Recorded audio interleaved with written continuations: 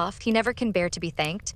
But I thought he would have stayed now, and it would have been a pity not to have. Mentioned, well, returning to the room, I have not been able to succeed. Mr. Knightley cannot stop. He is going to Kingston. He asked me if he could do anything. Yes, said Jane, we heard his kind offers, we heard everything. Oh yes, my dear, I dare say you might, because you know the door was open and the window was open and Mr. Knightley spoke loud. You must have heard everything to be sure. Can I do anything for you at Kingston, said he, so I just mentioned. Oh, Miss Woodhouse, must you be going? You seem but just come so very obliging of you. Emma found it really time to be at home. The visit had already lasted long, and on examining watches, so much of the morning was perceived to be gone that Mrs. Weston and her companion, taking leave also, could allow themselves only to walk with the two young ladies to Hartfield gates before they set off for Randalls. Chapter 11. It may be possible to do without dancing entirely. Instances have been known of young people passing many, many months successively without being at any ball of any description, and no material injury accrue either to body or mind. But when a beginning is made, when the felicities of rapid motion have once been, though slightly, felt, it must be a very heavy set that does not ask for more. Frank Churchill had danced once at Highbury and longed to dance again, and the last half hour of an evening which Mr. Woodhouse was persuaded to spend with his daughter at Randalls was passed by the two young people in schemes on the subject. Frank's was the first idea, and his the greatest zeal in pursuing it, for the lady was the best judge of the difficulties and the most solicitous for accommodation and appearance. But still she had inclination enough for showing people again how delightfully Mr. Frank Churchill and Miss Woodhouse danced, for doing that in which she need not blush to compare herself with Jane Fairfax, and even for simple dancing itself, without any of the wicked aids of vanity, to assist him first in pacing out the room they were in to see what it could be made to hold, and then in taking the dimensions of the other parlor in the hope of discovering, in spite of all that Mr. Weston could say of their exactly equal size, that it was a little the largest. His first proposition and request, that the dance begun at Mr. Cole's should be finished there, that the same party should be collected, and the same musician engaged, met with the readiest acquiescence. Mr. Weston entered into the idea with thorough enjoyment, and Mrs. Weston most willingly undertook to play as long as they could wish to dance, and the interesting employment had followed, of reckoning up exactly who there would be, and portioning out the indispensable division of space to every couple. You and Miss Smith and Miss Fairfax will be 3, and the 2 Miss Coxes 5, had been repeated many times over. And there will be the 2 Gilberts, young Cox, my father and myself, besides Mr. Knightley. Yes, that will be quite enough for pleasure. You and Miss Smith and Miss Fairfax will be 3, and the 2 Miss Coxes 5, and for 5 couple there will be plenty of room. But soon it came to be on one side. But will there be good room for 5 couple? I really do not think there will. On another. And after all, 5 couple are not enough to make it worthwhile to stand up. 5 couple are nothing when one thinks seriously about it. It will not do to invite 5 couple. It can be allowable only as the thought of the moment. Somebody said that Miss Gilbert was expected at her brother's and must be invited with the rest. Somebody else believed Mrs. Gilbert would have danced the other evening if she had been asked. A word was put in for a second young Cox, and at last Mr. Weston, naming one family of cousins who must be included and another a very old acquaintance who could not be left out, it became a certainty that the 5 couple would be at least 10, and a very interesting speculation in what possible manner they could be disposed of. The doors of the 2 rooms were just opposite each other. Might not they use both rooms and dance across the passage? It seemed the best scheme, and yet it was not so good but that many of them wanted a better. Emma said it would be awkward, Mrs. Weston was in distress about the supper, and Mr. Woodhouse opposed it earnestly on the score of health. It made him so very unhappy indeed, that it could not be persevered in. Oh no, said he, it would be the extreme of imprudence. I could not bear it for Emma. Emma is not strong, she would catch a dreadful cold. So would poor little Harriet, so you would all. Mrs. Weston, you would be quite laid up. Do not let them talk of such a wild thing. Pray do not let them talk of it. That young man, speaking lower, is very thoughtless. Do not tell his father, but that young man is not quite the thing. He has been opening the doors very often this evening and keeping them open very inconsiderately. He does not think of the draught. I do not mean to set you against him, but indeed he is not quite the thing. Mrs. Weston was sorry for such a charge. She knew the importance of it and said everything in her power to do it away. Every door was now closed, the passage plan given up, and the first scheme of dancing only in the room they were in resorted to again, and with such goodwill on Frank Churchill's part that the space which a quarter of an hour before had been deemed barely sufficient for 5 couple was now endeavored to be made out quite enough for 10. We were too magnificent, said he. We allowed unnecessary room. 10 couple may stand here very well. Emma demurred. It would be a sad crowd, and what could be worse than dancing without space to turn in? Very true, he gravely replied. It was very bad. But still he went on measuring, and still he ended with, I think there will be very tolerable room for 10 couple. No, no, said she, you are quite unreasonable. It would be dreadful to be standing so close. Nothing can be farther from pleasure than to be dancing in a crowd in a little room. "There is no denying it," he replied. "I agree with you exactly. A crowd in a little room, Miss Woodhouse, you have the art of giving pictures in a few words. Exquisite, quite exquisite. Still, however, having proceeded so far, one is unwilling to give the matter up. It would be a disappointment to my father, and altogether I do not know that I am rather of opinion that 10 couple might stand." Here very well. Emma perceived that the nature of his gallantry was a little self-willed, and that he would rather oppose than lose the pleasure of dancing with her. But she took the compliment and forgave the rest. Had she intended ever to marry him, it might have been worthwhile to pause and consider and try to understand the value of his preference and the character of his temper, but for all the purposes of their acquaintance, he was quite amiable enough. Before the middle of the next day, he was at Hartfield, and he entered the room with such an agreeable smile as certified the continuance of the scheme. It soon appeared that he came to announce an improvement. "Well, Miss Woodhouse," he almost immediately began, "your inclination for dancing has not been quite frightened away, I hope, by the terrors of my father's little rooms. I bring a new proposal on the subject, a thought of my father's which waits only your approbation to be acted upon. May I hope for the honor of your hand for the 2 first dances of this little projected ball to be given not at Randall's but at the Crown Inns?" "The Crown? Yes, if you and Mr. Woodhouse see no objection, and I trust you cannot, my father hopes his friends will be so kind as to visit him there. Better accommodations he can promise them, and not a less grateful welcome than at Randall's. It is his own idea. Mrs. Weston sees no objection to it, provided you are satisfied. This is what we all feel. Oh, you were perfectly right, 10 couple in either of the Randalls' rooms would have been insufferable. Dreadful. I felt how right you were the whole time, but was too anxious for securing anything to yield. Is not it a good exchange? You consent, I hope you consent. It appears to me a plan that nobody can object to, if Mr. and Mrs. Weston do not. I think it admirable, and as far as I can answer for myself, shall be most happy. It seems the only improvement that could be. Papa, do you not think it an excellent improvement?" She was obliged to repeat and explain it before it was fully comprehended, and then, being quite new, farther representations were necessary to make it acceptable. No, he thought it very far from an improvement, a very bad plan, much worse than the other. A room at an inn was always damp and dangerous, never properly aired or fit to be inhabited. If they must dance, they had better dance at Randall's.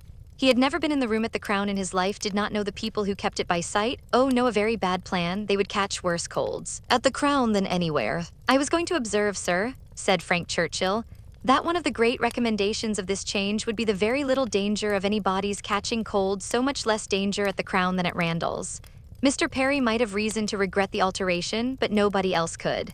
"Sir," said Mr. Woodhouse, rather warmly, "you are very much mistaken if you suppose Mr. Perry to be that sort of character. Mr. Perry is extremely concerned when any of us are ill, but I do not understand how the room at the Crown can be safer for you than your father's house. From the very circumstance of its being larger, sir. We shall have no occasion to open the windows at all, not once the whole evening, and it is that dreadful habit of opening the windows, letting in cold air upon heated bodies, which, as you well know, sir, does the mischief. Open the windows, but surely, Mr. Churchill, nobody would think of opening the windows at Randall's. Nobody could be so imprudent. I never heard of such a thing. Dancing with open windows. I am sure neither your father nor Mrs. Weston, poor Miss Taylor that was, would suffer it." "Ah, sir, but a thoughtless young person will sometimes step behind a window curtain and throw up a sash without its being suspected. I have often known it done myself." "Have you indeed, sir? Bless me, I never could have supposed it. But I live out of the world and am often astonished at what I hear. However, this does make a difference, and perhaps when we come to talk it over, but these sort of things require a good deal of consideration. One cannot resolve upon them in a hurry. If Mr. and Mrs. Weston will be so obliging as to call here one morning, we may talk it over and see what can be done. But unfortunately, sir, my time is so limited." "Oh," interrupted Emma, "there will be plenty of time for talking everything over. There is no hurry at all. If it can be contrived to be at the Crown, Papa, it will be very convenient for the horses. They will be so near their own stable." "So they will, my dear. That is a great thing. Not that James ever complains, but it is right to spare our horses when we can. If I could be sure of the rooms being thoroughly aired, but is Mrs. Stokes to be trusted? I doubt it. I do not know her even by sight. I can answer for everything of that nature, sir, because it will be under Mrs. Weston's care. Mrs. Weston undertakes to direct the whole." "There, Papa, now you must be satisfied, our own dear Mrs. Weston, who is carefulness itself. Do not you remember what Mr. Perry said so many years ago when I had the measles? If Miss Taylor undertakes to wrap Miss Emma up, you need not have any fears, sir. How often have I heard you speak of it as such a compliment to her?" "Aye, very true, Mr. Perry did say so. I shall never forget it. Poor little Emma, you were very bad with the measles, that is, you would have been very bad but for Perry's great attention. He came 4 times a day for a week. He said from the first it was a very good sort, which was our great comfort, but the measles are a dreadful complaint. I hope whenever poor Isabella's little ones have the measles, she will send for Perry. My father and Mrs. Weston are at the Crown at this moment, said Frank Churchill, examining the capabilities of the house. I left them there and came on to Hartfield, impatient for your opinion and hoping you might be persuaded to join them and give your advice on the spot.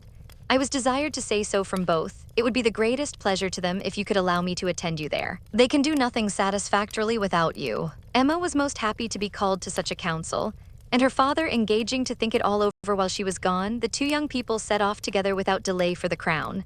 There were Mr. and Mrs. Weston, delighted to see her and receive her approbation, very busy and very happy in their different way, she in some little distress, and he finding everything perfect. Emma, said she, this paper is worse than I expected. Look, in places you see it is dreadfully dirty, and the wainscot is more yellow and forlorn than anything I could have imagined. My dear, you are too particular, said her husband. What does all that signify? You will see nothing of it by candlelight. It will be as clean as Randall's by candlelight. We never see anything of it on our club nights. The ladies here probably exchanged looks which meant, men never know when things are dirty or not. And the gentlemen perhaps thought each to himself, women will have their little nonsenses and needless cares. One perplexity, however, arose which the gentlemen did not disdain. It regarded a supper room. At the time of the ballrooms being built, suppers had not been in question, and a small card room adjoining was the only addition. What was to be done? This card room would be wanted as a card room now, or if cards were conveniently voted unnecessary by their four selves, still was it not too small. For any comfortable supper, another room of much better size might be secured for the purpose, but it was at the other end of the house, and a long awkward passage must be gone through to get at it. This made a difficulty. Mrs. Weston was afraid of draughts for the young people in that passage, and neither Emma nor the gentleman could tolerate the prospect of being miserably crowded at supper. Mrs. Weston proposed having no regular supper, merely sandwiches and set out in the little room, but that was scouted as a wretched suggestion. A private dance without sitting down to supper was pronounced an infamous fraud upon the rights of men and women, and Mrs. Weston must not speak of it again. She then took another line of expediency, and looking into the doubtful room, observed, I do not think it is so very small. We shall not be many, you know. And Mr. Weston at the same time, walking briskly with long steps through the passage, was calling out, You talk a great deal of the length of this passage, my dear. It is a mere nothing after all, and not the least draught from the stairs. I wish, said Mrs. Weston, one could know which arrangement our guests in general would like best. To do what would be most generally pleasing must be our object if one could but tell what that would be. Yes, very true, cried Frank, very true. You want your neighbors' opinions, I do not wonder at you. If one could ascertain what the chief of them, the Coles, for instance. They are not far off. Shall I call upon them, or Miss Bates? She is still nearer.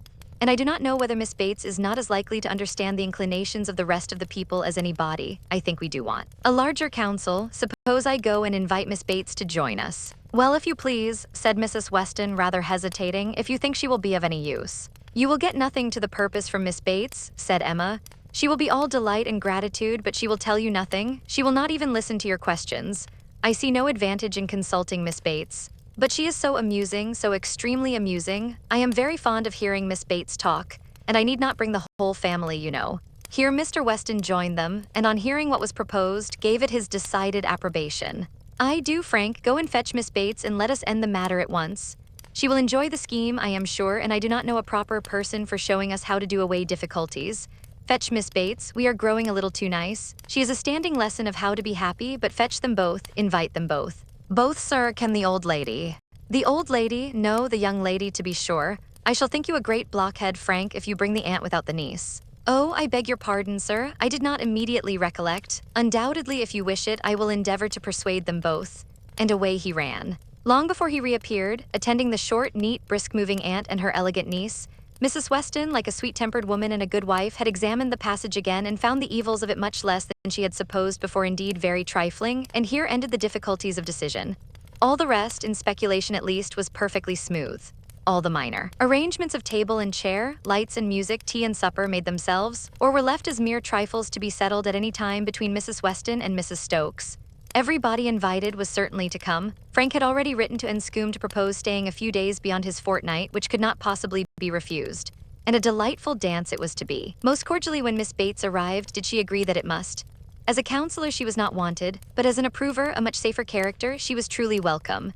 Her approbation, at once general and minute, warm and incessant, could not but please, and for another half-hour they were all walking to and fro between the different rooms, some suggesting, some attending, and all in happy enjoyment of the future.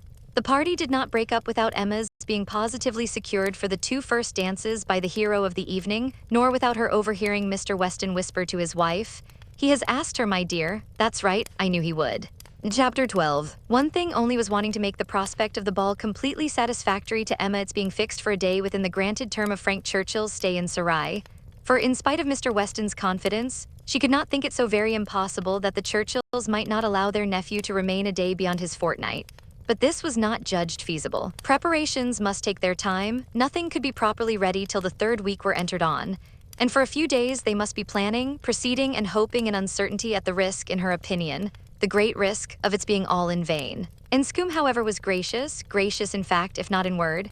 His wish of staying longer evidently did not please, but it was not opposed. All was safe and prosperous, and as the removal of one solicitude generally makes way for another, Emma, being now certain of her ball, began to adopt as the next vexation Mr. Knightley's provoking indifference about it, either because he did not dance himself or because the plan had been formed without his being consulted. He seemed resolved that it should not interest him, determined against its exciting any present curiosity or affording him any future amusement. To her voluntary communications, Emma could get no more approving reply than, "Very well, if the Westons think it worthwhile to be at all this trouble for a few hours of noisy entertainment, I have nothing to say against it but that they shall not choose pleasures for me. Oh yes, I must be there, I could not refuse, and I will keep as much awake as I can, but I would rather be at home looking over William Larkins's week's account, much rather, I confess. Pleasure in seeing dancing, not I, indeed I never look at it, I do not know who does. Fine dancing, I believe, like virtue, must be its own reward. Those who are standing by are usually thinking of something very different." This Emma felt was aimed at her, and it made her quite angry. It was not in compliment to Jane Fairfax, however, that he was so indifferent or so indignant. He was not guided by her feelings in reprobating the ball, for she enjoyed the thought of it to an extraordinary degree.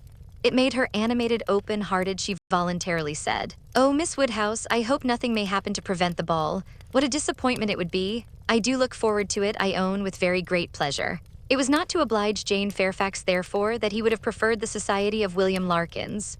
No, she was more and more convinced that Mrs. Weston was quite mistaken in that surmise. There was a great deal of friendly and of compassionate attachment on his side, but no love. Alas, there was soon no leisure for quarreling with Mr. Knightley. 2 days of joyful security were immediately followed by the overthrow of everything. A letter arrived from Mr. Churchill to urge his nephew's instant return. Mrs. Churchill was unwell, far too unwell to do without him. She had been in a very suffering state, so said her husband when writing to her nephew 2 days before, though from her usual unwillingness to give pain and constant habit of never thinking of herself, she had not mentioned it. But now she was too ill to trifle, and must entreat him to set off for Enscombe without delay. The substance of this letter was forwarded to Emma in a note from Mrs. Weston instantly. As to his going, it was inevitable. He must be gone within a few hours, though without feeling any real alarm for his aunt to lessen his repugnance. He knew her illnesses, they never occurred but for her own convenience. Mrs. Weston added that he could only allow himself time to hurry to Highbury after breakfast and take leave of the few friends there whom he could suppose to feel any interest in him, and that he might be expected at Hartfield very soon. This wretched note was the finale of Emma's breakfast. When once it had been read, there was no doing anything but lament and exclaim, the loss of the ball, the loss of the young man, and all that the young man might be feeling. It was too wretched, such a delightful evening as it would have been, everybody so happy, and she and her partner the happiest. I said it would be so, was the only consolation. Her father's feelings were quite distinct.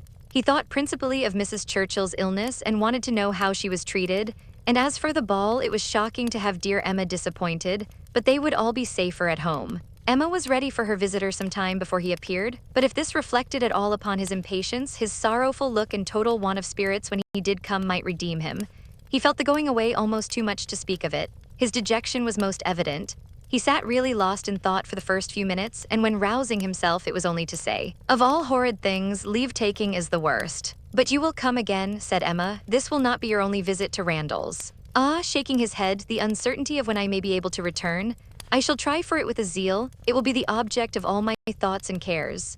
And if my uncle and aunt go to town this spring, but I am afraid they did not stir last spring, I am afraid it is a custom gone forever. Our poor ball must be quite given up." "Ah, that ball, why did we wait for anything? Why not seize the pleasure at once? How often is happiness destroyed by preparation, foolish preparation? You told us it would be so. Oh, Miss Woodhouse, why are you always so right?" "Indeed, I am very sorry to be right in this instance. I would much rather have been merry than wise. If I can come again, we are still to have our ball. My father depends on it. Do not forget your engagement." Emma looked graciously. Such a fortnight as it has been, he continued. Every day more precious and more delightful than the day before, every day making me less fit to bear any other place. Happy those who can remain at Highbury.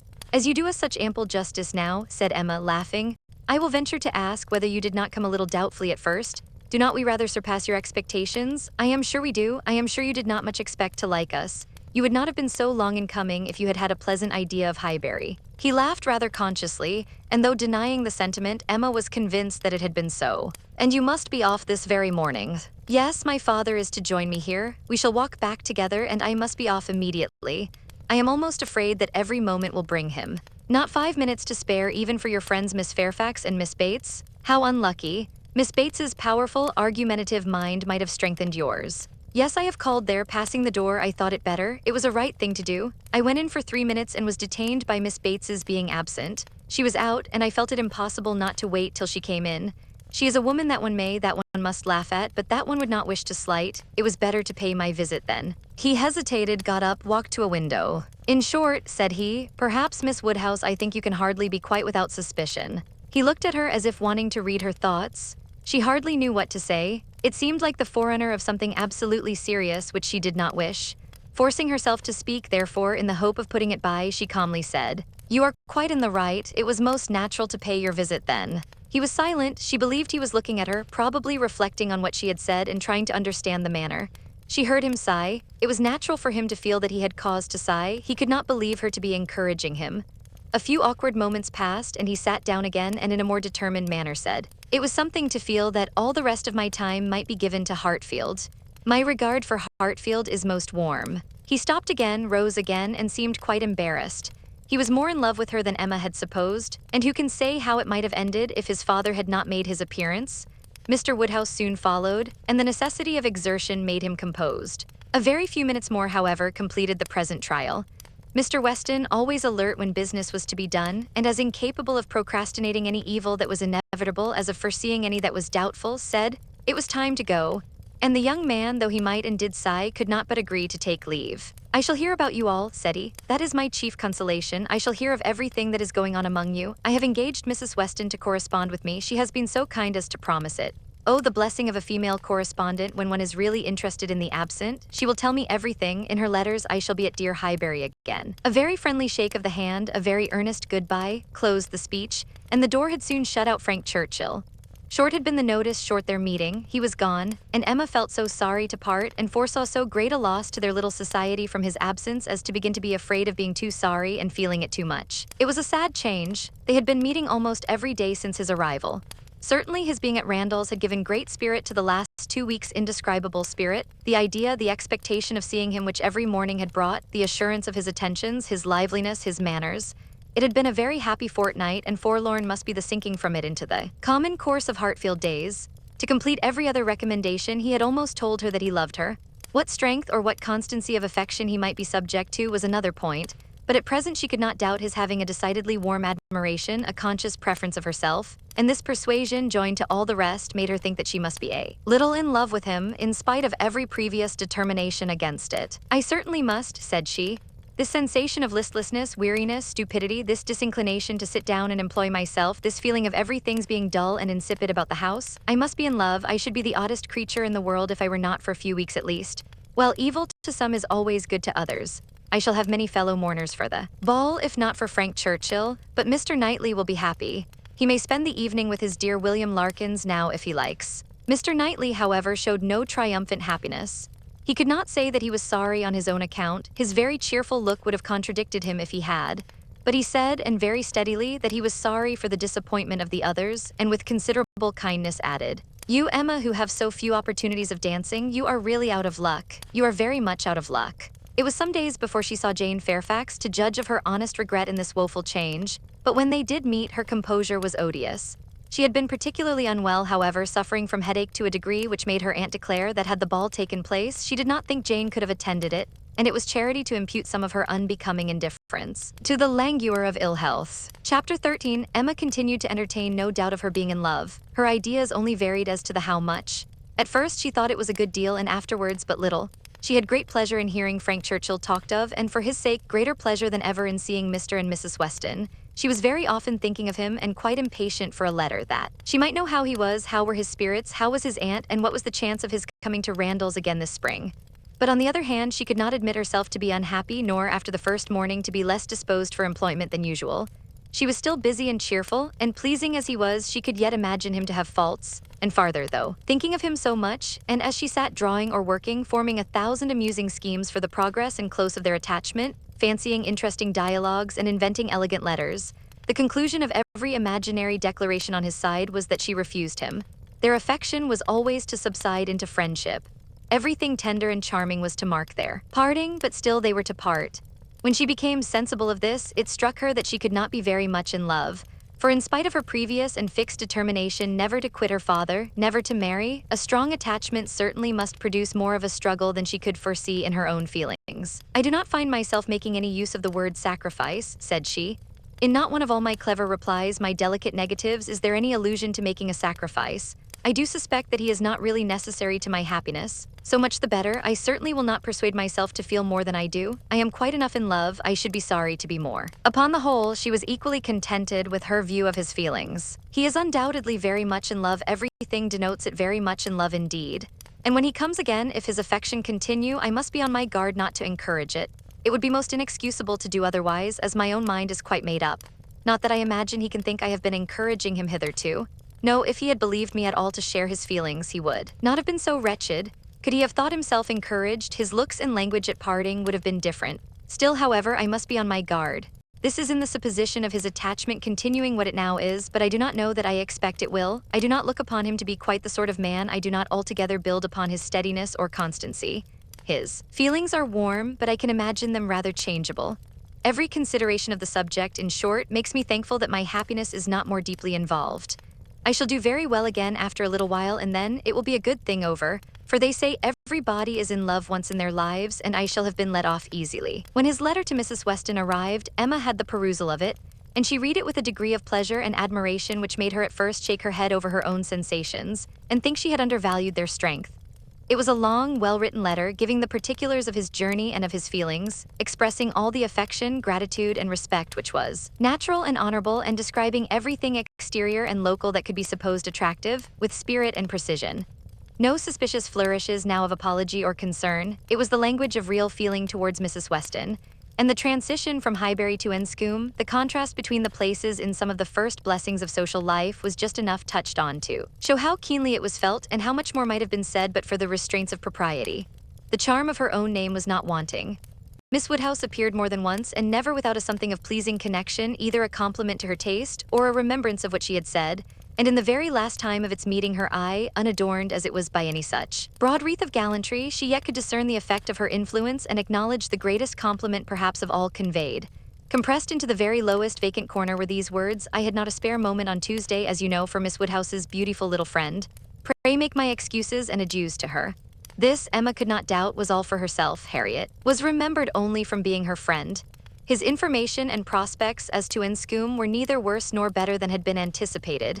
Mrs. Churchill was recovering, and he dared not yet, even in his own imagination, fix a time for coming to Randalls again. Gratifying, however, and stimulative as was the letter in the material part, its sentiments she yet found, when it was folded up and returned to Mrs. Weston, that it had not added any lasting warmth, that she could still do without the writer, and that he must learn to do without her.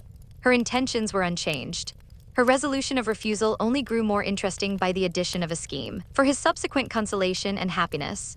His recollection of Harriet, and the words which clothed it, the beautiful little friend, suggested to her the idea of Harriet's succeeding her in his affections. Was it impossible? No. Harriet undoubtedly was greatly his inferior in understanding, but he had been very much struck with the loveliness of her face and the warm simplicity of her manner, and all the probabilities of circumstance and connection were in her favor. For Harriet, it would be advantageous and delightful indeed. "I must not dwell upon it," said she. "I must not think of it. I know the danger of indulging such speculations. But stranger things have happened, and when we cease to care for each other as we do now, it will be the means of confirming us in that sort of true disinterested friendship which I can already look forward to with pleasure." It was well to have a comfort in store on Harriet's behalf, though it might be wise to let the fancy touch it seldom, for evil in that quarter was at hand. As Frank Churchill's arrival had succeeded Mr. Elton's engagement in the conversation of Highbury, as the latest interest had entirely borne down the first, so now upon Frank Churchill's disappearance, Mr. Elton's concerns were assuming the most irresistible form. His wedding day was named. He would soon be among them again, Mr. Elton and his bride.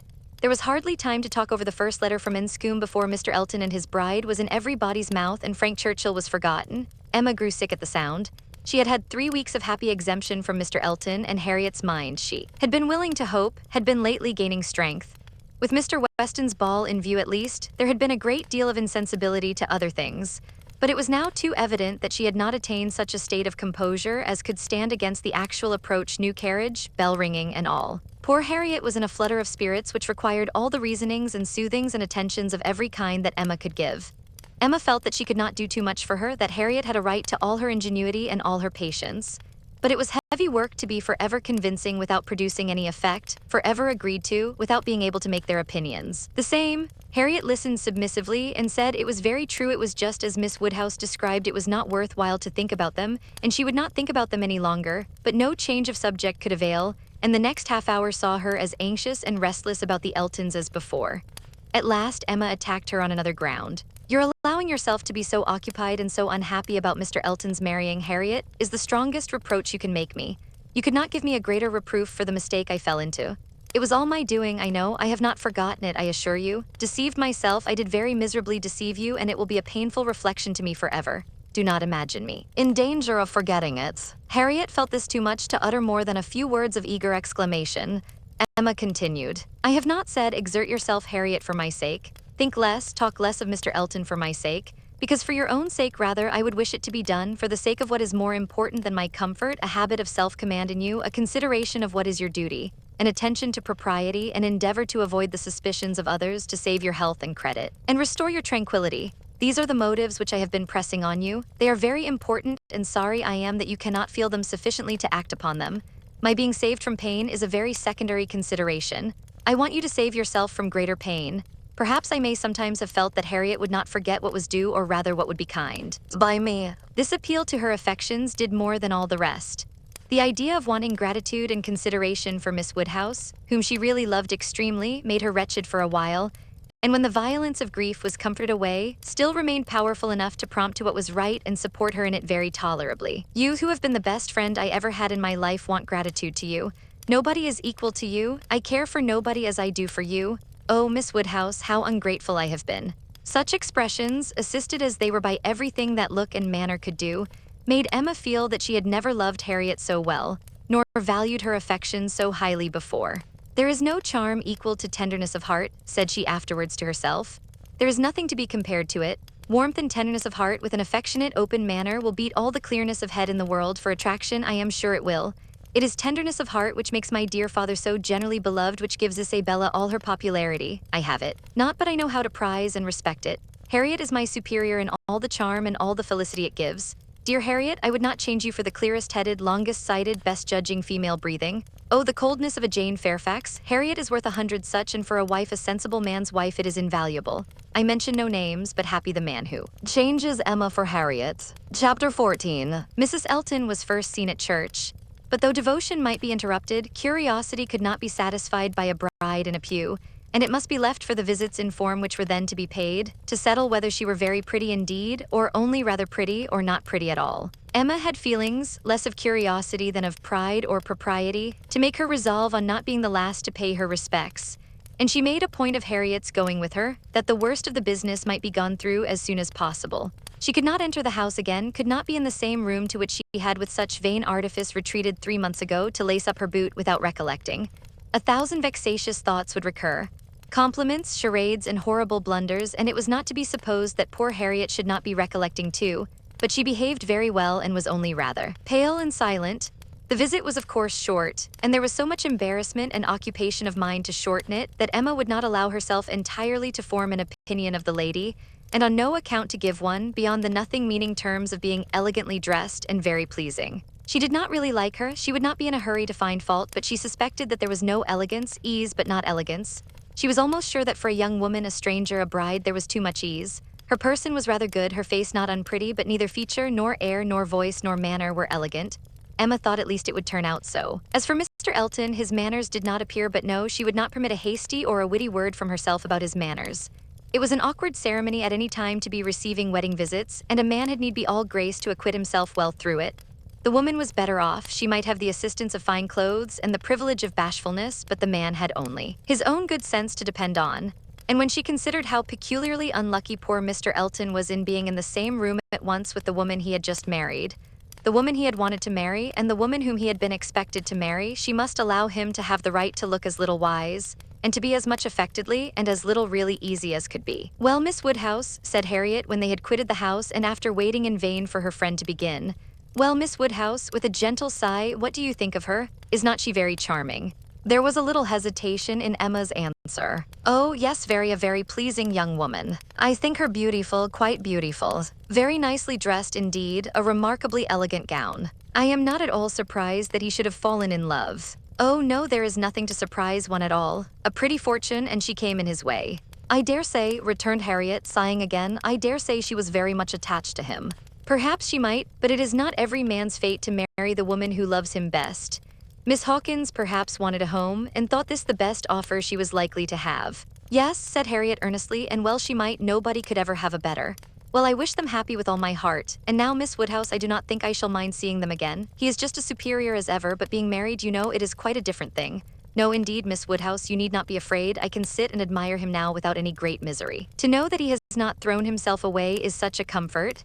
She does seem a charming young woman, just what he deserves. Happy creature," he called her Augusta, "how delightful." When the visit was returned, Emma made up her mind. She could then see more and judge better. From Harriet's happening not to be at Hartfield and her father's being present to engage Mr. Elton, she had a quarter of an hour of the lady's conversation to herself and could composedly attend to her, and the quarter of an hour quite convinced her that Mrs. Elton was a vain woman, extremely well satisfied with herself and thinking much of her own importance, that she meant to shine and be very superior, but with manners which had been formed in a bad school, pert and familiar, that all her notions were drawn from one set of people and one style of living, that if not foolish she was ignorant, and that her society would certainly do Mr. Elton no good. Harriet would have been a better match. If not wise or refined herself, she would have connected him with those who were, but Miss Hawkins, it might be fairly supposed from her easy conceit, had been the best of her own set.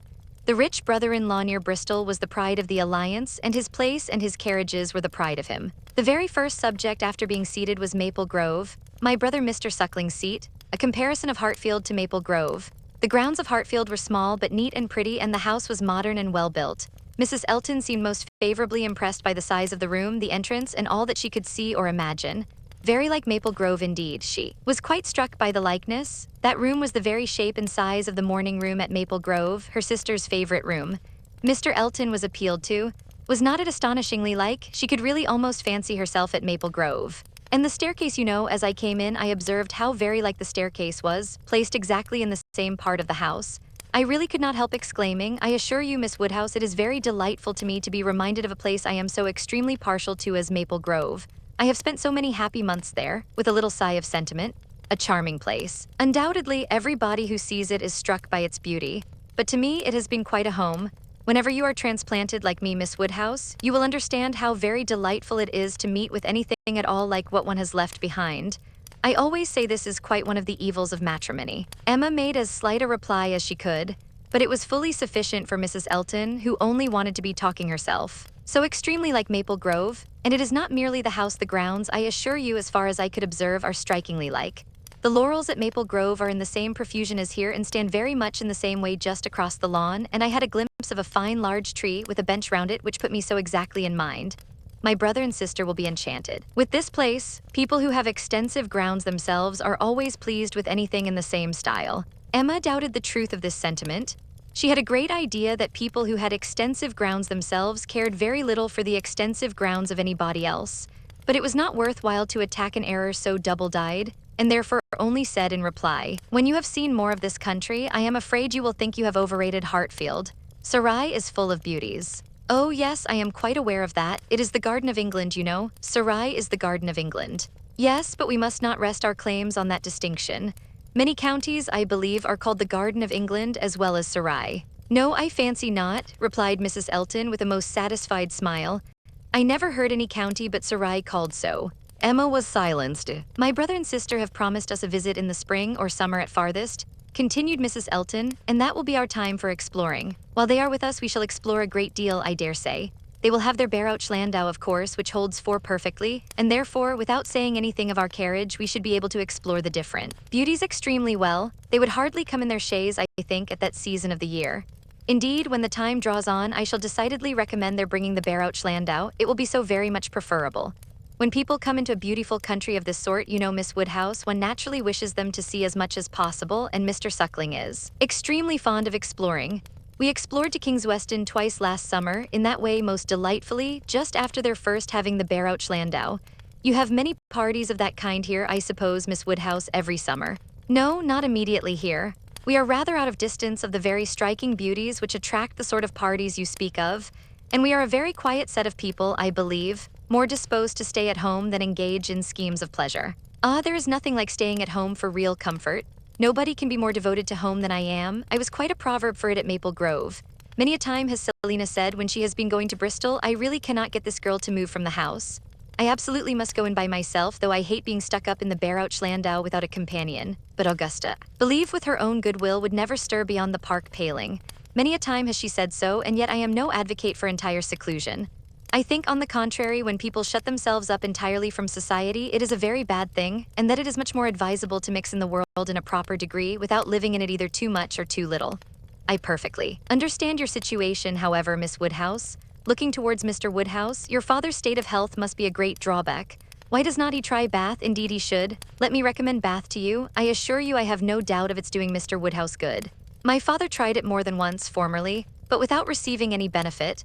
And Mr. Perry, whose name, I dare say, is not unknown to you, does not conceive it would be at all more likely to be useful now. That's a great pity, for I assure you, Miss Woodhouse, where the waters do agree, it is quite wonderful the relief they give. In my Bath life I have seen such instances of it, and it is so cheerful a place that it could not fail of being of use to Mr. Woodhouse's spirits, which, I understand, are sometimes much depressed. And as to its recommendations to you, I fancy I need not take much pains to dwell on them. The advantages of Bath to the young are pretty generally understood. It would be a charming introduction for you who have lived so secluded a life, and I could immediately secure you some of the best society in the place. A line from me would bring you a little host of acquaintance, and my particular friend, Mrs. Partridge, the lady I have always resided with when in Bath, would be most happy to show you any attentions, and would be the very person for you to go into public with. It was as much as Emma could bear, without being impolite. The idea of her being indebted to Mrs. Elton for what was called an introduction of her going into public under the auspices of a friend of Mrs. Elton's, probably some vulgar, dashing widow, who, with the help of a boarder, just made a shift to live. The dignity of Miss Woodhouse of Hartfield was sunk indeed. She restrained herself, however, from any of the reproofs she could have given, and only thanked Mrs. Elton coolly, but their going to Bath was quite out of the question, and she was not perfectly convinced that the place might suit her better than her father. And then, to prevent farther outrage and indignation, changed the subject directly. I do not ask whether you are musical, Mrs. Elton.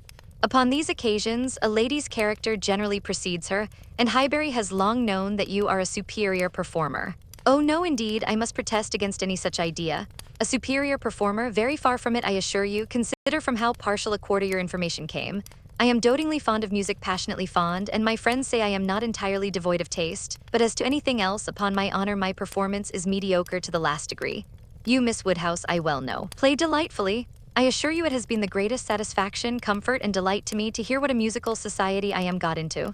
I absolutely cannot do without music. It is a necessary of life to me, and having always been used to a very musical society, both at Maple Grove and in Bath, it would have been a most serious sacrifice. I honestly said as much to Mr. E when he was speaking of my future home, and expressing his fears lest the retirement of it should be disagreeable, and the inferiority of the house too, knowing what I had been accustomed to. Of course he was not wholly without apprehension. When he was speaking of it in that way, I honestly said that the world I could give up parties, balls, plays, for I had no fear of retirement.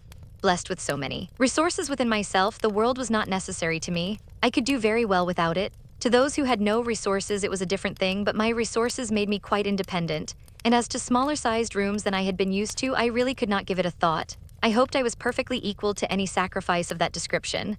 Certainly I had been accustomed to every luxury at Maple Grove, but I did assure him that 2 carriages were not necessary to my happiness, nor were spacious apartments. But said I, to be quite honest, I do not think I can live without something of a musical society. I condition for nothing else, but without music, life would be a blank to me. We cannot suppose, said Emma, smiling, that Mr. Elton would hesitate to assure you of there being a very musical society in Highbury, and I hope you will not find he has outstepped the truth more than may be pardoned in consideration of the motive. No, indeed, I have no doubts at all on that head.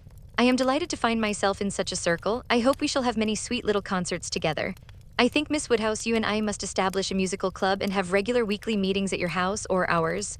Will not it be a good plan? If we exert ourselves, I think we shall not be long in want of allies. Something of that nature would be particularly desirable for me, as an inducement to keep me in practice. For married women, you know that there is a sad story against them in general. They are but too apt to give up music. But you, who are so extremely fond of it, there can be no danger, surely. I should hope not, but really when I look around among my acquaintance, I tremble. Selina has entirely given up music, never touches the instrument though she played sweetly. And the same may be said of Mrs. Jeffreys Clara Partridge, that was, and of the two Milmans, now Mrs. Bird and Mrs. James Cooper, and of more than I can enumerate. Upon my word, it is enough to put one in a fright. I used to be quite angry with Selina, but really I begin now to comprehend that a married woman has many things to call her attention. I believe I was half an hour this morning shut up with my housekeeper. But everything of that kind, said Emma, will soon be in so regular a train. Well, said Mrs. Elton, laughing, we shall see. Emma, finding her so determined upon neglecting her music, had nothing more to say, and after a moment's pause, Mrs. Elton chose another subject. We have been calling at Randall's, said she, and found them both at home, and very pleasant people they seem to be. I like them extremely. Mr. Weston seems an excellent creature, quite a first-rate favorite with me already, I assure you. And she appears so truly good, there is something so motherly and kind-hearted about her that it wins upon one directly. She was your governess, I think. Emma was almost too much astonished to answer, but Mrs. Elton hardly waited for the affirmative before she went on. Having understood as much, I was rather astonished to find her so very ladylike, but she is really quite the gentlewoman. Mrs. Weston's manners, said Emma, were always particularly good. Their propriety, simplicity, and elegance would make them the safest model for any young woman. And who do you think came in while we were there? Emma was quite at a loss. The tone implied some old acquaintance, and how could she possibly guess? Knightley, continued Mrs. Elton. Knightley himself was not at lucky, for not being with him when he called the other day, I had never seen him before, and of course, as so particular a friend of Mr. E.S., I had a great curiosity.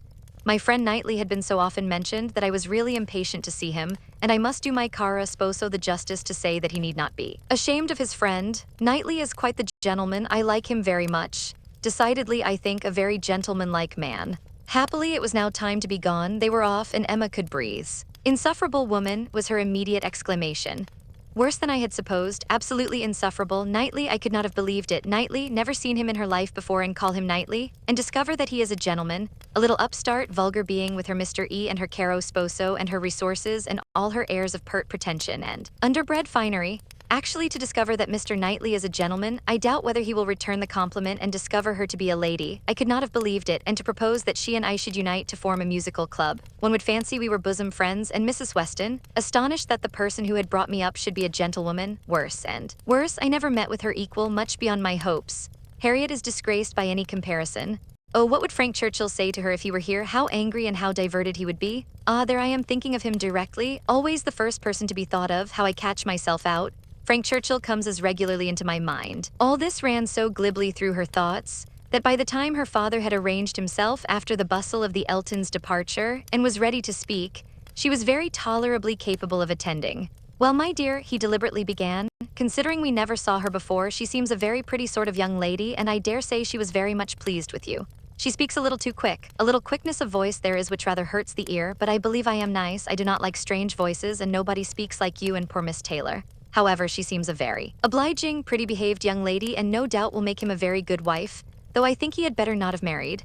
I made the best excuses I could for not having been able to wait on him and Mrs. Elton on this happy occasion. I said that I hoped I should in the course of the summer, but I ought to have gone before. Not to wait upon a bride is very remiss. Ah, it shows what a sad invalid I am, but I do not like the corner into Vicarage Lane. I dare say your apologies were accepted, sir. Mr. Elton knows you. Yes, but a young lady, a bride, I ought to have paid my respects to her if possible. It was being very deficient. But my dear papa, you are no friend to matrimony, and therefore why should you be so anxious to pay your respects to a bride? It ought to be no recommendation to you. It is encouraging people to marry if you make so much of them.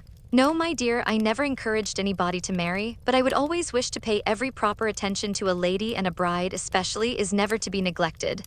More is avowedly due to her.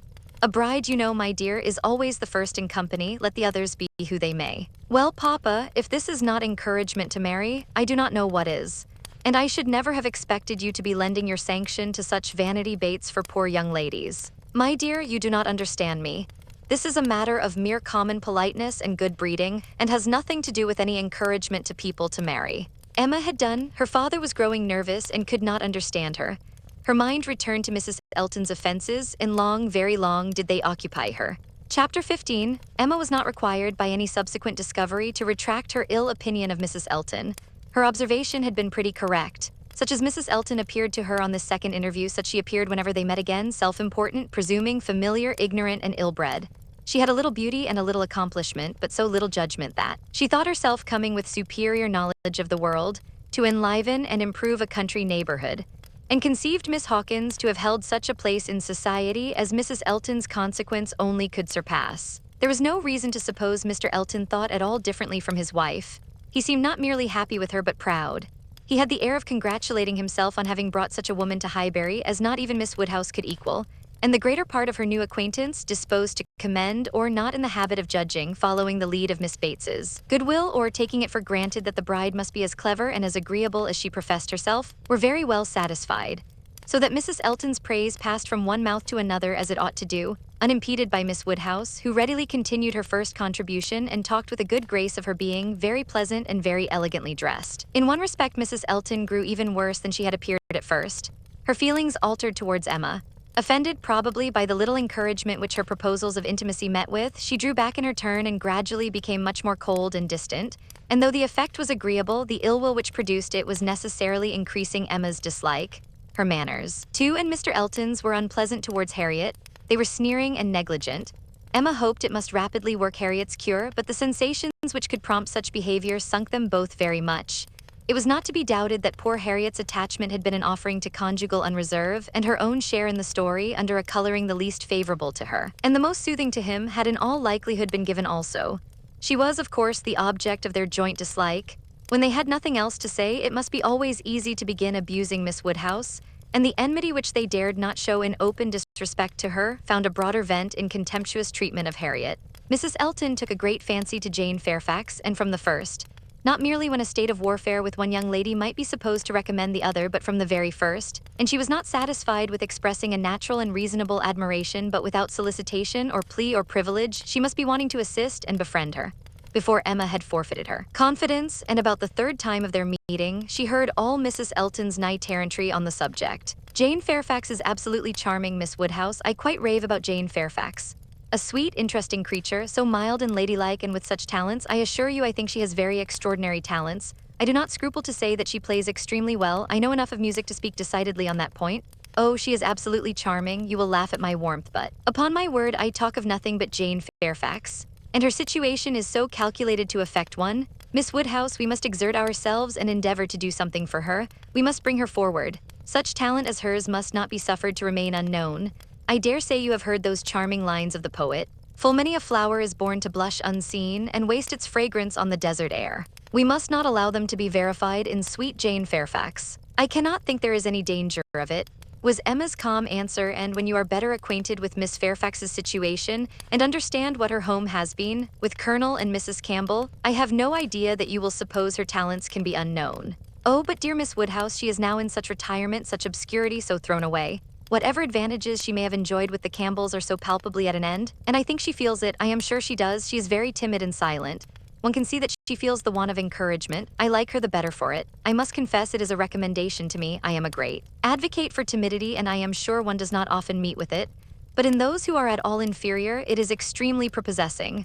Oh, I assure you, Jane Fairfax is a very delightful character and interests me more than I can express. You appear to feel a great deal, but I am not aware how you or any of Miss Fairfax's acquaintance here, any of those who have known her longer than yourself, can show her any other attention than. My dear Miss Woodhouse, a vast deal may be done by those who dare to act. You and I need not be afraid. If we set the example, many will follow it as far as they can, though all have not our situations. We have carriages to fetch and convey her home, and we live in a style which could not make the addition of Jane Fairfax at any time the least inconvenient. I should be extremely displeased if Wright were to send us up such a dinner as could make me regret having asked more than Jane Fairfax to partake of it. I have no idea of that sort of thing. It is not likely that I should, considering what I have been used to. My greatest danger, perhaps in housekeeping, may be quite the other way in doing too much and being too careless of expense. Maple Grove will probably be my model more than it ought to be, for we do not at all affect to equal my brother Mr. Suckling in income. However, my resolution is taken as to noticing Jane Fairfax. I shall certainly have her very often at my house, shall introduce her wherever I can, shall have musical parties to draw out her talents, and shall be constantly on the watch for an eligible situation. My acquaintance is so very extensive that I have little doubt of hearing of something to suit her shortly. I shall introduce her, of course, very particularly to my brother and sister when they come to us. I am sure they will like her extremely, and when she gets a little acquainted with them, her fears will completely wear off, for there really is nothing in the manners of either but what is highly conciliating. I shall have her very often indeed while they are with me, and I dare say we shall sometimes find a seat for her in the Barouch landau in some of our exploring parties. Poor Jane Fairfax, thought Emma, you have not deserved this. You may have done wrong with regard to Mr. Dixon, but this is a punishment beyond what you can have merited. The kindness and protection of Mrs. Elton, Jane Fairfax and Jane Fairfax. Heavens, let me not suppose that she dares go about Emma Woodhousing me.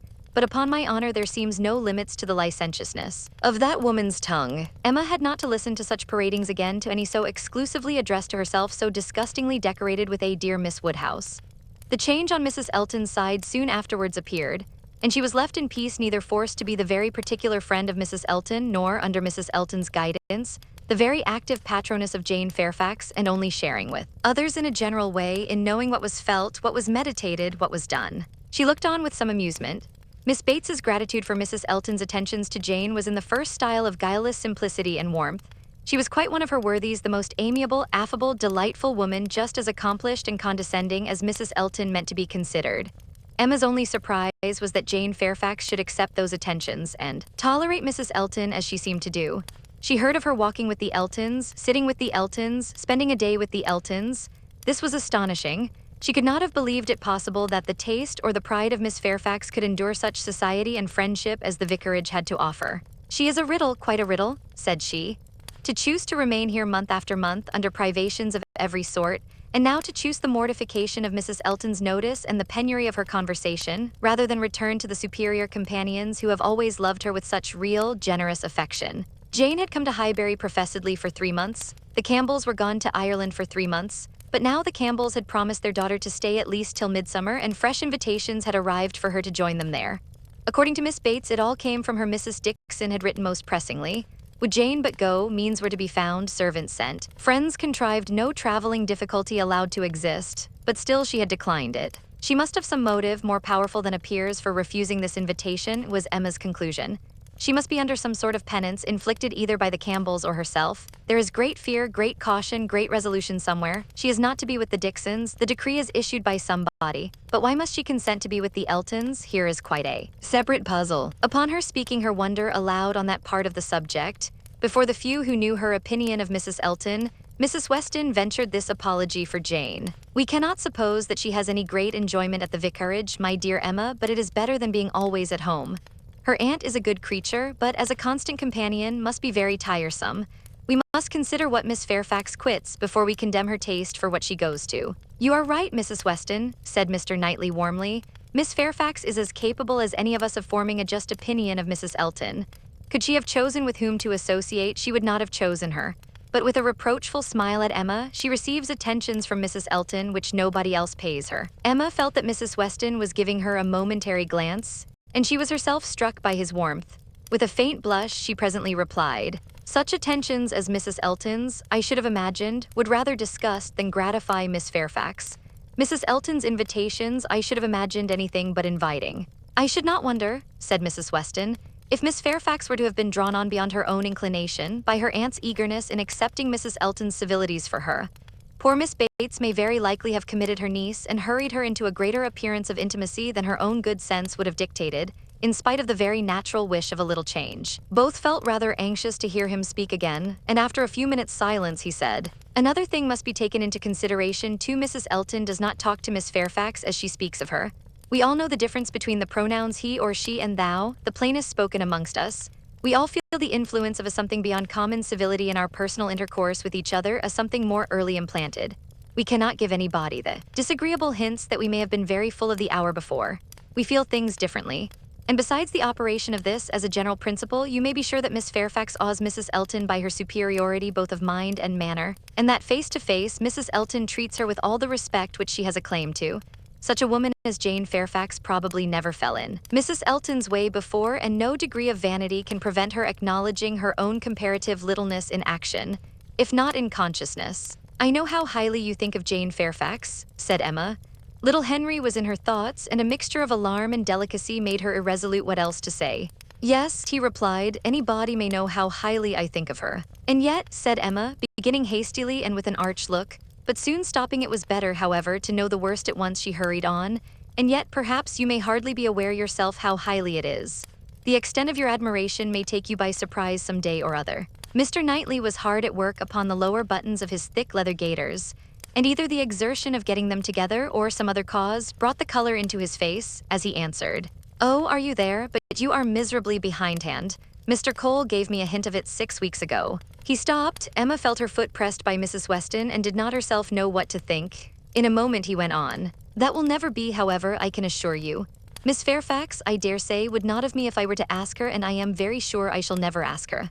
Emma returned her friend's pressure with interest and was pleased enough to exclaim, "You are not vain, Mr. Knightley, I will say that for you." He seemed hardly to hear her. He was thoughtful, and in a manner which showed him not pleased, soon afterwards said, "So you have been settling that I should marry Jane Fairfax?" "No, indeed I have not. You have scolded me too much for matchmaking for me to presume to take such a liberty with you. What I said just now meant nothing. One says those sort of things, of course, without any idea of a serious meaning. Oh no, upon my word, I have not the smallest wish for your marrying Jane Fairfax or Jane anybody. You would not come in and sit with us in this comfortable way. If you were married—" Mr. Knightley was thoughtful again. The result of his reverie was, "No, Emma, I do not think the extent of my admiration for her will ever take me by surprise. I never had a thought of her in that way, I assure you." And soon afterwards, "Jane Fairfax is a very charming young woman, but not even Jane Fairfax is perfect. She has a fault. She has not the open temper which a man would wish for in a wife." Emma could not but rejoice to hear that she had a fault. "Well," said she, "and you soon silenced Mr. Cole, I suppose?" "Yes, very soon. He gave me a quiet hint. I told him he was mistaken. He asked my pardon and said no more. Cole does not want to be wiser or wittier than his neighbors. In that respect, how unlike dear Mrs. Elton, who wants to be wiser and wittier than all the world. I wonder how she speaks of the Coles, what she calls them. How can she find any appellation for them deep enough in familiar vulgarity? She calls you Knightley, what can she do for Mr. Cole? And so I am not to be surprised that Jane Fairfax accepts her civilities and consents to be with her. Mrs. Weston, your argument weighs most with me. I can much more readily enter into the temptation of getting away from Miss Bates than I can believe in the triumph of Miss Fairfax's mind over Mrs. Elton. I have no faith in Mrs. Elton's acknowledging herself the inferior in thought, word, or deed, or in her being under any restraint beyond her own scanty rule of good breeding. I cannot imagine that she will not be continually insulting her visitor with praise, encouragement, and offers of service, that she will not be continually detailing her magnificent intentions, from the procuring her a permanent situation to the including her in those delightful exploring parties which are to take place in the Barouch landau. Jane Fairfax's feeling, said Mr. Knightley, I do not accuse her of want of feeling. Her sensibilities, I suspect, are strong and her temper excellent in its power of forbearance, patience, self-control, but it wants openness. She is reserved, more reserved, I think, than she used to be, and I love an open temper. No, till Cole alluded to my supposed attachment, it had never entered my head. I saw Jane Fairfax and conversed with her, with admiration and pleasure always, but with no thought beyond. Well, Mrs. Weston, said Emma triumphantly when he left them, what do you say now to Mr. Knightley's marrying Jane Fairfax? Why, really, dear Emma, I say that he is so very much occupied by the idea of not being in love with her, that I should not wonder if it were to end in his being so at last. Do not beat me. Chapter 16. Everybody in and about Highbury who had ever visited Mr. Elton was disposed to pay him attention on his marriage. Dinner parties and evening parties were made for him and his lady, and invitations flowed in so fast that she had soon the pleasure of apprehending they were never to have a disengaged day. I see how it is, said she. I see what a life I am to lead among you. Upon my word, we shall be absolutely dissipated. We really seem quite the fashion. If this is living in the country, it is nothing very formidable. From Monday next to Saturday, I assure you we have not a disengaged day. A woman with fewer resources than I have need not have been at a loss. No invitation came amiss to her. Her bath habits made evening parties perfectly natural to her, and Maple Grove had given her a taste for dinners. She was a little shocked at the want of 2 drawing rooms, at the poor attempt at rout cakes, and there being no ice in the Highbury card parties. Mrs. Bates, Mrs. Perry, Mrs. Goddard, and others were a good deal behindhand in knowledge of the world, but she would soon show them how everything ought to be arranged. In the course of the spring, she must return their civilities by one very superior party in which her card tables should be set out with their separate candles, and unbroken packs in the true style, and more waiters engaged for the evening than their own establishment could furnish, to carry round the refreshments at exactly the proper hour and in the proper orders. Emma, in the meanwhile, could not be satisfied without a dinner at Hartfield for the Eltons. They must not do less than others, or she should be exposed to odious suspicions and imagined capable of pitiful resentment. A dinner there must be. After Emma had talked about it for 10 minutes, Mr. Woodhouse felt no unwillingness and only made the usual stipulation of not sitting at the bottom of the table himself, with the usual regular difficulty of deciding who should do it for him. The persons to be invited required little thought. Besides the Eltons, it must be the Westons and Mr. Knightley. So far it was all of course, and it was hardly less inevitable that poor little Harriet must be asked to make the eighth. But this invitation was not given with equal satisfaction, and on many accounts Emma was particularly pleased by Harriet's begging to be allowed to decline it. She would rather not be in his company more than she could help. She was not yet quite able to see him and his charming, happy wife together without feeling uncomfortable. If Miss Woodhouse would not be displeased, she would rather stay at home. It was precisely what Emma would have wished had she deemed it possible enough for wishing. She was delighted with the fortitude of her little friend. For fortitude, she knew it was in her to give up being in company and stay at home, and she could now invite the very person whom she really wanted to make the eighth, Jane Fairfax. Since her last conversation with Mrs. Weston and Mr. Knightley, she was more conscience-stricken about Jane Fairfax than she had often been. Mr. Knightley's words dwelt with her. He had said that Jane Fairfax received attentions from Mrs. Elton which nobody else paid her. "This is very true," said she, "at least as far as relates to me, which was all that was meant, and it is very shameful. Of the same age and always knowing her, I ought to have been more her friend. She will never like me now. I have neglected her too long, but I will show her greater attention than I have done." Every invitation was successful. They were all disengaged and all happy. The preparatory interest of this dinner, however, was not yet over. A circumstance rather unlucky occurred. The two eldest little Knightleys were engaged to pay their grandpapa and aunt a visit of some weeks in the spring, and their papa now proposed bringing them and staying one whole day at Hartfield, which one day would be the very day of this party. His professional engagements did not allow of his being put off, but both father and daughter were disturbed by its happening so. Mr. Woodhouse considered 8 persons at dinner together as the utmost that his nerves could bear, and here would be a 9th, and Emma apprehended that it would be a 9th, very much out of humor at not being able to come even to Hartfield for 48 hours without falling in with a dinner party. She comforted her father better than she could comfort herself, by representing that though he certainly would make them 9, yet he always said so little, that the increase of noise would be very immaterial. She thought it in reality a sad exchange for herself, to have him with his grave looks and reluctant conversation opposed to her instead of his brother. The event was more favorable to Mr. Woodhouse than to Emma. John Knightley came, but Mr. Weston was unexpectedly summoned to town and must be absent on the very day. He might be able to join them in the evening, but certainly not to dinner. Mr. Woodhouse was quite at ease, and the seeing him so, with the arrival of the little boys and the philosophic composure of her brother on hearing his fate, removed the chief of even Emma's vexation. The day came, the party were punctually assembled, and Mr. John Knightley seemed early to devote himself to the business of being agreeable. Instead of drawing his brother off to a window while they waited for dinner, he was talking to Miss Fairfax. Mrs. Elton, as elegant as lace and pearls could make her, he looked at in silence, wanting only to observe enough for Isabella's information, but Miss Fairfax was an old acquaintance and a quiet girl, and he could talk to her. He had met her before breakfast as he was returning from a walk with his little boys, when it had been just beginning to rain. It was natural to have some civil hopes on the subject, and he said, "I hope you did not venture far, Miss Fairfax, this morning, or I am sure you must have been wet. We scarcely got home in time. I hope you turned directly." "I went only to the post office," said she, "and reached home before the rain was much. It is my daily errand. I always fetch the letters when I am here. It saves trouble and is a something to get me out.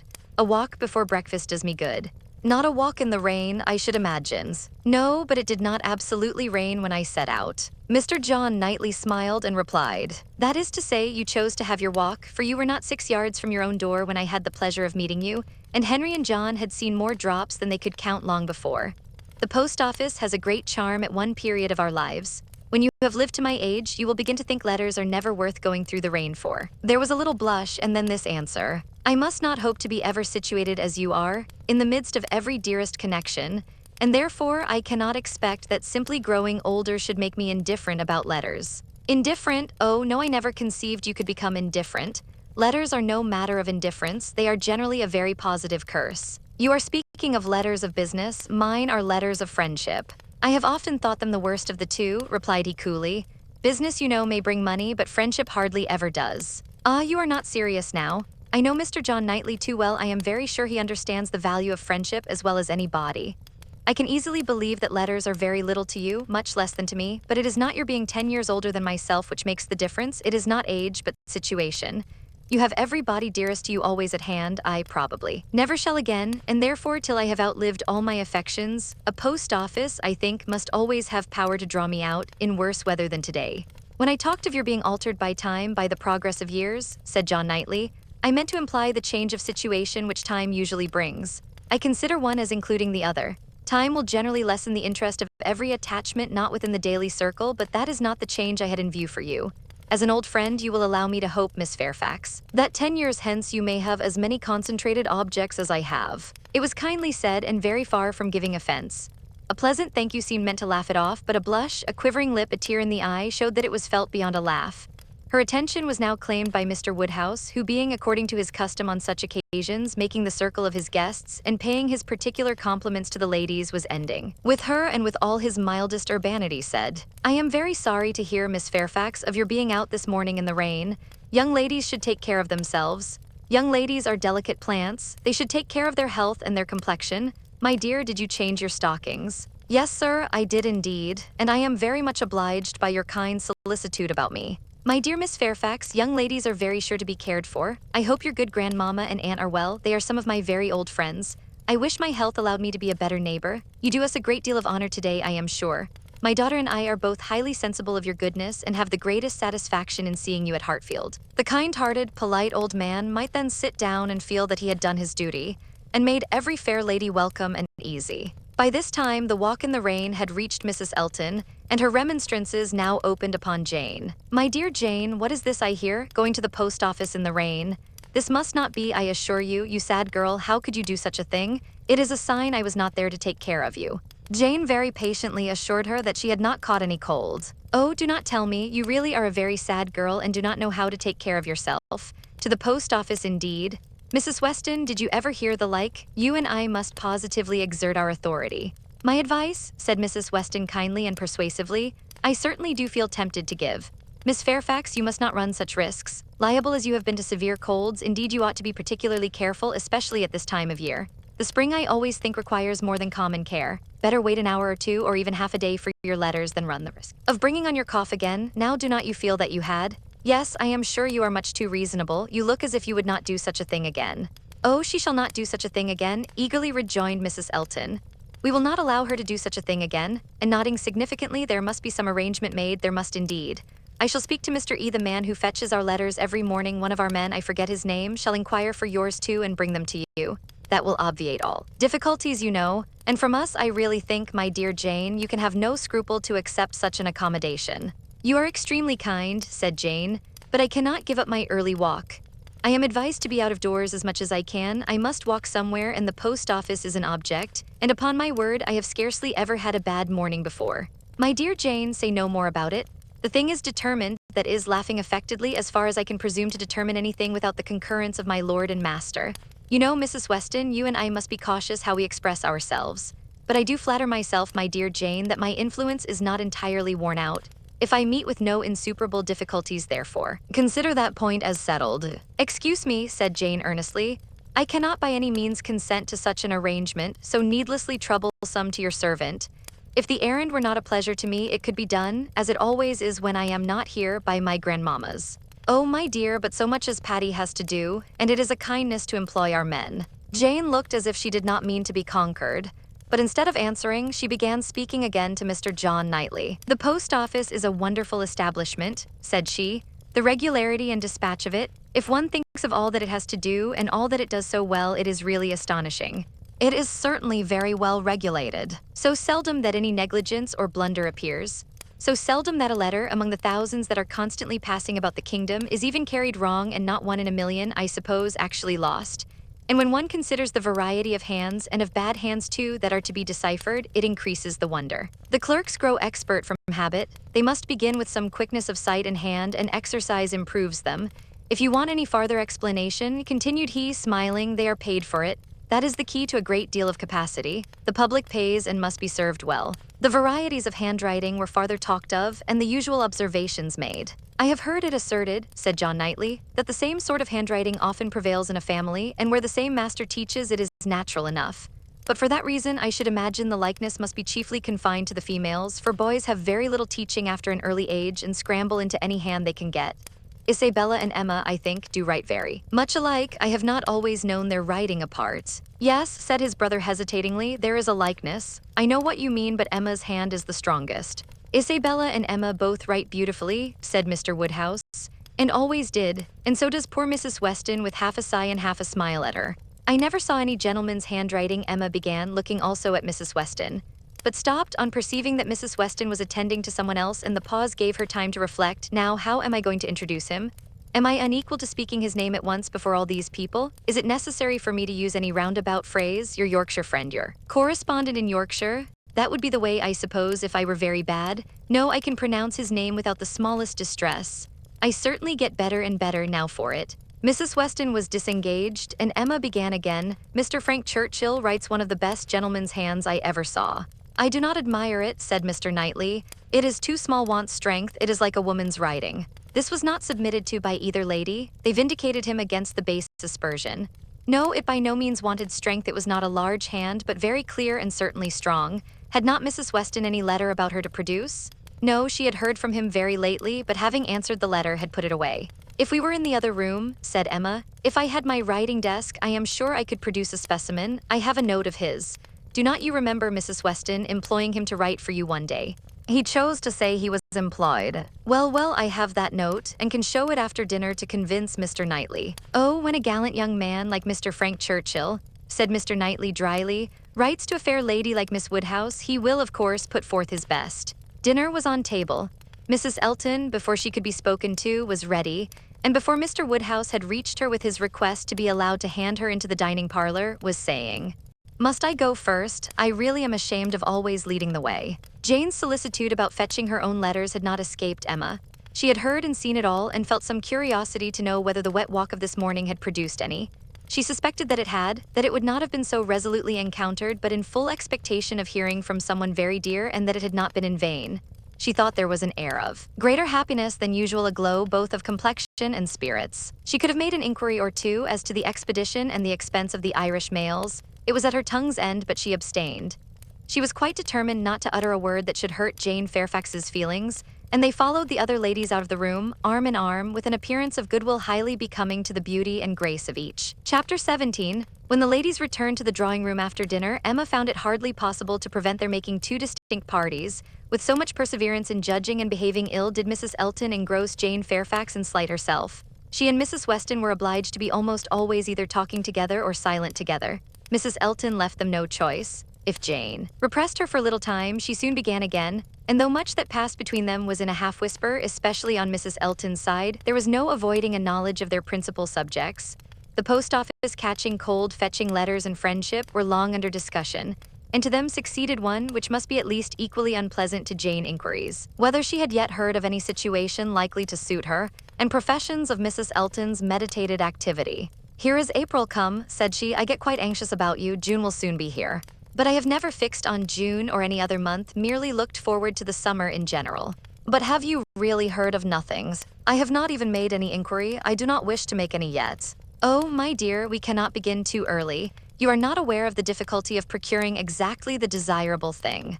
"I'm not aware," said Jane, shaking her head. "Dear Mrs. Elton, who can have thought of it as I have done? But you have not seen so much of the world as I have. You do not know how many candidates there always are for the first situations.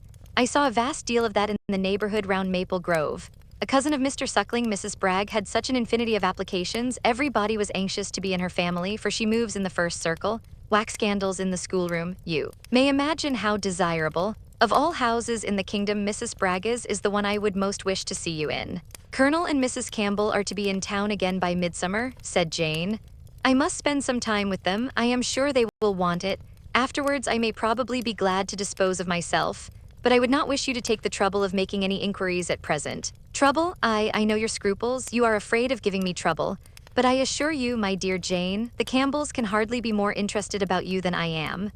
I shall write to Mrs. Partridge in a day or two and shall give her a strict charge to be on the lookout for anything eligible. Thank you, but I would rather you did not mention the subject to her. Till the time draws nearer, I do not wish to be giving anybody trouble. But my dear child, the time is drawing near. Here is April and June, or say even July, is very near with such business to accomplish before us. Your inexperience really amuses me. A situation such as you deserve and your friends would require for you is no everyday occurrence, is not obtained at a moment's notice. Indeed, we must begin inquiring directly. Excuse me, ma'am, but this is by no means my intention. I make no inquiry myself and should be sorry to have any made by my friends. When I am quite determined as to the time, I am not at all afraid of being long unemployed. There are places in town, offices, where inquiry would soon produce something, offices for the sale not quite of human flesh but of human intellect. Oh, my dear, human flesh? You quite shock me. If you mean a fling at the slave trade, I assure you Mr. Suckling was always rather a friend to the abolition. I did not mean I was not thinking of the slave trade, replied Jane. Governess trade, I assure you, was all that I had in view, widely different certainly as to the guilt of those who carry it on, but as to the greater misery of the victims, I do not know where it lies. But I only mean to say that there are advertising offices, and that by applying to them I should have no doubt of very soon meeting with something that would do. Something that would do, repeated Mrs. Elton. Aye, that may suit your humble ideas of yourself. I know what a modest creature you are. But it will not satisfy your friends to have you taking up with anything that may offer any inferior, commonplace situation in a family not moving in a certain circle or able to command the elegancies of life. You are very obliging, but as to all that, I am very indifferent. It would be no object to me to be with the rich. My mortifications, I think, would only be the greater. I should suffer more from comparison. A gentleman's family is all that I should condition for. I know you would take up with anything, but I shall be a little more nice, and I am sure the good Campbells will be quite on my side. With your superior talents, you have a right to move in the first circle. Your musical knowledge alone would entitle you to name your own terms, have as many rooms as you like, and mix in the family as much as you chose. That is, I do not. No, if you knew the harp, you might do all that, I am very sure. But you sing as well as play. Yes, I really believe you might, even without the harp, stipulate for what you chose. And you must and shall be delightfully, honorably, and comfortably settled before the Campbells, or I have any rest. You may well class the delight, the honor, and the comfort of such a situation together, said Jane. They are pretty sure to be equal. However, I am very serious in not wishing anything to be attempted at present for me. I am exceedingly obliged to you, Mrs. Elton. I am obliged to anybody who feels for me, but I am quite serious in wishing nothing to be done till the summer. For 2 or 3 months longer I shall remain where I am and as I am. And I am quite serious too, I assure you, replied Mrs. Elton gaily, in resolving to be always on the watch and employing my friends to watch also, that nothing really unexceptionable may pass us. In this style she ran on, never thoroughly stopped by anything till Mr. Woodhouse came into the room. Her vanity had then a change of object, and Emma heard her saying in the same half-whisper to Jane, "Here comes this dear old beau of mine, I protest. Only think of his gallantry in coming away before the other men. What a dear creature he is, I assure you I like him excessively. I admire all that quaint, old-fashioned politeness. It is much more to my taste than modern ease. Modern ease often disgusts me. But this good old Mr. Woodhouse, I wish you had heard his gallant speeches to me at dinner. Oh, I assure you I began to think my cara sposo would be absolutely jealous.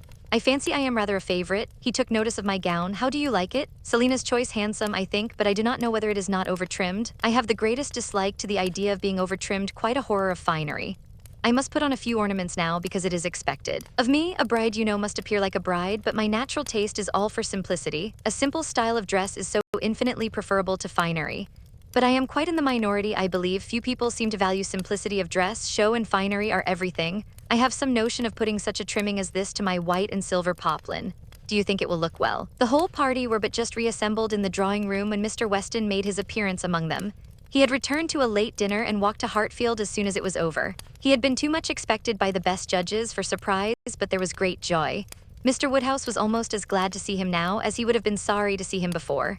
John Knightley only was in mute astonishment that a man who might have spent his evening quietly at home after a day of business in London should set off again and walk half a mile to another man's house, for the sake of being in mixed company till bedtime, of finishing his day in the efforts of civility and the noise of numbers, was a circumstance to strike him deeply. A man who had been in motion since 8 o'clock in the morning and might now have been still, who had been long talking and might have been silent, who had been in more than one crowd and might have been alone. Such a man to quit the tranquility and independence of his own fireside, and on the evening of a cold, sleety April day rush out again into the world. Could he by a touch of his finger have instantly taken back his wife, there would have been a motive, but his coming would probably prolong rather than break up the party. John Knightley looked at him with amazement, then shrugged his shoulders and said, "I could not have believed it even of him." Mr. Weston, meanwhile, perfectly unsuspicious of the indignation, he was exciting, happy, and cheerful as usual. And with all the right of being principal talker, which a day spent anywhere from home confers, was making himself agreeable among the rest. And having satisfied the inquiries of his wife as to his dinner, convincing her that none of all her careful directions to the servants had been forgotten, and spread abroad what public news he had heard, was proceeding to a family communication, which, though principally addressed to Mrs. Weston, he had not the smallest doubt of being highly interesting to everybody in the room. He gave her a letter. It was from Frank, and to herself. He had met with it in his way and had taken the liberty of opening it. Read it," said he. "It will give you pleasure. Only a few lines will not take you long. Read it to Emma." The two ladies looked over it together, and he sat smiling and talking to them the whole time, in a voice a little subdued, but very audible to everybody. "Well, he is coming, you see. Good news, I think. Well, what do you say to it? I always told you he would be here again soon, did not I? And my dear, did not I always tell you so, and you would not believe me? In town next week, you see, at the latest, I dare say, for she is as impatient as the black gentleman when anything is to be done. Most likely they will be there tomorrow or Saturday. As to her illness, all nothing, of course. But it is an excellent thing to have Frank among us again, so near as town. They will stay a good while when they do come, and he will be half his time with us. This is precisely what I wanted.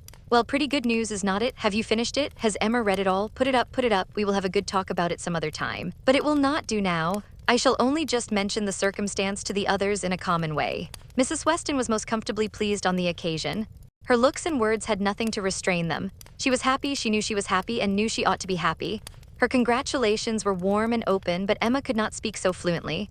She was a little occupied in weighing her own feelings and trying to understand the degree of her agitation, which she rather thought was considerable. Mr. Weston, however, too eager to be very observant, too communicative to want others to talk, was very well satisfied with what she did say, and soon moved away to make the rest of his friends happy by a partial communication of what the whole room must have overheard already. It was well that he took everybody's joy for granted, or he might not have thought either Mr. Woodhouse or Mr. Knightley particularly delighted. They were the first entitled, after Mrs. Weston and Emma, to be made happy. From them he would have proceeded to Miss Fairfax, but she was so deep in conversation with John Knightley that it would have been too positive an interruption. And, finding himself close to Mrs. Elton and her attention disengaged, he necessarily began on the subject with her. Chapter 18. "I hope I shall soon have the pleasure of introducing my son to you," said Mr. Weston. Mrs. Elton, very willing to suppose a particular compliment intended her by such a hope, smiled most graciously. "You have heard of a certain Frank Churchil, I presume," he continued, "and know him to be my son, though he does not bear my name." "Oh, yes, and I shall be very happy in his acquaintance. I am sure Mr. Elton will lose no time in calling on him, and we shall both have great pleasure in seeing him at the vicarage." "You are very obliging. Frank will be extremely happy, I am sure. He is to be in town next week, if not sooner. We have notice of it in a letter today. I met the letters in my way this morning, and seeing my son's hand, presumed to open it, though it was not directed to me, it was to Mrs. Weston. She is his principal correspondent, I assure you. I hardly ever get a letter." "And so you absolutely opened what was directed to her?" "Oh, Mr. Weston, I must protest against that. A most dangerous precedent indeed. I beg you will not let your neighbors follow your example. Upon my word, if this is what I am to expect, we married women must begin to exert ourselves. Oh, Mr. Weston, I could not have believed it of you. Aye, we men are sad fellows. You must take care of yourself, Mrs. Elton. This letter tells us it is a short letter written in a hurry. Merely to give us notice, it tells us that they are all coming up to town directly. On Mrs. Churchill's account, she has not been well the whole winter, and thinks Enscombe too cold for her, so they are all to move southward without loss of time. Indeed, from Yorkshire, I think. Enscombe is in Yorkshire. Yes, they are about 190 miles from London, a considerable journey. Yes, upon my word, very considerable. 65 miles farther than from Maple Grove to London. But what is distance, Mr. Weston, to people of large fortune? You would be amazed to hear how my brother, Mr. Suckling, sometimes flies about. You will hardly believe me, but twice in 1 week he and Mr. Bragg went to London and back again with 4 horses. The evil of the distance from Enscombe, said Mr. Weston, is that Mrs. Churchill, as we understand, has not been able to leave the sofa for a week together. In Frank's last letter she complained, he said, of being too weak to get into her conservatory without having both his arm and his uncle's. This, you know, speaks a great degree of weakness, but now she is so impatient to be town that she means to sleep only 2 nights on the road. So Frank writes word. Certainly, delicate ladies have very extraordinary constitutions, Mrs. Elton, you must grant me that. No, indeed, I shall grant you nothing. I always take the part of my own sex. I do indeed. I give you notice you will find me a formidable antagonist on that point. I always stand up for women, and I assure you, if you knew how Selina feels with respect to sleeping at an inn, you would not wonder at Mrs. Churchill's making incredible exertions to avoid it. Selina says it is quite horror too. Her and I believe I have caught a little of her nicety. She always travels with her own sheets, an excellent precaution.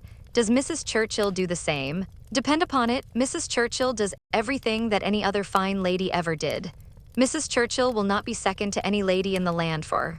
Mrs. Elton eagerly interposed with, "Oh, Mr. Weston, do not mistake me. Selina is no fine lady, I assure you. Do not run away with such an idea. Is not she? Then she is no rule for Mrs. Churchill, who is as thorough a fine lady as any body ever beheld."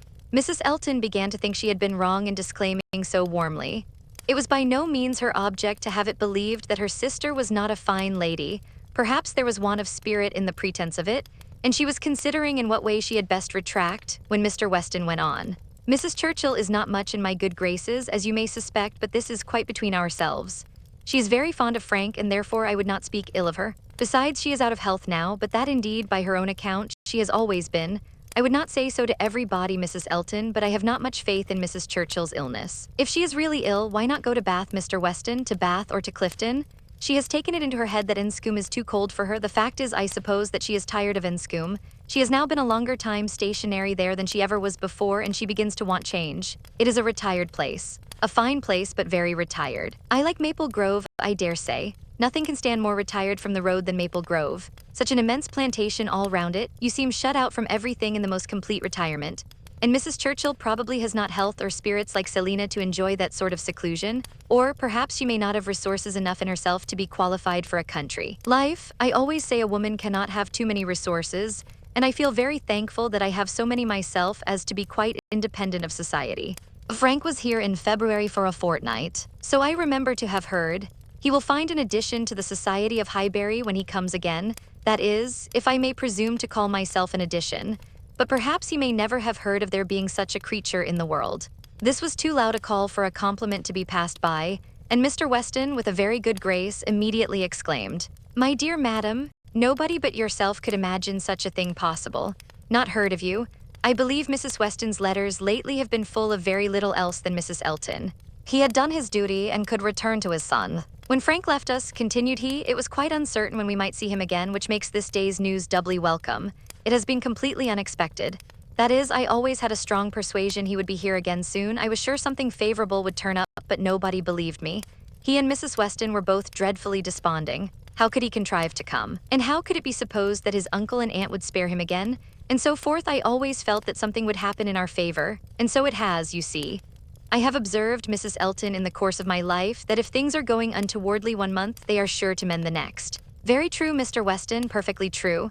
It is just what I used to say to a certain gentleman in company in the days of courtship, when, because things did not go quite right, did not proceed with all the rapidity which suited his feelings, he was apt to be in despair, and exclaim that he was sure at this rate it would be May before Hymen's saffron robe would be put on for us. Oh, the pains I have been at to dispel those gloomy ideas and give him cheerfuller views. The carriage, we had disappointments about the carriage. One morning, I remember, he came to me quite in despair." She was stopped by a slight fit of coughing, and Mr. Weston instantly seized the opportunity of going on. "You were mentioning May. May is the very month which Mrs. Churchill is ordered, or has ordered herself, to spend in some warmer place than Enscombe, in short, to spend in London. So that we have the agreeable prospect of frequent visits from Frank the whole spring, precisely the season of the year which one should have chosen for it. Days almost at the longest, weather genial and pleasant, always inviting one out, and never too hot for exercise. When he was here before, we made the best of it, but there was a good deal of wet, damp, cheerless weather. There always is in February, you know, and we could not do half that we intended. Now will be the time. This will be complete enjoyment, and I do not know, Mrs. Elton, whether the uncertainty of our meetings, the sort of constant expectation there will be of his coming in today or tomorrow, and at any hour, may not be more friendly to happiness than having him actually in the house. I think it is so. I think it is the state of mind which gives most spirit and delight. I hope you will be pleased with my son, but you must not expect a prodigy. He is generally thought a fine young man, but do not expect a prodigy. Mrs. Weston's partiality for him is very great, and, as you may suppose, most gratifying to me. She thinks nobody equal to him. And I assure you, Mr. Weston, I have very little doubt that my opinion will be decidedly in his favor. I have heard so much in praise of Mr. Frank Churchill. At the same time, it is fair to observe that I am one of those who always judge for themselves and are by no means implicitly guided by others. I give you notice that as I find your son, so I shall judge of him. I am no flatterer." Mr. Weston was musing. "I hope," said he presently, "I have not been severe upon poor Mrs. Churchill. If she is ill, I should be sorry to do her injustice, but there are some traits in her character which make it difficult for me to speak of her with the forbearance I could wish. You cannot be ignorant, Mrs. Elton, of my connection with the family, nor of the treatment I have met with, and between ourselves, the whole blame of it is to be laid to her. She was the instigator. Frank's mother would never have been slighted as she was but for her. Mr. Churchill has pride, but his pride is nothing to his wife's. His is a quiet, indolent, gentlemanlike sort of pride that would harm nobody and only make himself a little helpless and tiresome, but her pride is arrogance and insolence, and what inclines one. Less to bear, she has no fair pretense of family or blood. She was nobody when he married her, barely the daughter of a gentleman, but ever since her being turned into a Churchill, she has out-Churchilled them all in high and mighty claims. But in herself, I assure you, she is an upstart. Only think, well, that must be infinitely provoking. I have quite a horror of upstarts. Maple Grove has given me a thorough disgust to people of that sort, for there is a family in that neighborhood who are such an annoyance to my brother and sister from the airs they give themselves. Your description of Mrs. Churchill made me think of them directly. People of the name of Tupman very lately. Settled there and encumbered with many low connections, but giving themselves immense airs and expecting to be on a footing with the old established families. A year and a half is the very utmost that they can have lived at West Hall, and how they got their fortune nobody knows. They came from Birmingham, which is not a place to promise much, you know, Mr. Weston. One has not great hopes from Birmingham. I always say there is something direful in the sound, but nothing more is positively known of the Tupmans, though a good many things I assure you are suspected, and yet by their manners they evidently think themselves equal even to my brother, Mr. Suckling, who happens to be one of their nearest neighbors. It is infinitely too bad. Mr. Suckling, who has been 11 years a resident at Maple Grove, and whose father had it before him, I believe, at least I am almost sure that old Mr. Suckling had completed the purchase before his death. They were interrupted. Tea was carrying round, and Mr. Weston, having said all that he wanted, soon took the opportunity of walking away. After tea, Mr. and Mrs. Weston and Mr. Elton sat down with Mr. Woodhouse to cards. The remaining 5 were left to their own powers, and Emma doubted their getting on very well, for Mr. Knightley seemed little disposed for conversation. Mrs. Elton was wanting notice, which nobody had inclination to pay, and she was herself in a worry of spirits which would have made her prefer being silent. Mr. John Knightley proved more talkative than his brother. He was to leave them early the next day, and he soon began with, "Well, Emma, I do not believe I have anything more to say about the boys, but you have your sister's letter, and everything is down at full length there, we may be sure. My charge would be much more concise than hers, and probably not much in the same spirit.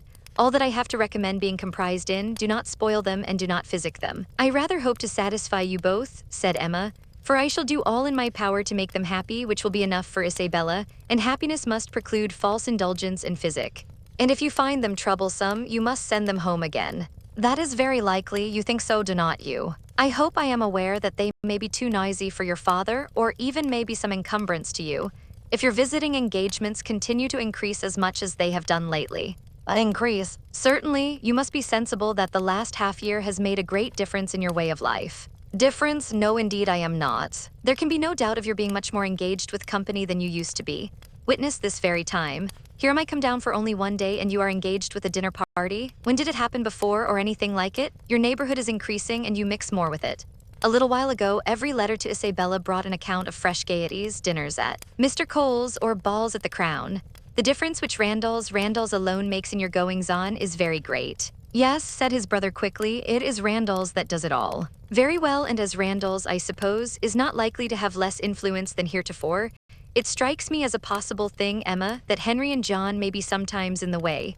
And if they are, I only beg you to send them home." "No," cried Mr. Knightley, "that need not be the consequence. Let them be sent to Donwell. I shall certainly be at leisure." "Upon my word," exclaimed Emma, "you amuse me. I should like to know how many of all my numerous engagements take place without your being of the party, and why I am to be supposed in danger of wanting leisure to attend to the little boys. These amazing engagements of mine, what have they been? Dining once with the Coles, and having a ball talked of, which never took place. I can understand. Your good fortune in meeting with so many of your friends at once here delights you too much to pass unnoticed. But you, who know how very, very seldom I am ever 2 hours from Hartfield, why you should foresee such a series of dissipation for me, I cannot imagine.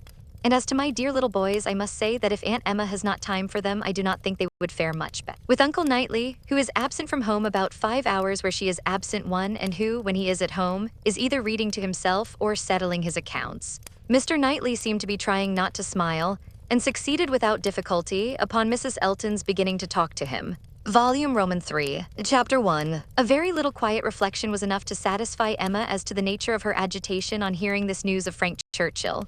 She was soon convinced that it was not for herself she was feeling at all apprehensive or embarrassed, it was for him. Her own attachment had really subsided into a mere nothing. It was not worth thinking of, but if he, who had undoubtedly been always so much the most in love of the two, were to be returning with the same warmth of sentiment which he had taken away, it would be very distressing. If a separation of 2 months should not have cooled him, there were dangers and evils before her. Caution for him and for herself would be necessary. She did not mean to have her own affections entangled again, and it would be incumbent on her to avoid any encouragement of his. She wished she might be able to keep him from an absolute declaration. That would be so very painful a conclusion of their present acquaintance. And yet she could not help rather anticipating something decisive. She felt as if the spring would not pass without bringing a crisis, an event, a something to alter her present composed and tranquil state. It was not very long, though rather longer than Mr. Weston had foreseen, before she had the power of forming some opinion of Frank Churchill's feelings. The Enscombe family were not in town quite so soon as had been imagined, but he was at Highbury very soon afterwards. He rode down for a couple of hours, he could not yet do more. But as he came from Randalls immediately to Hartfield, she could then exercise all her quick observation and speedily determine how he was influenced and how she must act.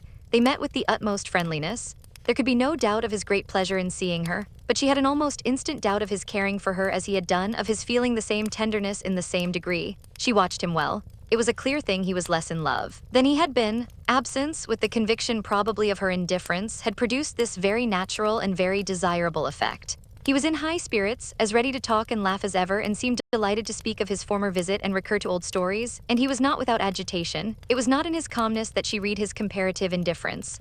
He was not calm, his spirits were evidently fluttered, there was restlessness about him. Lively as he was, it seemed a liveliness that did not satisfy himself, but what decided her belief on the subject was his staying only a quarter of an hour and hurrying away to make other calls in Highbury. He had seen a group of old acquaintances in the street as he passed. He had not stopped. He would not stop for more than a word, but he had the vanity to think they would be disappointed if he did not call, and much as he wished to stay longer at Hartfield, he must hurry off. She had no doubt as to his being less in love, but neither his agitated spirits nor his hurrying away seemed like a perfect cure, and she was rather inclined to think it implied a dread of her returning power and a discreet resolution of not trusting himself with her long. This was the only visit from Frank Churchill in the course of 10 days. He was often hoping, intending to come, but was always prevented. His aunt could not bear to have him leave her. Such was his own account at Randalls. If he were quite sincere, if he really tried to come, it was to be inferred that Mrs. Churchill's removal to London had been of no service to the willful or nervous part of her disorder. That she was really ill was very certain. He had declared himself convinced of it at Randalls. Though much might be fancy, he could not doubt, when he looked back, that she was in a weaker state of health than she had been half a year ago. He did not believe it to proceed from anything that care and medicine might not remove, or at least that she might not have many years of existence before her. But he could not be prevailed on, by all his father's doubts, to say that her complaints were merely imaginary or that she was as strong as ever. It soon appeared that London was not the place for her. She could not endure its noise. Her nerves were under continual irritation and suffering, and by the 10 days' end, her nephew's letter to Randalls communicated a change of plan. They were going to remove immediately to Richmond. Mrs. Churchill had been recommended to the medical skill of an eminent person there and had otherwise a fancy for the place. A ready-furnished house in a favorite spot was engaged, and much benefit expected from the change. Emma heard that Frank wrote in the highest spirits of this arrangement, and seemed most fully to appreciate the blessing of having 2 months before him of such near neighborhood to many dear friends, for the house was taken for May and June. She was told that now he wrote with the greatest confidence of being often with them, almost as often as he could even wish. Emma saw how Mr. Weston understood these joyous prospects. He was considering her as the source of all the happiness they offered. She hoped it was not so. 2 months must bring it to the proof. Mr. Weston's own happiness was indisputable. He was quite delighted. It was the very circumstance he could have wished for. Now it would be really having Frank in their neighborhood. What were 9 miles to a young man, an hour's ride? He would be always coming over.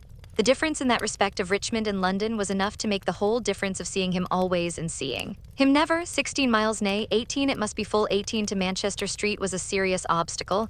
Were he ever able to get away, the day would be spent in coming and returning. There was no comfort in having him in London. He might as well be at Enscombe, but Richmond was the very distance for easy intercourse. Better than nearer. One good thing was immediately brought to a certainty by this removal, the ball at the Crown. It had not been forgotten before, but it had been soon acknowledged vain to attempt to fix a day.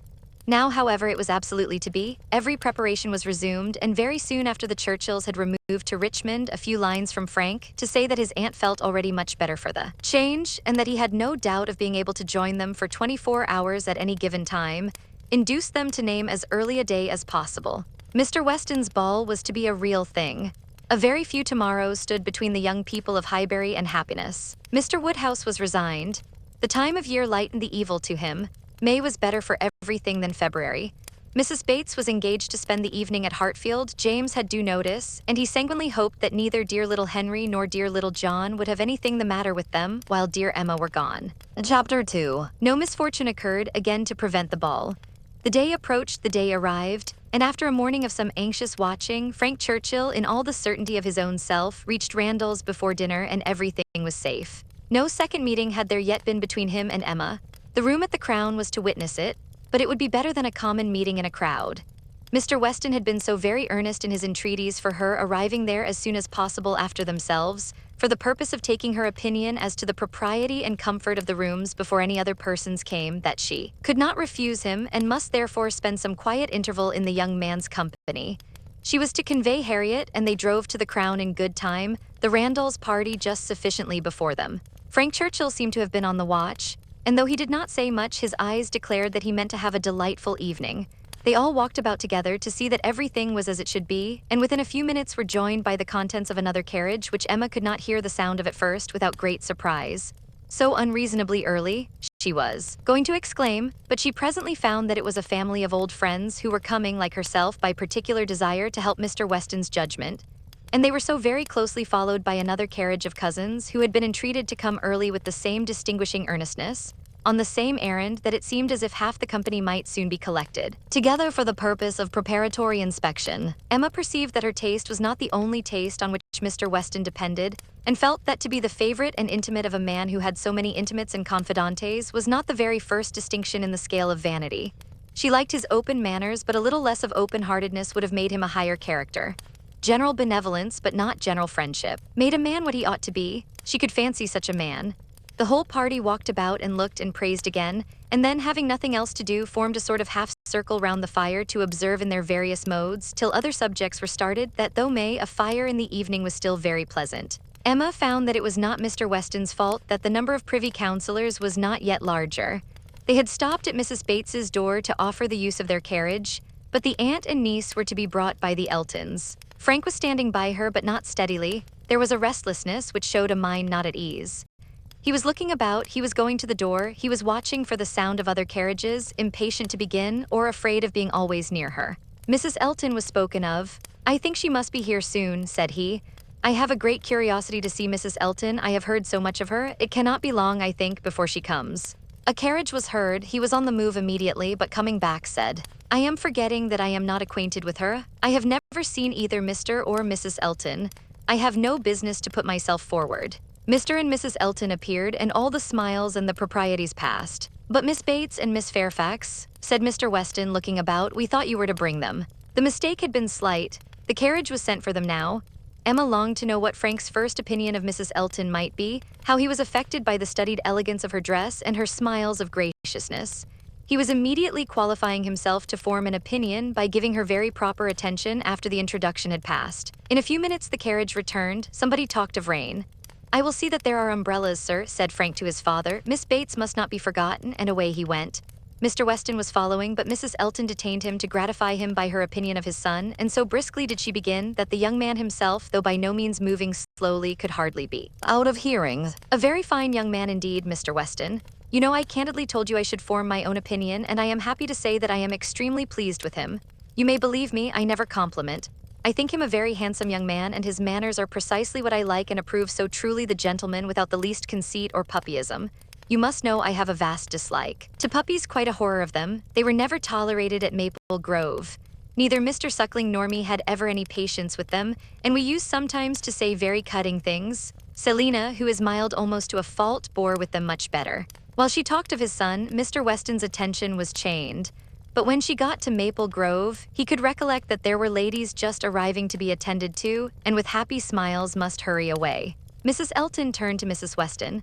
I have no doubt of its being our carriage with Miss Bates and Jane. Our coachman and horses are so extremely expeditious. I believe we drive faster than any body. What a pleasure it is to send one's carriage for a friend. I understand you were so kind as to offer, but another time it will be quite unnecessary. You may be very sure I shall always take care of them. Miss Bates and Miss Fairfax, escorted by the two gentlemen, walked into the room, and Mrs. Elton seemed to think it as much her duty as Mrs. Weston's to receive them. Her gestures and movements might be understood by anyone who looked on like Emma, but her words, everybody's words, were soon lost under the incessant flow of Miss Bates, who came in talking and had not finished her speech. Under many minutes after her being admitted into the circle at the fire, as the door opened she was heard. So very obliging of you, no rain at all, nothing to signify, I do not care for myself, quite thick shoes, and Jane declares well. As soon as she was within the door, well, this is brilliant indeed, this is admirable, excellently contrived, upon my word, nothing wanting, could not have imagined it, so well lighted up. Jane, look, did you ever see anything? Oh, Mr. Weston, you must really have had Aladdin's lamp. Good Mrs. Stokes would not know her own room again. I saw her as I came in, she was standing in the entrance. Oh, Mrs. Stokes, said I, but I had not time for more. She was now met by Mrs. Weston. Very well, I thank you, ma'am. I hope you are quite well, very happy to hear it, so afraid you might have a headache, seeing you pass by so often, and knowing how much trouble you must have, delighted to hear it indeed. Ah, dear Mrs. Elton, so obliged to you for the carriage, excellent time, Jane and I quite ready, did not keep the horses a moment, most comfortable carriage. Oh, and I am sure our thanks are due to you, Mrs. Weston, on that score.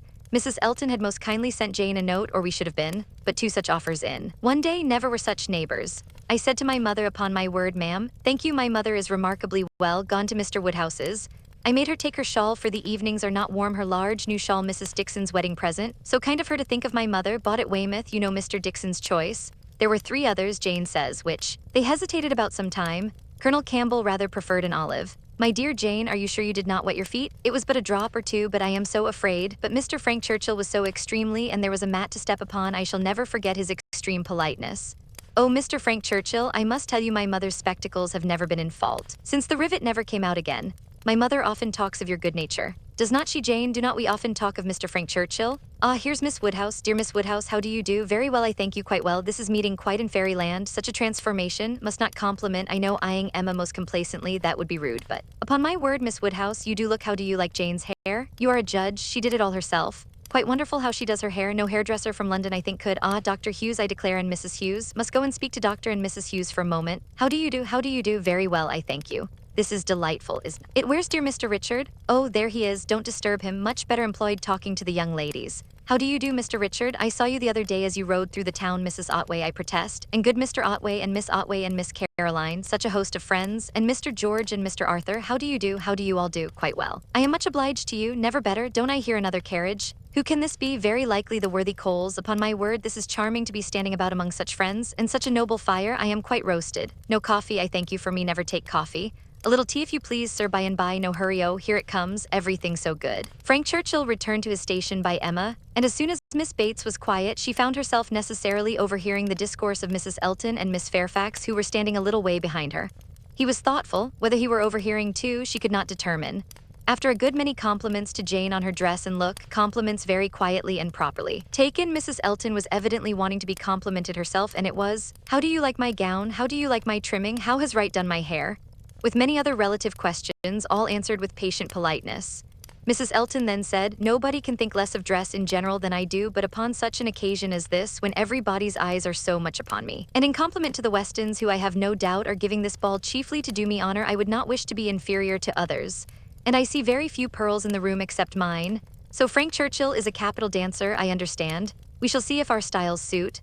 A fine young man certainly is Frank Churchill. I like him very well. At this moment, Frank began talking so vigorously that Emma could not but imagine he had overheard his own praises and did not want to hear more, and the voices of the ladies were drowned for a while, till another suspension brought Mrs. Elton's tones again distinctly forward. Mr. Elton had just joined them, and his wife was exclaiming, "Oh, you have found us out at last, have you, in our seclusion? I was this moment telling Jane, I thought you would begin to be impatient for tidings of us." "Jane," repeated Frank Churchill with a look of surprise and displeasure. "That is easy, but Miss Fairfax does not disapprove it, I suppose." "How do you like Mrs. Elton?" said Emma in a whisper. "Not at all. You are ungrateful." "Ungrateful, what do you mean?" Then changing from a frown to a smile, "No, do not tell me, I do not want to know what you mean. Where is my father? When are we to begin dancing?" Emma could hardly understand him. He seemed in an odd humor. He walked off to find his father, but was quickly back again with both Mr. and Mrs. Weston. He had met with them in a little perplexity which must be laid before Emma. It had just occurred to Mrs. Weston that Mrs. Elton must be asked to begin the ball, that she would expect it, which interfered with all their wishes of giving Emma that distinction. Emma heard the sad truth with fortitude. "And what are we to do for a proper partner for her?" said Mr. Weston. "She will think Frank ought to ask her." Frank turned instantly to Emma to claim her former promise, and boasted himself an engaged man, which his father looked his most perfect approbation of, and it then appeared that Mrs. Weston was wanting him to dance with Mrs. Elton himself, and that their business was to help to persuade him into it, which was done pretty soon. Mr. Weston and Mrs. Elton led the way, Mr. Frank. Churchil and Miss Woodhouse followed. Emma must submit to stand second to Mrs. Elton, though she had always considered the ball as peculiarly for her. It was almost enough to make her think of marrying. Mrs. Elton had undoubtedly the advantage at this time in vanity completely gratified, for though she had intended to begin with Frank Churchil, she could not lose by the change. Mr. Weston might be his son's superior. In spite of this little rub, however, Emma was smiling with enjoyment, delighted to see the respectable length of the set as it was forming, and to feel that she had so many hours of unusual festivity before her. She was more disturbed by Mr. Knightley's not dancing than by anything else. There he was among the standers-by where he ought not to be. He ought to be dancing, not classing himself with the husbands and fathers and whist players who were pretending to feel an interest in the dance till their rubbers were made up, so young as he looked. He could not have appeared to greater advantage perhaps anywhere than where he had placed himself. His tall, firm, upright figure, among the bulky forms and stooping shoulders of the elderly men was such as Emma felt must draw everybody's eyes, and excepting her own partner, there was not one among the whole row of young men who could be compared with him. He moved a few steps nearer, and those few steps were enough to prove in how gentlemanlike a manner, with what natural grace he must have danced, would he but take the trouble. Whenever she caught his eye, she forced him to smile, but in general he was looking grave. She wished he could love a ballroom better and could like Frank Churchil better. He seemed often observing her. She must not flatter herself that he thought of her dancing, but if he were criticizing her behavior, she did not feel afraid. There was nothing like flirtation between her and her partner. They seemed more like cheerful, easy friends than lovers. That Frank Churchil thought less of her than he had done was indubitable. The ball proceeded pleasantly. The anxious cares, the incessant attentions of Mrs. Weston were not thrown away. Everybody seemed happy, and the praise of being a delightful ball, which is seldom bestowed till after a ball has ceased to be, was repeatedly given in the very beginning of the existence of this. Of very important, very recordable events, it was not more productive than such meetings usually are. There was one, however, which Emma thought something of. The two last dances before supper were begun, and Harriet had no partner, the only young lady sitting down, and so equal had been hitherto the number of dancers that how there could be anyone disengaged was the wonder. But Emma's wonder lessened soon afterwards on seeing Mr. Elton sauntering about. He would not ask Harriet to dance if it were possible to be avoided. She was sure he would not, and she was expecting him every moment to escape into the card-room. Escape, however, was not his plan. He came to the part of the room where the sitters-by were collected, spoke to some, and walked about in front of them as if to show his liberty and his resolution of maintaining it. He did not omit being sometimes directly before Miss Smith or speaking to those who were close to her. Emma saw it. She was not yet dancing, she was working her way up from the bottom and had therefore leisure to look around, and by only turning her head a little she saw it all. When she was halfway up the set, the whole group were exactly behind her, and she would no longer allow her eyes to watch.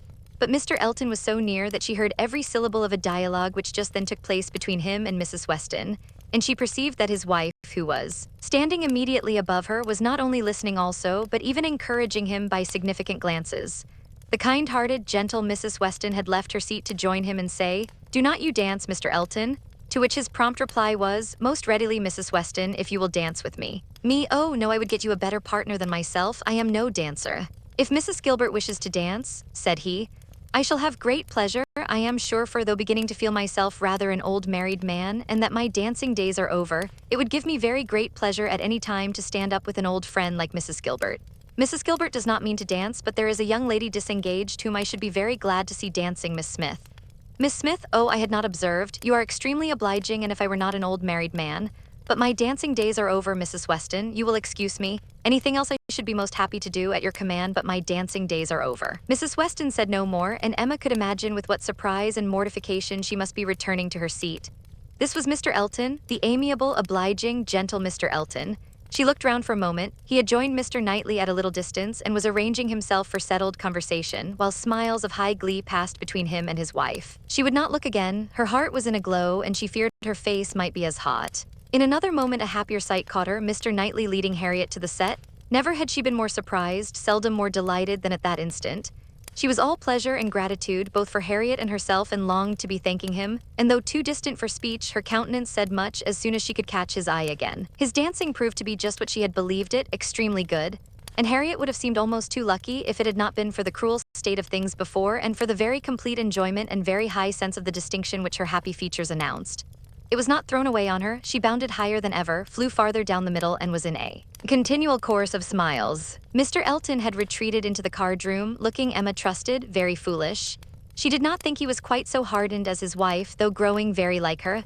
She spoke some of her feelings by observing audibly to her partner, Knightley has taken pity on poor little Miss Smith, very good-natured, I declare. Supper was announced.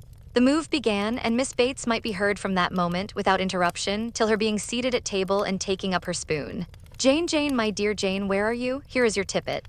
Mrs. Weston begs you to put on your tippet. She says she is afraid there will be draughts in the passage, though everything has been done one door nailed up quantities of matting, my dear Jane, indeed you must. Mr. Churchil, oh, you are too obliging. How well you put it on, so gratified. Excellent dancing indeed. Yes, my dear, I ran home, as I said I should, to help Grandmama to bed, and got back again, and nobody missed me. I set off without saying a word, just as I told you. Grandmama was quite well, had a charming evening with Mr. Woodhouse, a vast deal of chat and backgammon.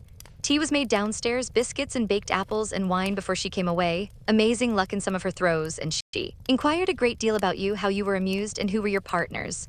Oh, said I shall not forestall Jane. I left her dancing with Mr. George Otway. She will love to tell you all about it herself tomorrow. Her first partner was Mr. Elton. I do not know who will ask her next, perhaps Mr. William Cox. My dear sir, you are too obliging. Is there nobody you would not? Rather, I am not helpless, sir, you are most kind. Upon my word, Jane on one arm and me on the other. Stop, let us stand a little back. Mrs. Elton is going. Dear Mrs. Elton, how elegant she looks. Beautiful lace, now we all follow in her train. Quite the queen of the evening. Well, here we are at the passage. 2 steps, Jane, take care of the 2 steps. Oh, no, there is but one. Well, I was persuaded there were 2. How very odd. I was convinced there were 2 and there is but one. I never saw anything equal to the comfort and style, candles everywhere. I was telling you of your grandmama, Jane. There was a little disappointment. The baked apples and biscuits, excellent in their way, you know, but there was a delicate fricassee of sweetbread and some asparagus. Brought in at first, and good Mr. Woodhouse, not thinking the asparagus quite boiled enough, sent it all out again. Now there is nothing grandmama loves better than sweetbread and asparagus, so she was rather disappointed. But we agreed we would not speak of it to anybody, for fear of its getting round to dear Miss Woodhouse, who would be so very much concerned. Well, this is brilliant. I am all amazement, could not have supposed anything, such elegance and profusion. I have seen nothing like it since, well, where shall we sit? Where shall we sit? Anywhere so that Jane is not in a draught. Where I sit is of no consequence. Oh, do you recommend this side? Well, I am sure, Mr. Churchil, only it seems too good, but just as you please. What you direct in this house cannot be wrong, dear Jane. How shall we ever recollect half the dishes for grandmama? Soup too? Bless me, I should not be helped so soon, but it smells most excellent, and I cannot help beginning. Emma had no opportunity of speaking to Mr. Knightley till after supper, but when they were all in the ballroom again, her eyes invited him irresistibly to come to her and be thanked. He was warm in his reprobation of Mr. Elton's conduct. It had been unpardonable rudeness, and Mrs. Elton's looks also received the due share of censure. They aimed at wounding more than Harriet, said he. Emma, why is it that they are your enemies? He looked with smiling penetration, and on receiving no answer added, she ought not to be angry with you, I suspect, whatever he may be. To that surmise you say nothing, of course, but confess, Emma, that you did want him to marry Harriet. I did, replied Emma, and they cannot forgive me. He shook his head, but there was a smile of indulgence with it, and he only said, I shall not scold you, I leave you to your own reflections. Can you trust me with such flatterers? Does my vain spirit ever tell me I am wrong? Not your vain spirit, but your serious spirit. If one leads you wrong, I am sure the other tells you of it. I do own myself to have been completely mistaken in Mr. Elton. There is a littleness about him which you discovered and which I did not, and I was fully convinced of his being in love with Harriet. It was through a series of strange blunders. And in return for your acknowledging so much, I will do you the justice to say that you would have chosen for him better than he has chosen for himself. Harriet Smith has some first-rate qualities which Mrs. Elton is totally without, an unpretending, single-minded, artless girl infinitely to be preferred by any man of sense and taste to such a woman as Mrs. Elton. I found Harriet more conversable than I expected. Emma was extremely gratified. They were interrupted by the bustle of Mr. Weston calling on everybody to begin dancing again. Come, Miss Woodhouse, Miss Otway, Miss Fairfax, what are you all doing? Come, Emma, set your companions the example. Everybody is lazy, everybody is asleep. I am ready, said Emma, whenever I am wanted. Whom are you going to dance with? Asked Mr. Knightley. She hesitated a moment and then replied, with you if you will ask me. Will you? Said he, offering his hand. Indeed I will. You have shewn that you can dance, and you know we are not really so much brother and sister as to make it at all improper. Brother and sister, no indeed. Chapter 3. This little explanation with Mr. Knightley gave Emma considerable pleasure. It was one of the agreeable recollections of the ball which she walked about the lawn the next morning to enjoy. She was extremely glad that they had come to so good an understanding respecting the Eltons, and that their opinions of both husband and wife were so much alike, and his praise of Harriet his concession in her favor was peculiarly gratifying. The impertinence of the Eltons, which for a few minutes had threatened to ruin the rest of her evening, had been the occasion of some of its highest satisfactions, and she looked forward to another happy result, the cure of Harriet's infatuation. From Harriet's manner of speaking of the circumstance before they quitted the ballroom, she had strong hopes. Seemed as if her eyes were suddenly opened, and she were enabled to see that Mr. Elton was not the superior creature she had believed him. The fever was over, and Emma could harbor little fear of the pulse being quickened again by injurious courtesy. She depended on the evil feelings of the Eltons for supplying all the discipline of pointed neglect that could be farther requisite. Harriet, rational, frank Churchill not too much in love, and Mr. Knightley not wanting to quarrel with her, how very happy a summer must be before her. She was not to see Frank Churchill this morning. He had told her that he could not allow himself the pleasure of stopping at Hartfield, as he was to be at home by the middle of the day. She did not regret it. Having arranged all these matters, looked them through and put them all to rights, she was just turning to the house with spirits freshened up for the demands of the two little boys, as well as of their grandpapa, when the great iron sweep gate opened, and two persons entered whom she had never less expected to see together: Frank Churchill, with Harriet leaning on his arm, actually Harriet. A moment sufficed to convince her that something extraordinary had happened. Harriet looked white and frightened, and he was trying to cheer her. The iron gates and the front door were not 20 yards asunder. They were all three soon in the hall, and Harriet, immediately sinking into a chair, fainted away. A young lady who faints must be recovered, questions must be answered, and surprises be explained. Such events are very interesting, but the suspense of them cannot last long. A few minutes made Emma acquainted with the whole. Miss Smith and Miss Bycurtain, another parlor boarder at Mrs. Goddard's, who had been also at the ball, had walked out together and taken a road, the Richmond road, which, though apparently public enough for safety, had led them into alarm. About half a mile beyond Highbury, making a sudden turn, and deeply shaded by elms on each side, it became for a considerable stretch very retired.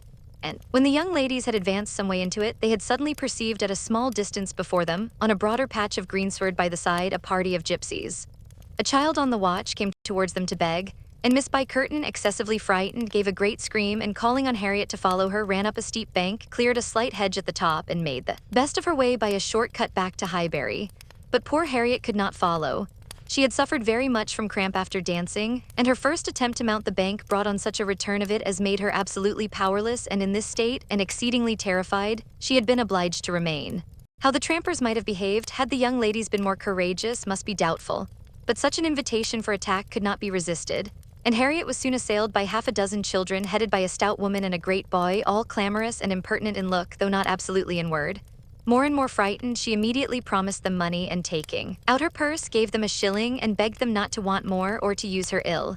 She was then able to walk, though but slowly, and was moving away, but her terror and her purse were too tempting, and she was followed, or rather surrounded, by the whole gang, demanding more.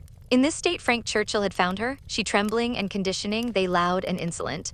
By a most fortunate chance, his leaving Highbury had been delayed so as to bring him to her assistance at this critical moment. The pleasantness of the morning had induced him to walk forward and leave his horses to meet him by another road, a mile or two beyond Highbury, and happening to have borrowed a pair of scissors the night before of Miss Bates, and to have forgotten to restore them, he had been obliged to stop at her door and go in for a few minutes.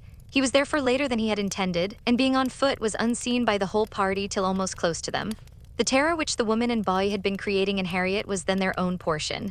He had left them, completely frightened, and Harriet, eagerly clinging to him and hardly able to speak, had just strength enough to reach Hartfield before her spirits were quite overcome. It was his idea to bring her to Hartfield. He had thought of no other place. This was the amount of the whole story, of his communication and of Harriet's as soon as she had recovered her senses and speech. He dared not stay longer than to see her well. These several delays left him not another minute to lose, and Emma engaging to give assurance of her safety to Mrs. Goddard, and notice of there being such a set of people in the neighborhood to Mr. Knightley, he set off with all the grateful blessings that she could utter for her friend and herself. Such an adventure as this, a fine young man and a lovely young woman thrown together in such a way, could hardly fail of suggesting certain ideas to the coldest heart and the steadiest brain. So Emma thought, at least. Could a linguist, could a grammarian, could even a mathematician have seen what she did, have witnessed their appearance together and heard their history of it without feeling that circumstances had been at work to make them peculiarly interesting to each other? How much more must an imaginist, like herself, be on fire with speculation and foresight, especially with such a groundwork of anticipation as her mind had already made? It was a very extraordinary thing. Nothing of the sort had ever occurred before to any young ladies in the place within her memory, no rencounter, no alarm of the kind, and now it had happened to the very person and at the very hour when the other very person was chancing to pass by to rescue her. It certainly was very extraordinary. And knowing, as she did, the favorable state of mind of each at this period, it struck her the more. He was wishing to get the better of his attachment to herself, she just recovering from her mania for Mr. Elton. It seemed as if everything united to promise the most interesting consequences. It was not possible that the occurrence should not be strongly recommending each to the other. In the few minutes' conversation which she had yet had with him, while Harriet had been partially insensible, he had spoken of her terror, her naivete, her fervor as she seized and clung to his arm with a sensibility amused and delighted. And just at last, after Harriet's own account had been given, he had expressed his indignation at the abominable folly of Miss Bicurton in the warmest terms. Everything was to take its natural course, however, neither impelled nor assisted. She would not stir a step nor drop a hint. No, she had had enough of interference. There could be no harm in a scheme, a mere passive scheme. It was no more than a wish. Beyond it she would on no account proceed. Emma's first resolution was to keep her father from the knowledge of what had passed, aware of the anxiety and alarm it would occasion. But she soon felt that concealment must be impossible. Within half an hour it was known all over Highbury. It was the very event to engage those who talk most, the young and the low, and all the youth and servants in the place were soon in the happiness of frightful news. The last night's ball seemed lost in the gypsies. Poor Mr. Woodhouse trembled as he sat, and as Emma had foreseen, would scarcely be satisfied without their promising never to go beyond the shrubbery again. It was some comfort to him that many inquiries after himself and Miss Woodhouse, for his neighbors knew that he loved to be inquired after, as well as Miss Smith, were coming in during the rest of the day, and he had the pleasure of returning for answer that they were all very indifferent, which, though not exactly true, for she was perfectly well and Harriet not much otherwise, Emma would not interfere with. She had an unhappy state of health in general for the child of such a man, for she hardly knew what indisposition was, and if he did not invent illnesses. For her, she could make no figure in a message. The gypsies did not wait for the operations of justice. They took themselves off in a hurry. The young ladies of Highbury might have walked again in safety before their panic began, and the whole history dwindled soon into a matter of little importance but to Emma and her nephews.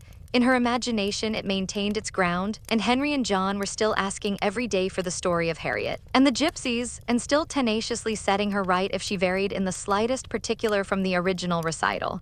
Chapter 4. A very few days had passed after this adventure, when Harriet came one morning to Emma with a small parcel in her hand, and after sitting down and hesitating, thus began. Miss Woodhouse, if you are at leisure, I have something that I should like to tell you, a sort of confession to make, and then, you know, it will be over. Emma was a good deal surprised, but begged her to speak.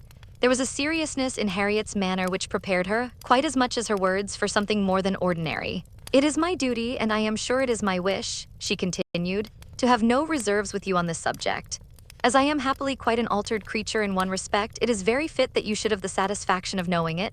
I do not want to say more than is necessary. I am too much ashamed of having given way as I have done, and I dare say you understand me. Yes, said Emma, I hope I do. How I could so long a time be fancying myself, cried Harriet warmly. It seems like madness. I can see nothing at all extraordinary in him now. I do not care whether I meet him or not, except that of the two I had rather not see him, and indeed I would go any distance round to avoid him, but I do not envy his wife in the least. I neither admire her nor envy her as I have done. She is very charming, I dare say, and all that, but I think her very ill-tempered and disagreeable. I shall never forget her look the other night. However, I assure you, Miss Woodhouse, I wish her no evil. No, let them be ever so happy together, it will not give me another moment's pang. And to convince you that I have been speaking truth, I am now going to destroy what I ought to have destroyed long ago, what I ought never to have kept. I know that very well, blushing as she spoke. However, now I will destroy it all, and it is my particular wish to do it in your presence, that you may see how rational I am grown. Cannot you guess what this parcel holds? Said she with a conscious look. Not the least in the world. Did he ever give you anything? No, I cannot call them gifts, but they are things that I have valued very much. She held the parcel towards her, and Emma read the words most precious treasures on the top. Her curiosity was greatly excited. Harriet unfolded the parcel, and she looked on with impatience. With an abundance of silver paper was a pretty little Tunbridge ware box which Harriet opened. It was well lined with the softest cotton, but excepting the cotton, Emma saw only a small piece of court plaister. "Now," said Harriet, "you must recollect." "No, indeed, I do not." "Dear me, I should not have thought it possible you could forget what passed in this very room about court plaister, one of the very last times we ever met in it. It was but a very few days before I had my sore throat, just before Mr. and Mrs. John Knightley came, I think the very evening. Do not you remember his cutting his finger with your new penknife, and your recommending court plaister? But as you had none about you and knew I had, you desired me to supply him, and so I took mine out and cut him a piece. But it was a great deal too large, and he cut it smaller and kept playing some time with what was left before he gave it back to me. And so then, in my nonsense, I could not help making a treasure of it, so I put it by never to be used and looked at it now. And then as a great treat." "My dearest Harriet," cried Emma, putting her hand before her face and jumping up, "you make me more ashamed of myself than I can bear. Remember it? I remember it all now, all except your saving this relic. I knew nothing of that till this moment, but the cutting the finger and my recommending court plaister and saying I had none about me. Oh, my sins, and I had plenty all the while in my pocket, one of my senseless tricks. I deserve to be under a continual blush all the rest of my life. Well, sitting down again, go on, what else? And had you really some at hand yourself? I am sure I never suspected it, you did it so naturally. And so you actually put this piece of court plaister by for his sake?" said Emma, recovering from her state of shame and feeling divided between wonder and amusement. And secretly she added to herself, "Lord bless me, when should I ever have thought of putting by in cotton a piece of court plaister that Frank Churchill had been pulling about? I never was equal to this. Here," resumed Harriet, turning to her box again, "here is something still more valuable. I mean that has been more valuable, because this is what did really once belong to him, which the court plaister never did." Emma was quite eager to see this superior treasure. It was the end of an old pencil, the part without any laid. "This was really his," said Harriet. "Do not you remember one morning? No, I dare say you do not. But one morning, I forget exactly the day, but perhaps it was the Tuesday or Wednesday before that evening, he wanted to make a memorandum in his pocketbook. It was about spruce beer. Mr. Knightley had been telling him something about brewing spruce beer, and he wanted to put it down, but when he took out his pencil, there was so little lead that he soon cut it all away, and it would not do, so you lent him another, and this was left upon the table as good for nothing. But I kept my eye on it, and as soon as I dared, caught it up, and never parted with it again from that moment." "I do remember it," cried Emma. "I perfectly remember it, talking about spruce beer. Oh yes, Mr. Knightley and I both saying we liked it, and Mr. Elton seeming resolved to learn to like it too. I perfectly remember it. Stop, Mr. Knightley was standing just here, was not he? I have an idea he was standing just here. I do not know, I cannot recollect. It is very odd, but I cannot recollect. Mr. Elton was sitting here, I remember much about where I am now." "Well, go on." "Oh, that's all. I have nothing more to show you or to say except that I am now going to throw them both behind the fire, and I wish you to see me do it." "My poor dear Harriet, and have you actually found happiness in treasuring up these things?" "Yes, simpleton as I was, but I am quite ashamed of it now and wish I could forget as easily as I can burn them. It was very wrong of me, you know, to keep any remembrances after he was married.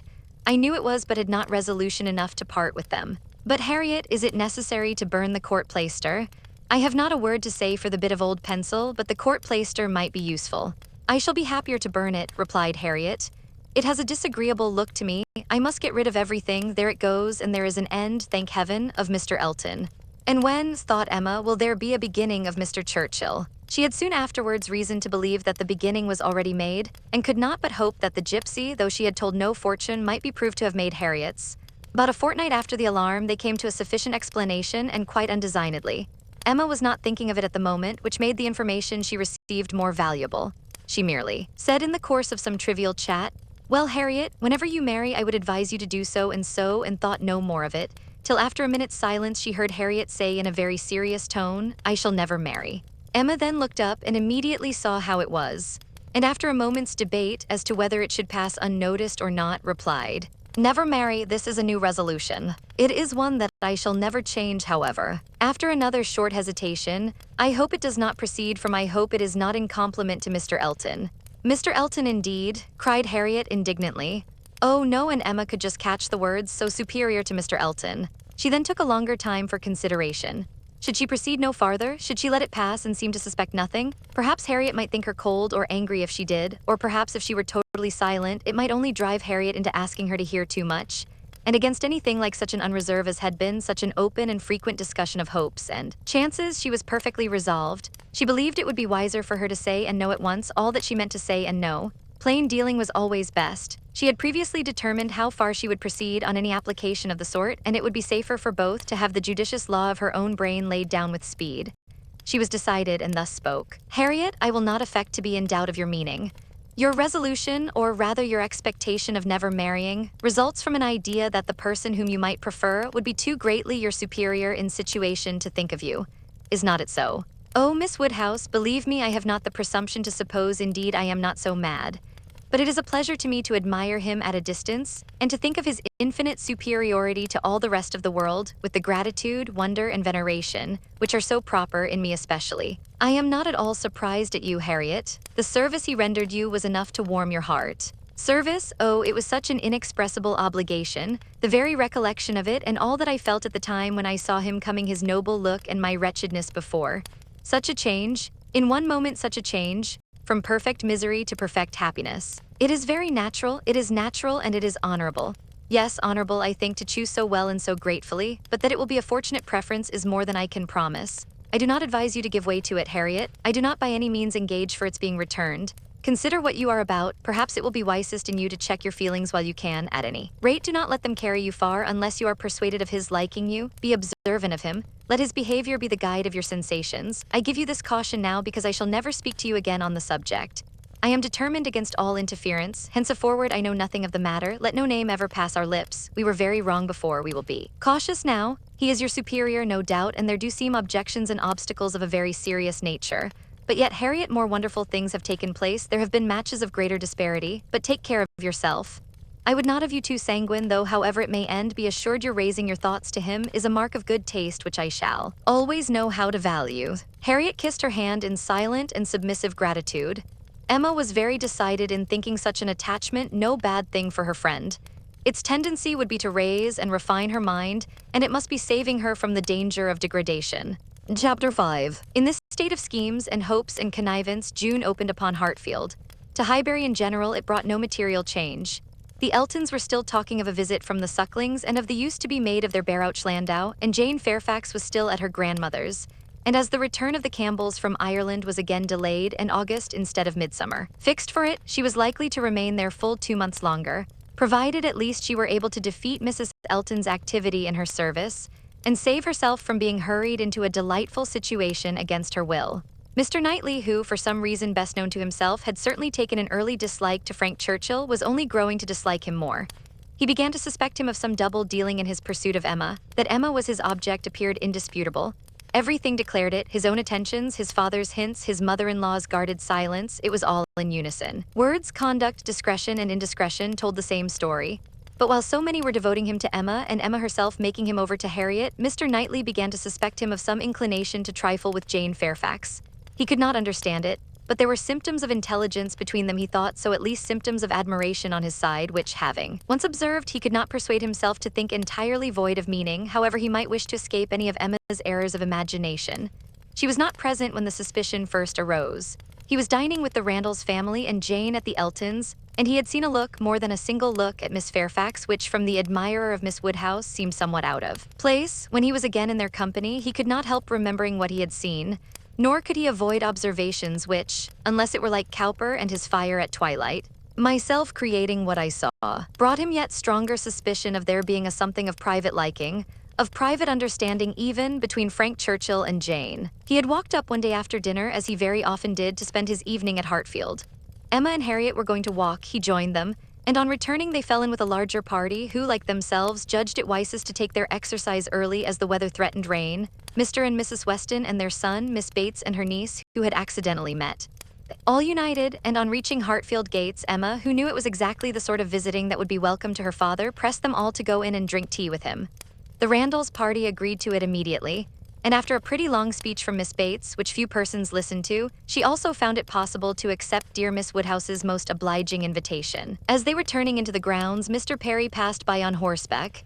The gentleman spoke of his horse. "By the by," said Frank Churchill to Mrs. Weston presently, "what became of Mr. Perry's plan of setting up his carriage?" Mrs. Weston looked surprised and said, "I did not know that he ever had any such plan." "Nay, I had it from you. You wrote me word of it 3 months ago." "Me, impossible." "Indeed you did. I remember it perfectly. You mentioned it as what was certainly to be very soon. Mrs. Perry had told somebody and was extremely happy about it. It was owing to her persuasion, as she thought his being out in bad weather did him a great deal of harm. You must remember it now." Upon my word, I never heard of it till this moment. Never, really never, bless me, how could it be? Then I must have dreamt it, but I was completely persuaded. Miss Smith, you walk as if you were tired.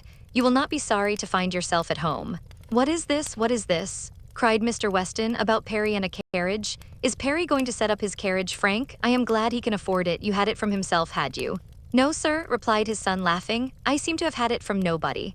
Very odd. I really was persuaded of Mrs. Weston's having mentioned it in one of her letters to Enscombe many weeks ago with all these particulars, but as she declares she never heard a syllable of it before, of course it must have been a dream. I am a great dreamer. I dream of everybody at Highbury when I am away, and when I have gone through my particular friends, then I begin dreaming of Mr. and Mrs. Perry. It is odd, though, observed his father, that you should have had such a regular connected dream about people whom it was not very likely you should be thinking of at Enscombe. Perry's setting up his carriage, and his wife's persuading him to it out of care for his health. Just what will happen, I have no doubt, some time or other, only a little premature. What an air of probability sometimes runs through a dream, and at others, what a heap of absurdities it is. Well, Frank, your dream certainly shows that Highbury is in your thoughts when you are absent. Emma, you are a great dreamer, I think. Emma was out of hearing. She had hurried on before her guests to prepare her father for their appearance, and was beyond the reach of Mr. Weston's hint. Why, to own the truth, cried Miss Bates, who had been trying in vain to be heard the last 2 minutes. If I must speak on this subject, there is no denying that Mr. Frank Churchill might have. I do not mean to say that he did not dream it. I am sure I have sometimes the oddest dreams in the world, but if I am questioned about it, I must acknowledge that there was such an idea last spring. For Mrs. Perry herself mentioned it to my mother, and the Coles knew of it as well as ourselves, but it was quite a secret, known to nobody else, and only thought of about 3 days. Mrs. Perry was very anxious that he should have a carriage, and came to my mother in great spirits one morning because she thought she had prevailed. Jane, don't you remember Grandmama's telling us of it when we got home? I forget where we had been walking to, very likely to Randall's. Yes, I think it was to Randall's. Mrs. Perry was always particularly fond of my mother, indeed I do not know who is not, and she had mentioned it to her in confidence. She had no objection to her telling us, of course, but it was not to go beyond, and from that day to this I never mentioned it to a soul that I know of. The same time, I will not positively answer for my having never dropped a hint, because I know I do sometimes pop out a thing before I am aware. I am a talker, you know, I am rather a talker, and now and then I have let a thing escape me which I should not. I am not like Jane, I wish I were. I will answer for it she never betrayed the least thing in the world. Where is she? Oh, just behind. Perfectly remember Mrs. Perry's coming. Extraordinary dream indeed. They were entering the hall. Mr. Knightley's eyes had preceded Miss Bates's in a glance at Jane. From Frank Churchill's face, where he thought he saw confusion suppressed or laughed away, he had involuntarily turned to hers, but she was indeed behind and too busy with her shawl. Mr. Weston had walked in. The 2 other gentlemen waited at the door to let her pass. Mr. Knightley suspected. In Frank Churchill, the determination of catching her eye, he seemed watching her intently. In vain, however. If it were so, Jane passed between them into the hall and looked at neither. There was no time for farther remark or explanation. The dream must be borne with, and Mr. Knightley must take his seat with the rest round the large modern circular table which Emma had introduced at Hartfield, and which none but Emma could have had power to place there and persuade her father to use instead of the small-sized Pembroke, on which 2 of his daily meals had, for 40 years, been crowded. Tea passed pleasantly, and nobody seemed in a hurry to move. Miss Woodhouse, said Frank Churchill, after examining a table behind him which he could reach as he sat, have your nephews taken away their alphabets, their box of letters? It used to stand here. Where is it? This is a sort of dull-looking evening that ought to be treated rather as winter than summer. We had great amusement with those letters one morning. I want to puzzle you again. Emma was pleased with the thought, and producing the box, the table was quickly scattered over with alphabets which no one seemed so much disposed to employ as their 2 selves. They were rapidly forming words for each other or for anybody else who would be puzzled. The quietness of the game made it particularly eligible for Mr. Woodhouse, who had often been distressed by the more animated sort which Mr. Weston had occasionally introduced, and who now sat happily occupied in lamenting with tender melancholy over the departure of the poor little boys, or in fondly pointing out, as he took up any stray letter near him, how beautifully Emma had written it. Frank Churchill placed a word before Miss Fairfax. She gave a slight glance round the table and applied herself to it. Frank was next to Emma, Jane opposite to them, and Mr. Knightley so placed as to see them all, and it was his object to see as much as he could with as little apparent observation. The word was discovered and with a faint smile pushed away, if meant to be immediately mixed with the others and buried from sight. She should have looked on the table instead of looking just across, for it was not mixed, and Harriet, eager after every fresh word and finding out none, directly took it up and fell to work. She was sitting by Mr. Knightley and turned to him for help. The word was blunder, and as Harriet exultingly proclaimed it, there was a blush on Jane's cheek, which gave it a meaning not otherwise ostensible. Mr. Knightley connected it with the dream, but how it could all be was beyond his comprehension. How the delicacy, the discretion of his favorite could have been so lain asleep, he feared there must be some decided involvement. Disingenuousness and double-dealing seemed to meet him at every turn. These letters were but the vehicle for gallantry and trick. It was a child's play chosen to conceal a deeper game on Frank Churchill's part. With great indignation did he continue to observe him, with great alarm and distrust to observe also his two blinded companions. He saw a short word prepared for Emma and given to her with a look sly and demure. He saw that Emma had soon made it out and found it highly entertaining, though it was something which she judged it proper to appear to censure, for she said, "Nonsense, for shame." He heard Frank Churchill next say, with a glance towards Jane, "I will give it to her, shall I?" and as clearly heard Emma opposing it with eager laughing warmth. "No, no, you must not, you shall not, indeed." It was done, however. This gallant young man, who seemed to love without feeling and to recommend himself without complacence, directly handed over the word to Miss Fairfax, and with a particular degree of sedate civility entreated her to study it. Mr. Knightley's excessive curiosity to know what this word might be made him seize every possible moment for darting his eye towards it, and it was not long before he saw it to be Dixon. Jane Fairfax's perception seemed to accompany his. Her comprehension was certainly more equal to the covert meaning, the superior intelligence of those 5 letters so arranged. She was evidently displeased, looked up, and seeing herself watched, blushed more deeply than he had ever perceived her, and saying only, "I did not know that proper names were allowed," pushed away the letters with even an angry spirit, and looked resolved to be engaged by no other word that could be offered. Her face was averted from those who had made the attack, and turned towards her aunt. "Aye, very true, my dear," cried the latter, though Jane had not spoken a word. "I was just going to say the same thing. It is time for us to be going indeed. The evening is closing in, and grandmamma will be looking for us. My dear sir, you are too obliging. We really must wish you good night." Jane's alertness in moving proved her as ready as her aunt had preconceived. She was immediately up and wanting to quit the table, but so many were also moving that she could not get away, and Mr. Knightley thought he saw another collection of letters anxiously pushed towards her and resolutely swept away by her unexamined. She was afterwards looking for her shawl. Frank Churchill was looking also. It was growing dusk, and the room was in confusion, and how they parted Mr. Knightley could not tell. He remained at Hartfield after all the rest, his thoughts full of what he had seen, so full that when the candles came to assist his observations, he must, yes, he certainly must, as a friend, an anxious friend, give Emma some hint, ask her some question. He could not see her in a situation of such danger without trying to preserve her. It was his duty. "Pray, Emma," said he, "may I ask in what lay the great amusement, the poignant sting of the last word given to you and Miss Fairfax? I saw the word, and am curious to know how it could be so very entertaining to the one and so very distressing to the other." Emma was extremely confused. She could not endure to give him the true explanation, for though her suspicions were by no means removed, she was really ashamed of having ever imparted them. "Oh," she cried in evident embarrassment, "it all meant nothing, a mere joke among ourselves." "The joke," he replied gravely, "seemed confined to you and Mr. Churchill." He had hoped she would speak again, but she did not. She would rather busy herself about anything than speak. He sat a little while in doubt. A variety of evils crossed his mind. Interference, fruitless interference.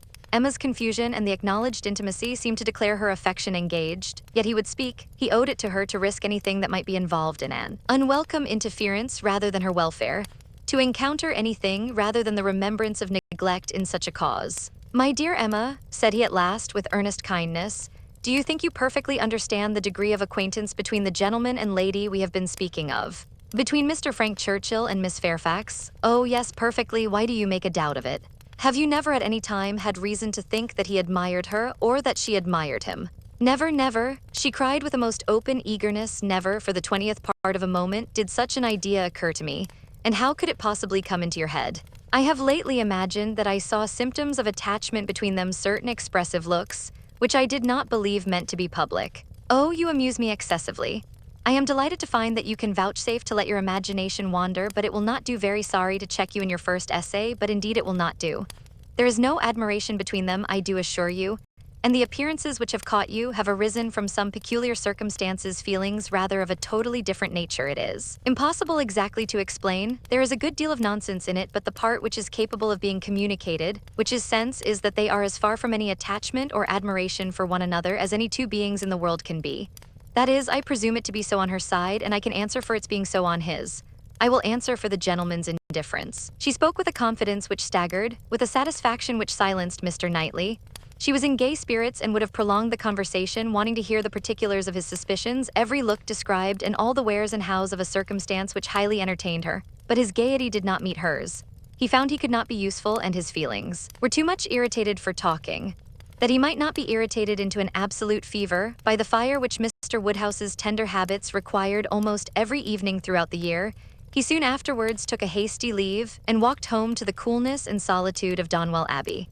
Chapter 6. After being long fed with hopes of a speedy visit from Mr. and Mrs. Suckling, the Highbury world were obliged to endure the mortification of hearing that they could not possibly come till the autumn. No such importation of novelties could enrich their intellectual stores at present. In the daily interchange of news, they must be again restricted to the other topics with which for a while the Sucklings' coming had been united, such as the last accounts of Mrs. Churchil, whose health seemed every day to supply a different report, and the situation of Mrs. Weston, whose happiness it was to be hoped might eventually be as much increased by the arrival of a child as that of all her neighbors was by the approach of it. Mrs. Elton was very much disappointed. It was the delay of a great deal of pleasure and parade. Her introductions and recommendations must all wait and every projected party be still only talked of. So she thought at first, but a little consideration convinced her that everything need not be put off. Why should not they explore to Box Hill though the Sucklings did not come? They could go there again with them in the autumn. It was settled that they should go to Box Hill. That there was to be such a party had been long generally known. It had even given the idea of another. Emma had never been to Box Hill. She wished to see what everybody found so well worth seeing, and she and Mr. Weston had agreed to choose some fine morning and drive thither.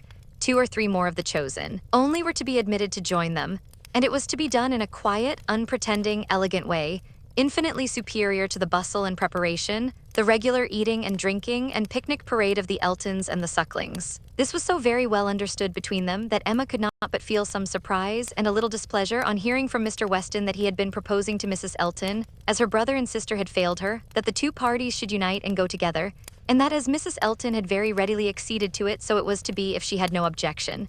Now, as her objection was nothing but her very great dislike of Mrs. Elton, of which Mr. Weston must already be perfectly aware, it was not worth bringing forward again. It could not be done without a reproof to him, which would be giving pain to his wife, and she found herself therefore obliged to consent to an arrangement which she would have done a great deal to avoid, an arrangement which would probably expose her even to the degradation of being said to be of Mrs. Elton's party.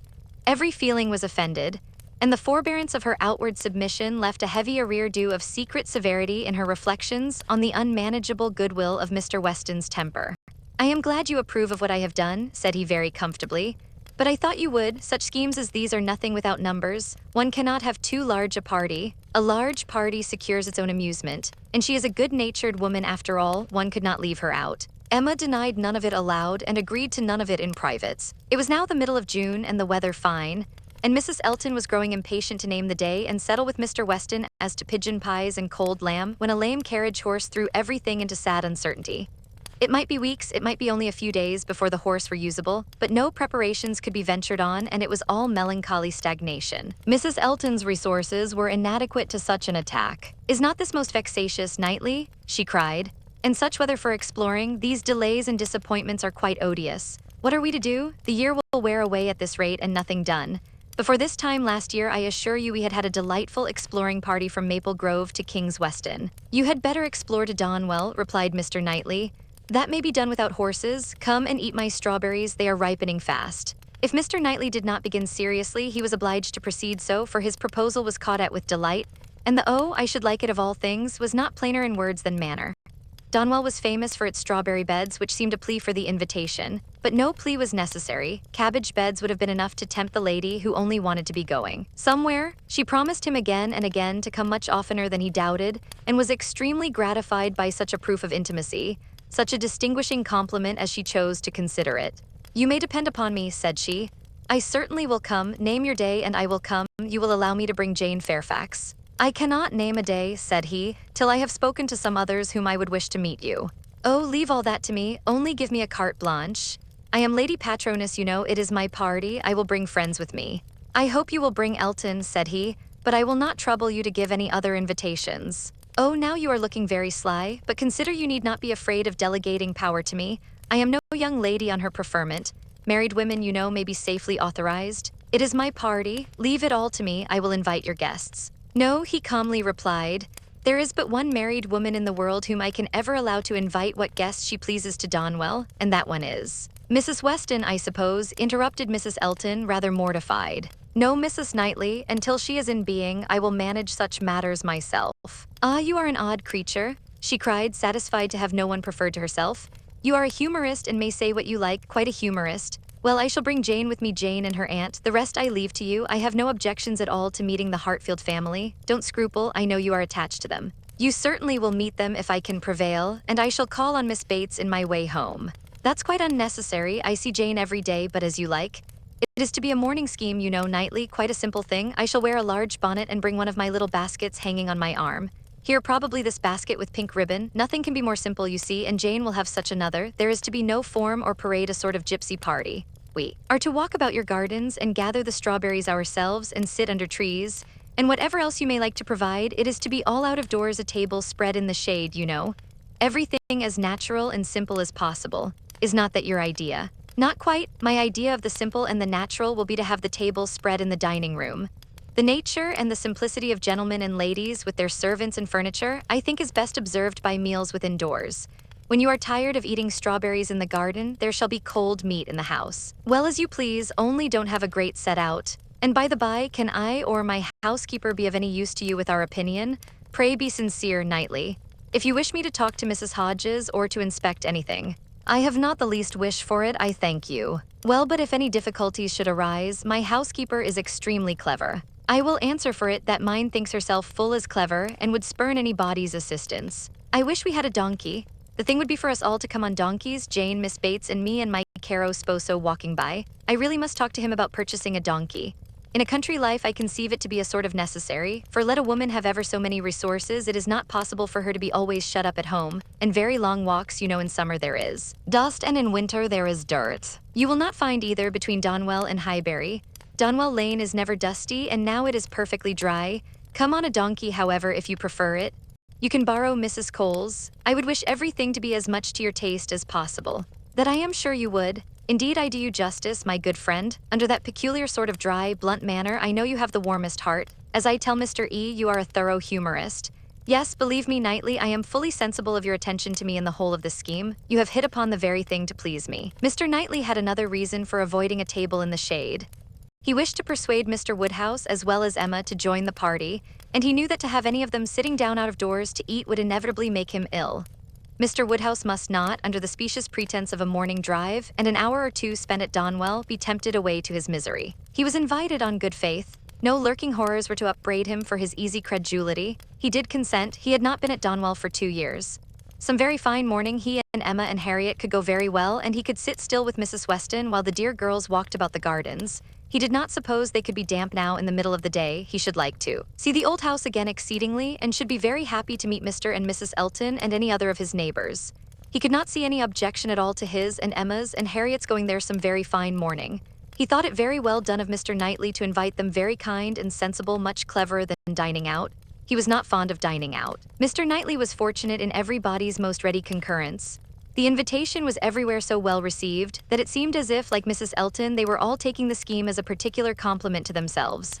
Emma and Harriet professed very high expectations of pleasure from it, and Mr. Weston, unasked, promised to get Frank over to join them if possible, a proof of approbation and gratitude which could have been dispensed with. Mr. Knightley was then obliged to say that he should be glad to see him, and Mr. Weston engaged to lose no time in writing and spare no arguments to induce him to come.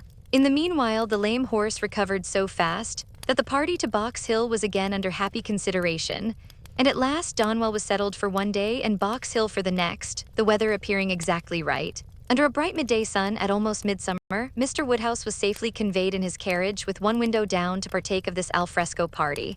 And in one of the most comfortable rooms in the Abbey, especially prepared for him by a fire all the morning, he was happily placed, quite at his ease, ready to talk with pleasure of what had been achieved and advise everybody to come and sit down and not to heat themselves.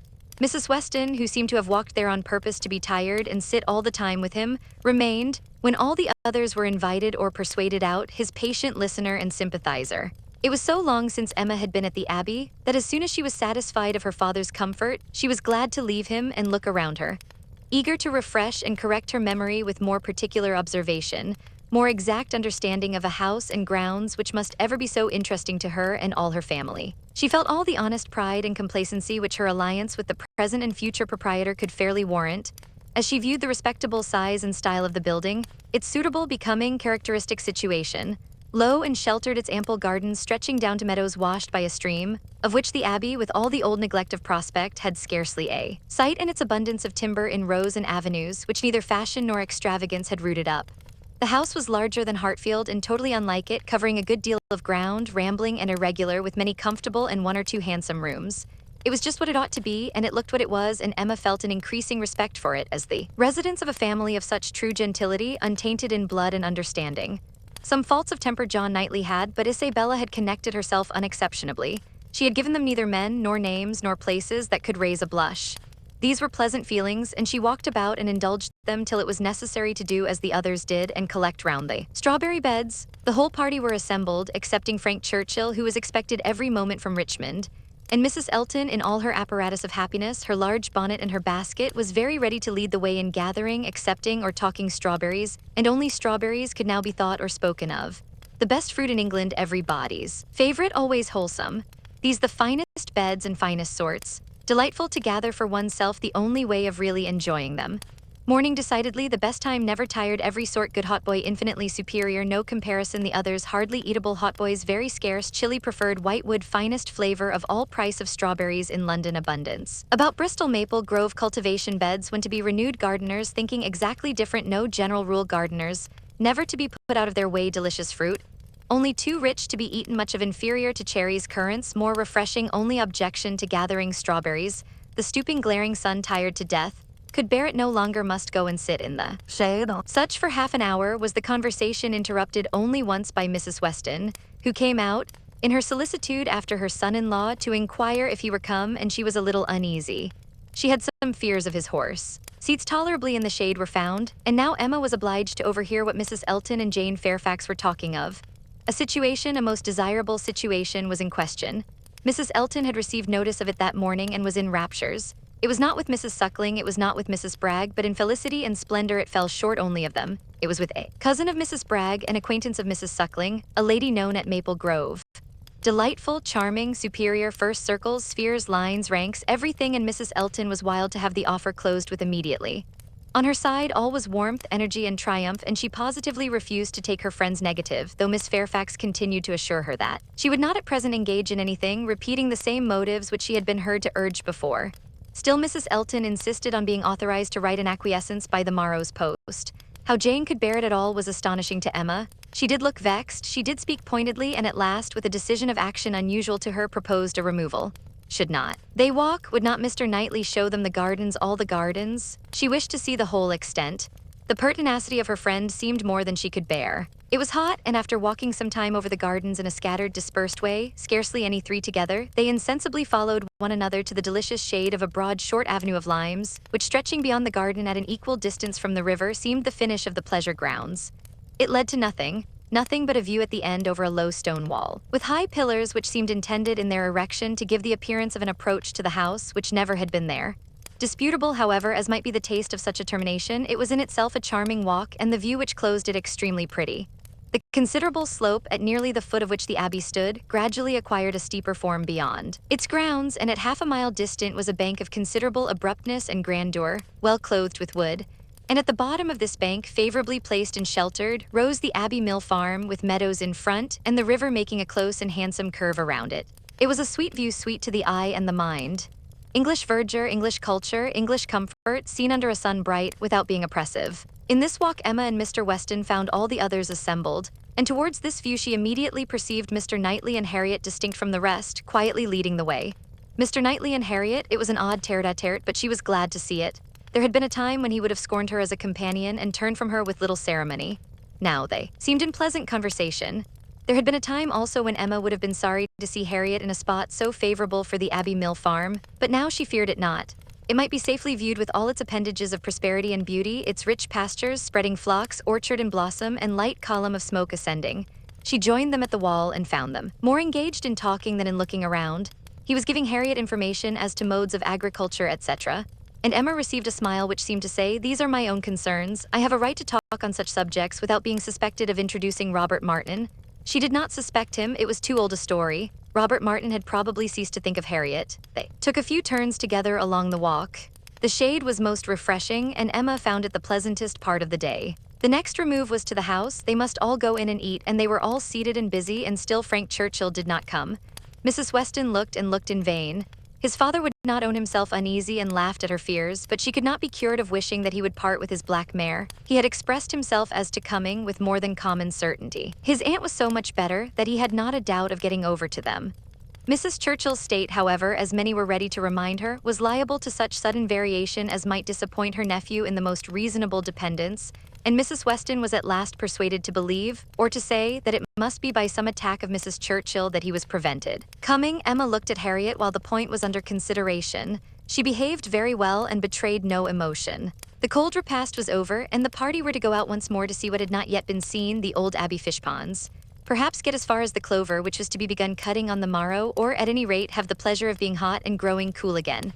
Mr. Woodhouse, who had already taken his little round in the highest part of the gardens where no damps from the river were imagined even by him, stirred no more, and his daughter resolved to remain with him, that Mrs. Weston might be persuaded away by her husband to the exercise and variety which her spirits seemed to need. Mr. Knightley had done all in his power for Mr. Woodhouse's entertainment. Books of engravings, drawers of medals, cameos, corals, shells, and every other family collection within his cabinets had been prepared for his old friend to while away the morning, and the kindness had perfectly answered.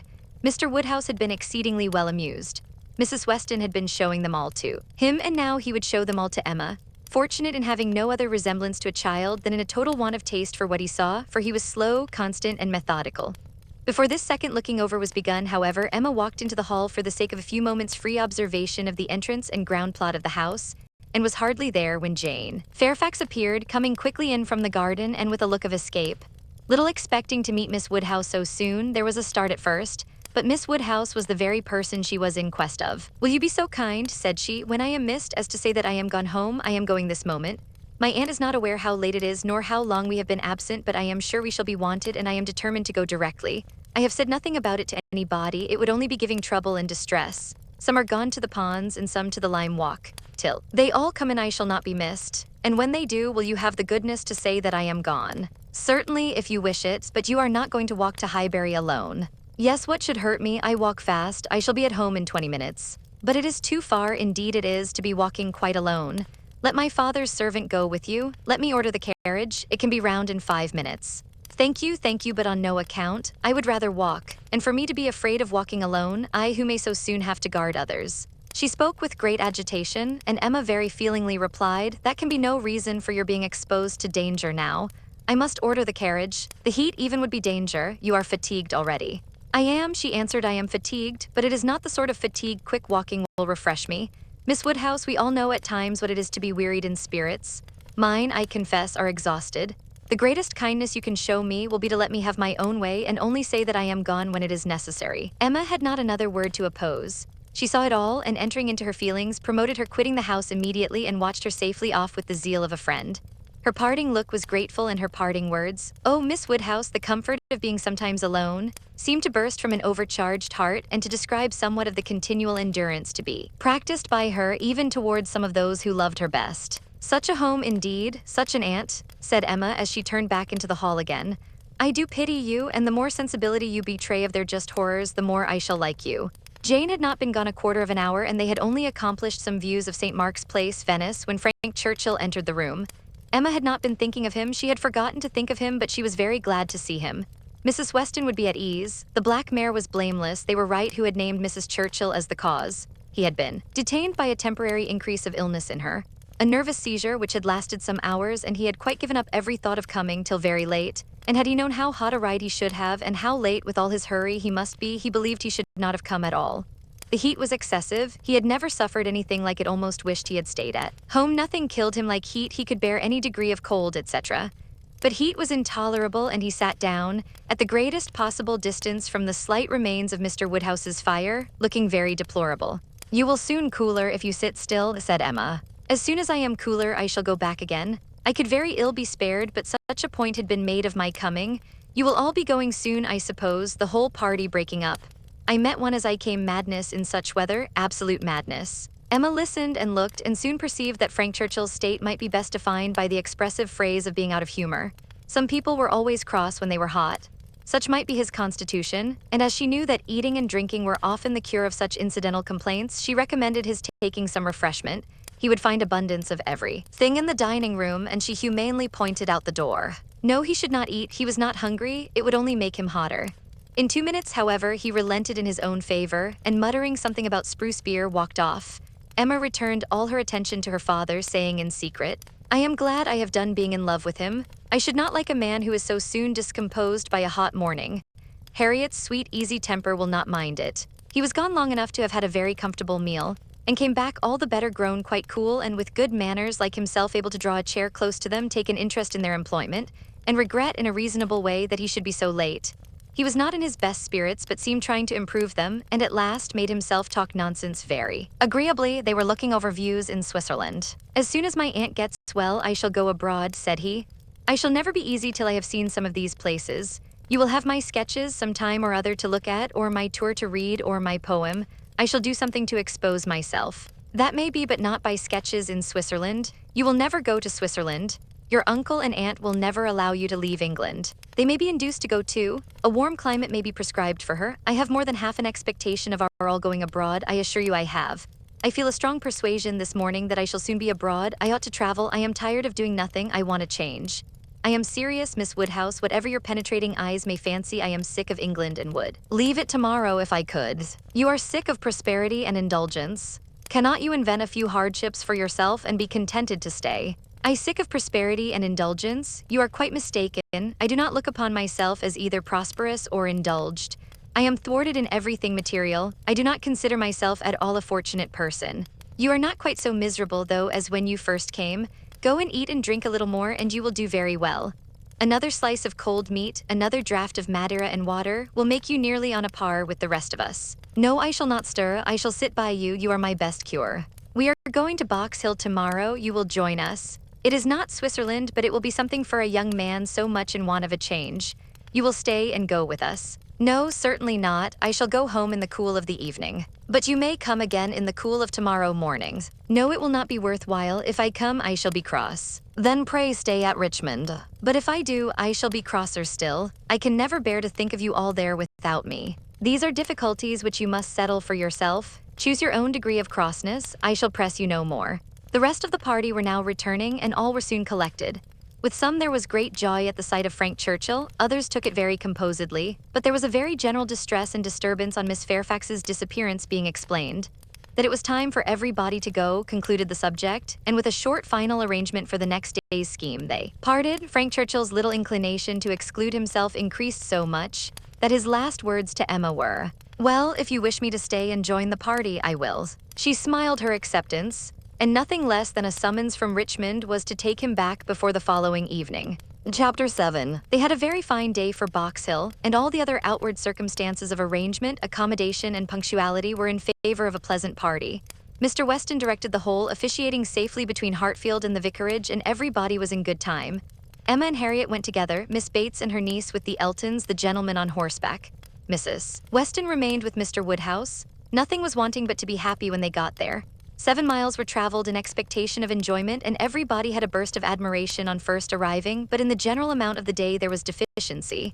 There was a languor, a want of spirits, a want of union which could not be got over. They separated too much into parties. Eltons walked together, Mr. Knightley took charge of Miss Bates and Jane, and Emma and Harriet belonged to Frank Churchill, and Mr. Weston tried in vain to make them harmonize better. It seemed at first an accidental division, but it never materially varied.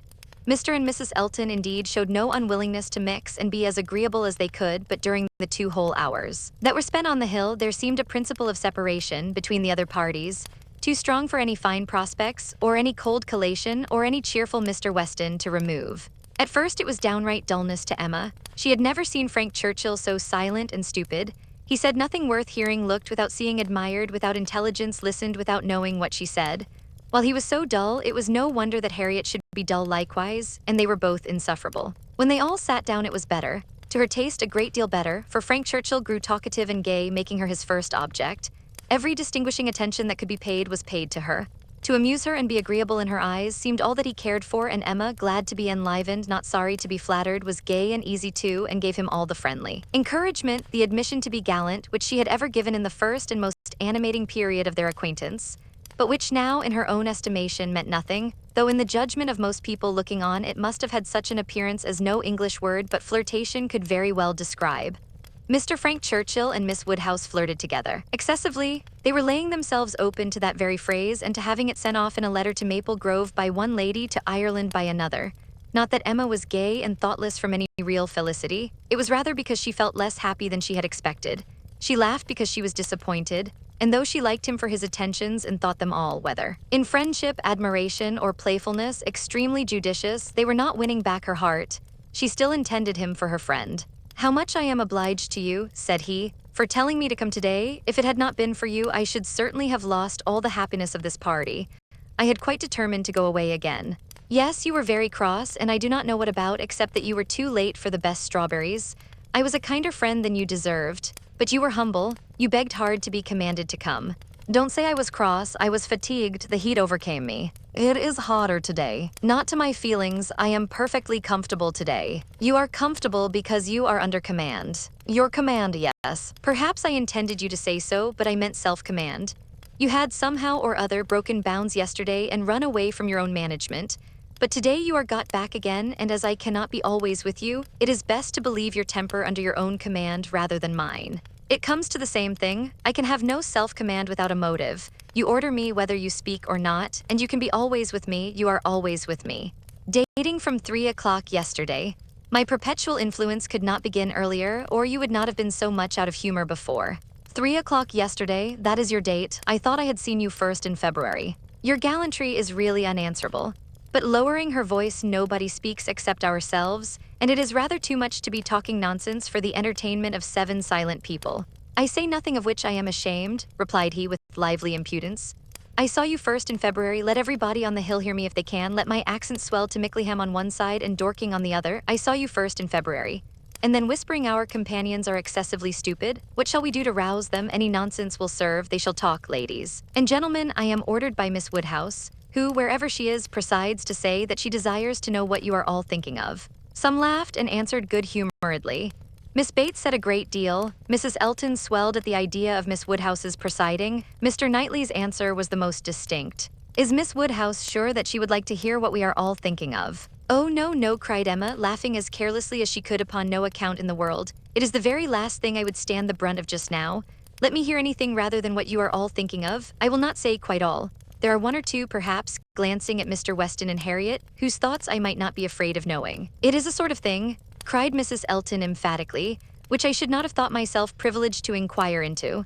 Though perhaps as the chaperone of the party I never was in any circle exploring parties, young ladies, married women. Her mutterings were chiefly to her husband, and he murmured in reply, "Very true, my love, very true. Exactly so, indeed quite unheard of, but some ladies say anything. Better pass it off as a joke. Everybody knows what is due to you." "It will not do," whispered Frank to Emma. "They are most of them affronted. I will attack them with more address. Ladies and gentlemen, I am ordered by Miss Woodhouse to say that she waives her right of knowing exactly what you may all be thinking of and only requires something very entertaining from each of you in a general way. Here are 7 of you besides myself who, she is pleased to say, am very entertaining already. And she only demands from each of you either one thing very clever, be it prose or verse, original or repeated, or 2 things moderately clever, or 3 things very dull indeed, and she engages to laugh heartily at them all." "Oh, very well," exclaimed Miss Bates, "then I need not be uneasy. 3 things very dull indeed, that will just do for me, you know. I shall be sure to say 3 dull things as soon as ever I open my mouth, shan't I?" Looking round with the most good-humored dependence on everybody's assent, "Do not you all think I shall?" Emma could not resist. "Ah, ma'am, but there may be a difficulty. Pardon me, but you will be limited as to number only 3 at once." Miss Bates, deceived by the mock ceremony of her manner, did not immediately catch her meaning, but when it burst on her, it could not anger, though a slight blush showed that it could pain her. "Ah, well, to be sure. Yes, I see what she means," turning to Mr. Knightley, "and I will try to hold my tongue. I must make myself very disagreeable, or she would not have said such a thing to an old friend." "I like your plan," cried Mr. Weston. "Agreed, agreed, I will do my best. I am making a conundrum. How will a conundrum reckon?" "Low, I am afraid, sir, very low," answered his son, "but we shall be indulgent especially to anyone who leads the way." "No, no," said Emma, "it will not reckon low. A conundrum of Mr. Weston's shall clear him and his next neighbor. Come, sir, pray let me hear it." "I doubt its being very clever myself," said Mr. Weston.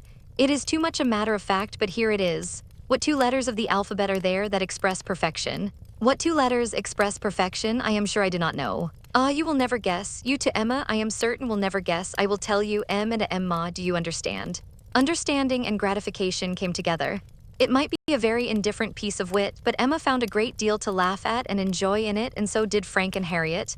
It did not seem to touch the rest of the party equally. Some looked very stupid about it, and Mr. Knightley gravely said, "This explains the sort of clever thing that is wanted, and Mr. Weston has done very well for himself, but he must have knocked up everybody else. Perfection should not have come quite so soon." "Oh, for myself, I protest I must be excused," said Mrs. Elton.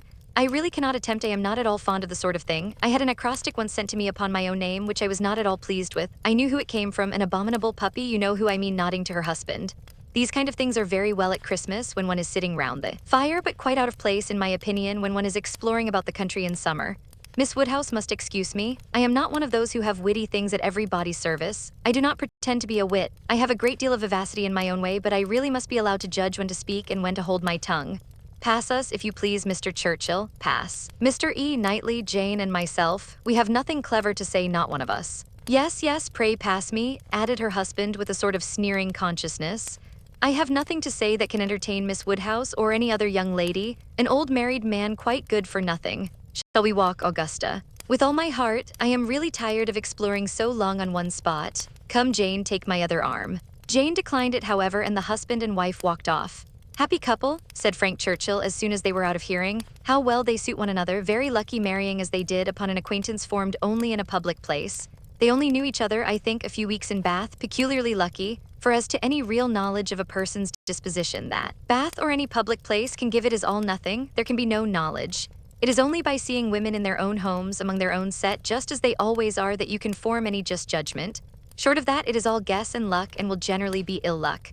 How many a man has committed himself on a short acquaintance and rooted all the rest of his life?" Miss Fairfax, who had seldom spoken before, except among her own confederates, spoke now. "Such things do occur, undoubtedly." She was stopped by a cough. Frank Churchill turned towards her to listen. "You were speaking," said he gravely. She recovered her voice. "I was only going to observe that though such unfortunate circumstances do sometimes occur both to men and women, I cannot imagine them to be very frequent. A hasty and imprudent attachment may arise, but there is generally time to recover from it afterwards.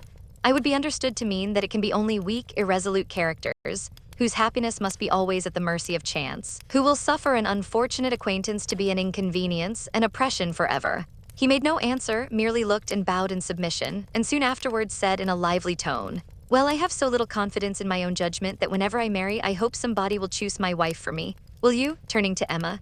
"Will you choose a wife for me? I am sure I should like anybody fixed on by you. You provide for the family, you know," with a smile at his father. "Find somebody for me. I am in no hurry. Adopt her, educate her, and make her like myself. By all means, if you can." "Very well, I undertake the commission. You shall have a charming wife. She must be very lively and have hazel eyes. I care for nothing else. I shall go abroad for a couple of years, and when I return, I shall come to you for my wife. Remember."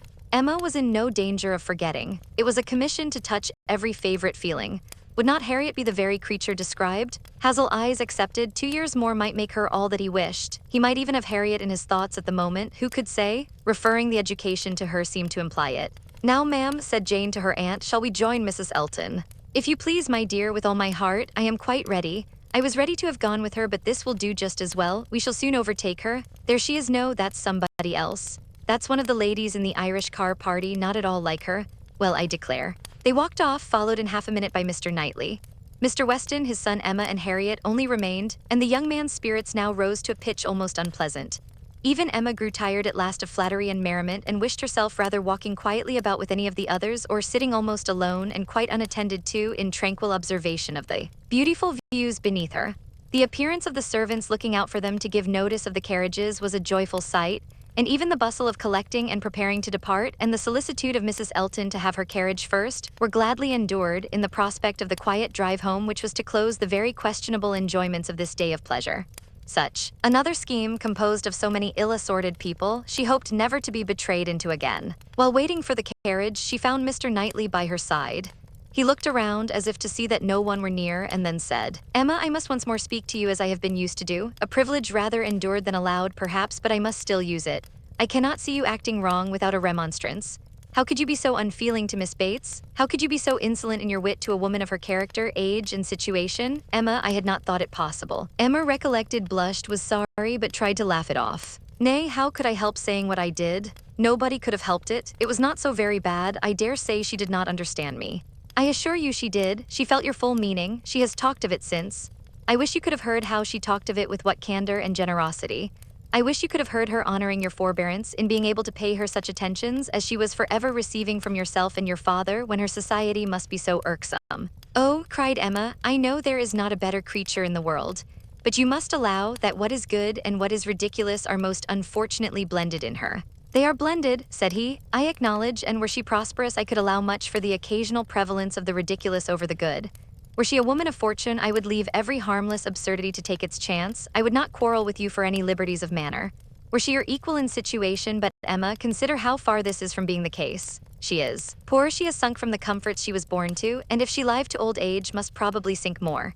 Her situation should secure your compassion. It was badly done indeed, you whom she had known from an infant, whom she had seen grow up from a period when her notice was an honor, to have you now in thoughtless spirits and the pride of the moment laugh at her, humble her, and before her niece too, and before others, many of whom, certainly some, would be entirely guided by your treatment of her. This is not pleasant to you, Emma, and it is very far from pleasant to me. But I will tell you truths while I can, satisfied with proving myself your friend by very faithful counsel, and trusting that you will some time or other do me greater justice than you can do now. While they talked, they were advancing towards the carriage. It was ready, and before she could speak again, he had handed her in. He had misinterpreted the feelings which had kept her face averted and her tongue motionless. They were combined only of anger against herself, mortification, and deep concern. She had not been able to speak, and on entering the carriage sunk back for a moment, overcome, then reproaching herself for having taken no leave, making no acknowledgement, parting in apparent sullenness. She looked out with voice and hand eager to show a difference, but it was just too late. He had turned away and the horses were in motion. She continued to look back, but in vain, and soon with what appeared unusual speed they were halfway down the hill and everything left far behind. She was vexed beyond what could have been expressed, almost beyond what she could conceal. Never had she felt so agitated, mortified, grieved at any circumstance in her life. She was most forcibly struck. The truth of this representation there was no denying. She felt it at her heart. How could she have been so brutal, so cruel to Miss Bates? How could she have exposed herself to such ill opinion in anyone she valued? And how suffer him to leave her without saying one word of gratitude, of concurrence, of common kindness? Time did not compose her. As she reflected more, she seemed but to feel it more. She never had been so depressed. Happily, it was not necessary to speak. There was only Harriet, who seemed not in spirits herself, fagged and very willing to be silent, and Emma felt the tears running down her cheeks almost all the way home without being at any trouble to check them, extraordinary as they were. Chapter 8. The wretchedness of a scheme to Box Hill was in Emma's thoughts all the evening. How it might be considered by the rest of the party she could not tell. They in their different homes and their different ways might be looking back on it with pleasure. But in her view it was a morning more completely misspent, more totally bare of rational satisfaction at the time, and more to be abhorred in recollection than any she had ever passed. A whole evening of backgammon with her father was felicity to it. There indeed lay real pleasure, for there she was giving up the sweetest hours of the 24 to his comfort, and feeling that, unmerited as might be the degree of his fond affection and confiding esteem, she could not in her general conduct be open to any severe reproach. As a daughter she hoped she was not without a heart. She hoped no one could have said to her, how could you be so unfeeling to your father? I will tell you truths while I can. Miss Bates should never again know, never. If attention in future could do away the past, she might hope to be forgiven. She had been often remiss, her conscience told her so, remiss perhaps more in thought than fact, scornful, ungracious, but it should be so no more. In the warmth of true contrition, she would call upon her the very next morning, and it should be the beginning, on her side, of a regular, equal, kindly intercourse. She was just as determined when the morrow came and went early that nothing might prevent her. It was not unlikely, she thought, that she might see Mr. Knightley in her way, or perhaps he might come in while she were paying her visit. She had no objection. She would not be ashamed of the appearance of the penitence so justly and truly hers. Her eyes were towards Donwell as she walked, but she saw him not. The ladies were all at home. She had never rejoiced at the sound before, nor ever before entered the passage, nor walked up the stairs with any wish of giving pleasure, but in conferring obligation or of deriving it, except in subsequent ridicule. There was a bustle on her approach, a good deal of moving and talking. She heard Miss Bates's voice. Something was to be done in a hurry. The maid looked frightened and awkward, hoped she would be pleased to wait a moment, and then ushered her in too soon. The aunt and niece seemed both escaping into the adjoining room. Jane she had a distinct glimpse of, looking extremely ill, and before the door had shut them out she heard Miss Bates saying, "Well, my dear, I shall say you are laid down upon the bed, and I am sure you are ill enough." Poor old Mrs. Bates, civil and humble as usual, looked as if she did not quite understand what was going on. "I am afraid Jane is not very well," said she, "but I do not know, they tell me she is well. I dare say my daughter will be here presently, Miss Woodhouse. I hope you find a chair. I wish Hetty had not gone. I am very little able. Have you a chair, ma'am? Do you sit where you like? I am sure she will be here presently."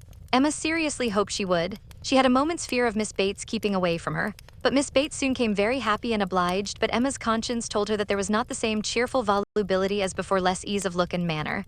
A very friendly inquiry after Miss Fairfax, she hoped, might lead the way to a return of old feelings. The touch seemed immediate. "Ah, Miss Woodhouse, how kind you are. I suppose you have heard and are come to give us joy." "This does not seem much like joy indeed in me," twinkling away a tear or two, "but it will be very trying for us to part with her after having had her so long, and she has a dreadful headache just now, writing all the morning, such long letters, you know, to be written to Colonel Campbell and Mrs. Dixon. My dear," said I, "you will blind yourself, for tears were in her eyes perpetually. One cannot wonder, one cannot wonder. It is a great change. And though she is amazingly fortunate such a situation, I suppose, as no young woman before ever met with on first going out, do not think us ungrateful, Miss Woodhouse, for such surprising good fortune," again dispersing her tears. "But, dear soul, if you were to see what a headache she has. When one is in great pain, you know, one cannot feel any blessing quite as it may deserve. She is as low as possible. To look at her, nobody would think how delighted and happy she is to have secured such a situation. You will excuse her not coming to you. She is not able. She has gone into her own room. I want her to lie down upon the bed." "My dear," said I shall say you are laid down upon the bed, but however she is not, she is walking about the room. But now that she has written her letters, she says she shall soon be well. She will be extremely sorry to miss seeing you, Miss Woodhouse, but your kindness will excuse her. You were kept waiting at the door. I was quite ashamed, but somehow there was a little bustle, for it so happened that we had not heard the knock until you were on the stairs. We did not know anybody was coming. "It is only Mrs. Cole," said I, "depend upon it. Nobody else would come so early." "Well," said she, "it must be born some time or other, and it may as well be now." But then Patty came in and said it was you. "Oh," said I, "it is Miss Woodhouse. I am sure you will like to see her." "I can see nobody," said she, and up she got and would go away, and that was what made us keep you waiting, and extremely sorry and ashamed we were. "If you must go, my dear," said I, "you must, and I will say you are laid down upon the bed." Emma was most sincerely interested. Her heart had been long growing kinder towards Jane, and this picture of her present sufferings acted as a cure of every former ungenerous suspicion, and left her nothing but pity, and the remembrance of the less just and less gentle sensations of the past obliged her to admit that Jane might very naturally resolve on seeing Mrs. Cole or any other steady friend when she might not bear to see herself. She spoke as she felt, with earnest regret and solicitude, sincerely wishing that the circumstances which she collected from Miss Bates to be now actually determined on might be as much for Miss Fairfax's advantage and comfort as possible. It must be a severe trial to them all. She had understood it was to be delayed till Colonel Campbell's return. "So very kind," replied Miss Bates, "but you are always kind." There was no bearing such an always. And to break through her dreadful gratitude, Emma made the direct inquiry of, "Where, may I ask, is Miss Fairfax going?" "To a Mrs. Smallridge, charming woman, most superior, to have the charge of her 3 little girls, delightful children. Impossible that any situation could be more replete with comfort, if we except perhaps Mrs. Suckling's own family and Mrs. Bragg's, but Mrs. Smallridge is intimate with both, and in the very same neighborhood, lives only 4 miles from Maple Grove." Jane will be only 4 miles from Maple Groves. "Mrs. Elton, I suppose, has been the person to whom Miss Fairfax owes." "Yes, our good Mrs. Elton, the most indefatigable true friend. She would not take a denial. She would not let Jane say no, for when Jane first heard of it, it was the day before yesterday, the very morning we were at Donwell. When Jane first heard of it, she was quite decided against accepting the offer, and for the reasons you mention. Exactly as you say, she had made up her mind to close with nothing till Colonel Campbell's return, and nothing should induce her to enter into any engagement at present, and so she told Mrs. Elton over and over again, and I am sure I had no more idea that she would change her mind. But that good Mrs. Elton, whose judgment never fails her, saw farther than I did. It is not every body that would have stood out in such a kind way as she did, and refused to take Jane's answer, but she positively declared she would not write any such denial yesterday as Jane wished her. She would wait, and sure enough, yesterday evening it was all settled that Jane should go. Quite a surprise to me. I had not the least idea. Jane took Mrs. Elton aside and told her at once that upon thinking over the advantages of Mrs. Smallridge's situation, she had come to the resolution of accepting it. I did not know a word of it till it was all settled." "You spent the evening with Mrs. Elton?" "Yes, all of us. Mrs. Elton would have us come. It was settled so upon the hill while we were walking about with Mr. Knightley. 'You must all spend your evening with us,' said she. 'I positively must have you all come.'" "Mr. Knightley was there too, was he?" "No, not Mr. Knightley. He declined it from the first. And though I thought he would come because Mrs. Elton declared she would not let him off, he did not. But my mother and Jane and I were all there, and a very agreeable evening we had. Such kind friends, you know, Miss Woodhouse, one must always find agreeable, though everybody seemed rather fagged after the morning's party." even. Pleasure, you know, is fatiguing, and I cannot say that any of them seemed very much to have enjoyed it. However, I shall always think it a very pleasant party, and feel extremely obliged to the kind friends who included me in it. Miss Fairfax, I suppose, though you were not aware of it, had been making up her mind the whole day. I dare say she had. Whenever the time may come, it must be unwelcome to her and all her friends, but I hope her engagement will have every alleviation that is possible, I mean, as to the character and manners of the family. Thank you, dear Miss Woodhouse. Yes, indeed, there is everything in the world that can make her happy in it. Except the Sucklings and Braggas, there is not such another nursery establishment so liberal and elegant in all Mrs. Elton's acquaintance. Mrs. Smallridge, a most delightful woman, a style of living almost equal to Maple Grove, and as to the children, except the little Sucklings and little Braggas, there are not such elegant, sweet children anywhere. Jane will be treated with such regard and kindness. It will be nothing but pleasure, a life of pleasure, and her salary, I really cannot venture to name her salary to you, Miss Woodhouse. Even you, used as you are to great sums, would hardly believe that so much could be given to a young person like Jane. Ah, madam, cried Emma, if other children are at all like what I remember to have been myself, I should think 5 times the amount of what I have ever yet heard named as a salary on such occasions, dearly earned. You are so noble in your ideas. And when is Miss Fairfax to leave you? Very soon indeed, that's the worst of it. Within a fortnight. Mrs. Smallridge is in a great hurry. My poor mother does not know how to bear it, so then I try to put it out of her thoughts and say, come ma'am, do not let us think about it any more. Her friends must all be sorry to lose her. And will not Colonel and Mrs. Campbell be sorry to find that she has engaged herself before their return? Yes, Jane says she is sure they will, but yet this is such a situation as she cannot feel herself justified in declining. I was so astonished when she first told me what she had been saying to Mrs. Elton, and when Mrs. Elton at the same moment came congratulating me upon it. It was before tea, stay, no, it could not be before tea, because we were just going to cards, and yet it was before tea, because I remember thinking, oh, no, now I recollect, now I have it, something happened before tea, but not that. Mr. Elton was called out of the room before tea. Old John Abdy's son wanted to speak with him. Poor old John, I have a great regard for him. He was clerk to my poor father 27 years, and now, poor old man, he is bedridden and very poorly with the rheumatic gout in his joints. I must go and see him today, and so will Jane, I am sure, if she gets out at all. And poor John's son came to talk to Mr. Elton about relief from the parish. He is very well to do himself, you know, being head man at the Crown, ostler, and everything of that sort, but still he cannot keep his father without some help. And so when Mr. Elton came back, he told us what John Ostler had been telling him, and then it came out about the chaise having been sent to Randall's to take Mr. Frank Churchill to Richmond. That was what happened before tea. It was after tea that Jane spoke to Mrs. Elton. Miss Bates would hardly give Emma time to say how perfectly new this circumstance was to her. But as without supposing it possible that she could be ignorant of any of the particulars of Mr. Frank Churchill's going, she proceeded to give them all. It was of no consequence. What Mr. Elton had learned from the ostler on the subject, being the accumulation of the ostler's own knowledge and the knowledge of the servants at Randall's, was that a messenger had come over from Richmond soon after the return of the party from Box Hill, which messenger, however, had been no more than was expected, and that Mr. Churchill had sent his nephew a few lines containing the whole a tolerable account of Mrs. Churchill, and only wishing him not to delay coming back beyond the next morning early. But that Mr. Frank Churchill, having resolved to go home directly without waiting at all, and his horse seeming to have got a cold, Tom had been sent off immediately for the Crown chaise, and the ostler had stood out and seen it pass by, the boy going a good pace and driving very steady. There was nothing in all this either to astonish or interest, and it caught Emma's attention only as it united with the subject which already engaged her mind. The contrast between Mrs. Churchill's importance in the world and Jane Fairfax's struck her. One was everything, the other nothing, and she sat musing on the difference of woman's destiny, and quite unconscious on what her eyes were fixed till roused by Miss Bates's saying, I see what you are thinking of the pianoforte. What is to become of that? Very true. Poor dear Jane was talking of it just now. You must go, said she. You and I must part. You will have no business here. Let it stay, however, said she. Give it house room till Colonel Campbell comes back. I shall talk about it to him. He will settle for me. He will help me out of all my difficulties. And to this day, I do believe she knows not whether it was his present or his daughter's. Now Emma was obliged to think of the pianoforte, and the remembrance of all her former fanciful and unfair conjectures was so little pleasing, that she soon allowed herself to believe her visit had been long enough, and with a repetition of everything that she could venture to say of the good wishes which she really felt, took leave. Chapter 9. Emma's pensive meditations as she walked home were not interrupted, but on entering the parlor she found those who must rouse her. Mr. Knightley and Harriet had arrived during her absence and were sitting with her father. Mr. Knightley immediately got up, and in a manner decidedly graver than usual said, I would not go away without seeing you, but I have no time to spare, and therefore must now be gone directly. I am going to London to spend a few days with John and Isabella. Have you anything to send or say besides the love which nobody carries? Nothing at all, but is not this a sudden scheme? Yes, rather, I have been thinking of it some little time. Emma was sure he had not forgiven her. He looked unlike himself. Time, however, she thought, would tell him that they ought to be friends again.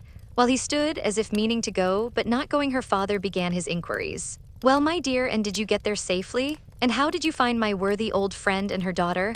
I dare say they must have been very much obliged to you for coming. Dear Emma has been to call on Mrs. and Miss Bates, Mr. Knightley, as I told you before. She is always so attentive to them. Emma's color was heightened by this unjust praise, and with a smile and shake of the head which spoke much, she looked at Mr. Knightley. It seemed as if there were an instantaneous impression in her favor, as if his eyes received the truth from hers, and all that had passed of good in her feelings were at once caught and honored. He looked at her with a glow of regard. She was warmly gratified, and in another moment still more so, by a little movement of more than common friendliness on his part. He took her hand. Whether she had not herself made the first motion, she could not say. She might perhaps have rather offered it, but he took her hand, pressed it, and certainly was on the point of carrying it to his lips when, from some fancy or other, he suddenly let it go. Why he should feel such a scruple, why he should change his mind when it was all but done, she could not perceive. He would have judged better, she thought, if he had not stopped. The intention, however, was indubitable, and whether it was that his manners had in general so little gallantry, or however else it happened, but she thought nothing became him more. It was with him of so simple yet so dignified a nature. She could not but recall the attempt with great satisfaction. It spoke such perfect amity. He left them immediately afterwards, gone in a moment. He always moved with the alertness of a mind which could neither be undecided nor dilatory, but now he seemed more sudden than usual in his disappearance. Emma could not regret her having gone to Miss Bates, but she wished she had left her 10 minutes earlier. It would have been a great pleasure to talk over Jane Fairfax's situation with Mr. Knightley. Neither would she regret that he should be going to Brunswick Square, for she knew how much his visit would be enjoyed, but it might have happened at a better time, and to have had longer notice of it would have been pleasanter. They parted thorough friends, however. She could not be deceived as to the meaning of his countenance and his unfinished gallantry. It was all done to assure her that she had fully recovered his good opinion. He had been sitting with them half an hour, she found. It was a pity that she had not come back earlier. In the hope of diverting her father's thoughts from the disagreeableness of Mr. Knightley's going to London, and going so suddenly, and going on horseback, which she knew would be all very bad, Emma communicated her news of Jane Fairfax, and her dependence on the effect was justified. It supplied a very useful check, interested without disturbing him. He had long made up his mind to Fairfax's going out as governess, and could talk of it cheerfully, but Mr. Knightley's going to London had been an unexpected blow. I am very glad indeed, my dear, to hear she is to be so comfortably settled. Mrs. Elton is very good-natured and agreeable, and I dare say her acquaintance are just what they ought to be. I hope it is a dry situation, and that her health will be taken good care of. It ought to be a first object, as I am sure poor Miss Taylor's always was with me. You know, my dear, she is going to be to this new lady what Miss Taylor was to us, and I hope she will be better off in one respect, and not be induced to go away after it has been her home so long. The following day brought news from Richmond to throw everything else into the background. An express arrived at Randalls to announce the death of Mrs. Churchill. Though her nephew had had no particular reason to hasten back on her account, she had not lived above 36 hours after his return. A sudden seizure of a different nature from anything foreboded by her general state had carried her off after a short struggle. The great Mrs. Churchill was no more. It was felt as such things must be felt. Everybody had a degree of gravity and sorrow, tenderness towards the departed, solicitude for the surviving friends, and in a reasonable time, curiosity to know where she would be buried. Goldsmith tells us that when lovely woman stoops to folly, she has nothing to do but to die, and when she stoops to be disagreeable, it is equally to be recommended as a clearer of ill fame. Mrs. Churchill, after being disliked at least 25 years, was now spoken of with compassionate allowances. In one point she was fully justified. She had never been admitted before to be seriously ill. The event acquitted her of all the fancifulness and all the selfishness of imaginary complaints. Poor Mrs. Churchill, no doubt she had been suffering a great deal, more than anybody had ever supposed, and continual pain would try the temper. It was a sad event, a great shock with all her faults. What would Mr. Churchill do without her? Mr. Churchill's loss would be dreadful indeed. Mr. Churchill would never get over it. Even Mr. Weston shook his head and looked solemn, and said, "Ah, poor woman, who would have thought it?" and resolved that his mourning should be as handsome as possible, and his wife sat sighing and moralizing over her broad hems with a commiseration and good sense true and steady. How it would affect Frank was among the earliest thoughts of both. It was also a very early speculation with Emma. The character of Mrs. Churchill, the grief of her husband, her mind glanced over them both with awe and compassion, and then rested with lightened feelings on how Frank might be affected by the event, how benefited, how freed. She saw in a moment all the possible good. Now, an attachment to Harriet Smith would have nothing to encounter. Mr. Churchill, independent of his wife, was feared by nobody, an easy, guidable man to be persuaded into anything by his nephew. All that remained to be wished was that the nephew should form the attachment, as with all her goodwill in the cause, Emma could feel no certainty of its being already formed. Harriet behaved extremely well on the occasion with great self-command. Whatever she might feel of brighter hope, she betrayed nothing. Emma was gratified to observe such a proof in her of strengthened character and refrained from any allusion that might endanger its maintenance. They spoke, therefore, of Mrs. Churchill's death with mutual forbearance. Short letters from Frank were received at Randall's, communicating all that was immediately important of their state and plans. Mr. Churchill was better than could be expected, and their first removal on the departure of the funeral for Yorkshire was to be to the house of a very old friend in Windsor, to whom Mr. Churchill had been promising a visit the last 10 years. At present there was nothing to be done for Harriet. Good wishes for the future were all that could yet be possible on Emma's side. It was a more pressing concern to show attention to Jane Fairfax, whose prospects were closing while Harriet's opened, and whose engagements now allowed of no delay in anyone at Highbury who wished to show her kindness, and with Emma it was grown into a first wish. She had scarcely a stronger regret than for her past coldness, and the person whom she had been so many months neglecting was now the very one on whom she would have lavished every distinction of regard or sympathy. She wanted to be of use to her, wanted to show a value for her society, and testify respect and consideration. She resolved to prevail on her to spend a day at Hartfield. A note was written to urge it, the invitation was refused, and by a verbal message.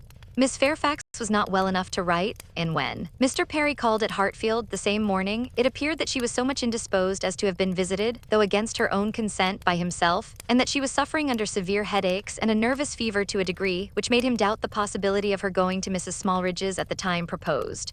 Her health seemed for the moment completely deranged, appetite quite gone, and though there were no absolutely alarming symptoms, nothing touching the pulmonary complaint, which was the standing apprehension of the family, Mr. Perry was uneasy about her. He thought she had undertaken more than she was equal to, and that she felt it so herself, though she would not own it. Her spirits seemed overcome. Her present home, he could not but observe, was unfavorable to a nervous disorder, confined always to one room. He could have wished it otherwise, and her good aunt, though his very old friend, he must acknowledge to be not the best companion for an invalid of that description. Her care and attention could not be questioned. They were, in fact, only too great. He very much feared that Miss Fairfax derived more evil than good from them. Emma listened with the warmest concern, grieved for her more and more, and looked around eager to discover some way of being useful. To take her, be it only an hour or two from her aunt, to give her change of air and scene, and quiet, rational conversation, even for an hour or two, might do her good. And the following morning she wrote again to say, in the most feeling language she could command, that she would call for her in the carriage at any hour that Jane would name, mentioning that she had Mr. Perry's decided opinion in favor of such exercise for his patient. The answer was only in this short note: Miss Fairfax's compliments and thanks, but is quite unequal to any exercise. Emma felt that her own note had deserved something better, but it was impossible to quarrel with words, whose tremulous inequality showed indisposition so plainly, and she thought only of how she might best counteract this unwillingness to be seen or assisted. In spite of the answer, therefore, she ordered the carriage and drove to Mrs. Bates's in the hope that Jane would be induced to join her, but it would not do. Miss Bates came to the carriage door, all gratitude, and agreeing with her most earnestly in thinking an airing might be of the greatest service, and everything that message could do was tried, but all in vain. Miss Bates was obliged to return without success. Jane was quite unpersuadable. The mere proposal of going out seemed to make her worse. Emma wished she could have seen her and tried her own powers. But almost before she could hint the wish, Miss Bates made it appear that she had promised her niece on no account to let Miss Woodhouse in. Indeed, the truth was that poor dear Jane could not bear to see anybody at all. Mrs. Elton, indeed, could not be denied, and Mrs. Cole had made such a point, and Mrs. Perry had said so much, but except them, Jane would really see nobody. Emma did not want to be classed with the Mrs. Eltons, the Mrs. Perrys, and the Mrs. Coles, who would force themselves anywhere. Neither could she feel any right of preference herself. She submitted, therefore, and only questioned Miss Bates farther as to her niece's appetite and diet, which she longed to be able to assist. On that subject, poor Miss Bates was very unhappy and very communicative. Jane would hardly eat anything. Mr. Perry recommended nourishing food, but everything they could command, and never had anybody such good neighbors, was distasteful.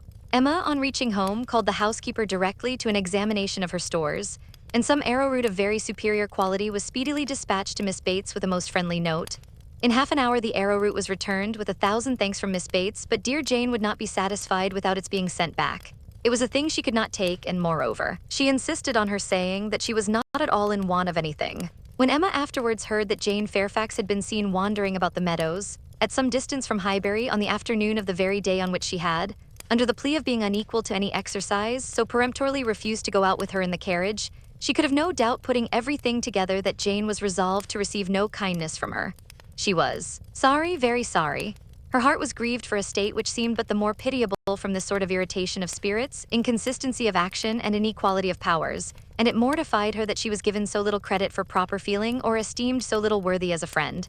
But she had the consolation of knowing that her intentions were good and of being able to say to herself that could Mr. Knightley have been privy to all her attempts of assisting Jane Fairfax, could he even have seen into her heart, he would not, on this occasion, have found anything to reprove. Chapter 10. One morning about 10 days after Mrs. Churchill's decease, Emma was called downstairs to Mr. Weston, who could not stay 5 minutes and wanted particularly to speak with her.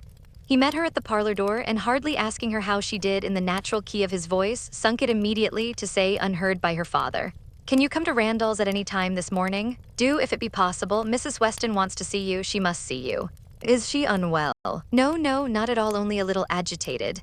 She would have ordered the carriage and come to you, but she must see you alone, and that you know," nodding towards her father. "Humph, can you come?"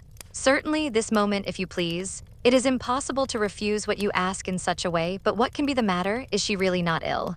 "Depend upon me, but ask no more questions. You will know it all in time, the most unaccountable business, but hush, hush." To guess what all this meant was impossible even for Emma. Something really important seemed announced by his looks. But as her friend was well, she endeavored not to be uneasy, and settling it with her father that she would take her walk now, she and Mr. Weston were soon out of the house together and on their way at a quick pace for Randall's. "Now," said Emma when they were fairly beyond the sweep gates, "now, Mr. Weston, do let me know what has happened." No, he gravely replied. "Don't ask me. I promised my wife to leave it all to her. She will break it to you better than I can. Do not be impatient, Emma. It will all come out too soon." "Break it to me," cried Emma, standing still with terror. "Good God, Mr. Weston, tell me at once. Something has happened in Brunswick Square. I know it has. Tell me, I charge you, tell me this moment what it is." "No, indeed, you are mistaken. Mr. Weston, do not trifle with me. Consider how many of my dearest friends are now in Brunswick Square. Which of them is it? I charge you by all that is sacred not to attempt concealment." "Upon my word, Emma." "Your word? Why not your honor? Why not say upon your honor that it has nothing to do with any of them? Good heavens! What can be to be broke to me that does not relate to one of that family?" "Upon my honor," said he very seriously, "it does not. It is not in the smallest degree connected with any human being of the name of Knightley." Emma's courage returned and she walked on. "I was wrong," he continued, "in talking of its being broke to you. I should not have used the expression. In fact, it does not concern you, it concerns only myself, that is, we hope. Humph, in short, my dear Emma, there is no occasion to be so uneasy about it. I don't say that it is not a disagreeable business, but things might be much worse. If we walk fast, we shall soon be at Randall's." Emma found that she must wait, and now it required little effort. She asked no more questions, therefore, merely employed her own fancy, and that soon pointed out to her the probability of its being some money concern, something just come to light, of a disagreeable nature in the circumstances of the family, something which the late event at Richmond had brought forward. Her fancy was very active. Half a dozen natural children, perhaps, and poor Frank cut off. This, though very undesirable, would be no matter of agony to her. It inspired little more than an animating curiosity. "Who is that gentleman on horseback?" said she, as they proceeded, speaking more to assist Mr. Weston in keeping his secret than with any other view. "I do not know. One of the Otways, not Frank. It is not Frank, I assure you. You will not see him. He is halfway to Windsor by this time." "Has your son been with you then?" "Oh, yes, did not you know? Well, never mind." For a moment he was silent, and then added in a tone much more guarded and demure, "Yes, Frank came over this morning just to ask us how we did." They hurried on and were speedily at Randall's. "Well, my dear," said he as they entered the room, "I have brought her, and now I hope you will soon be better. I shall leave you together. There is no use in delay. I shall not be far off if you want me." And Emma distinctly heard him add in a lower tone before he quitted the room, "I have been as good as my word. She has not the least idea." Mrs. Weston was looking so ill and had an air of so much perturbation that Emma's uneasiness increased, and the moment they were alone, she eagerly said, "What is it, my dear friend? Something of a very unpleasant nature, I find, has occurred. Do let me know directly what it is. I have been walking all this way in complete suspense. We both abhor suspense. Do not let mine continue longer. It will do you good to speak of your distress, whatever it may be." "Have you indeed no idea?" said Mrs. Weston in a trembling voice.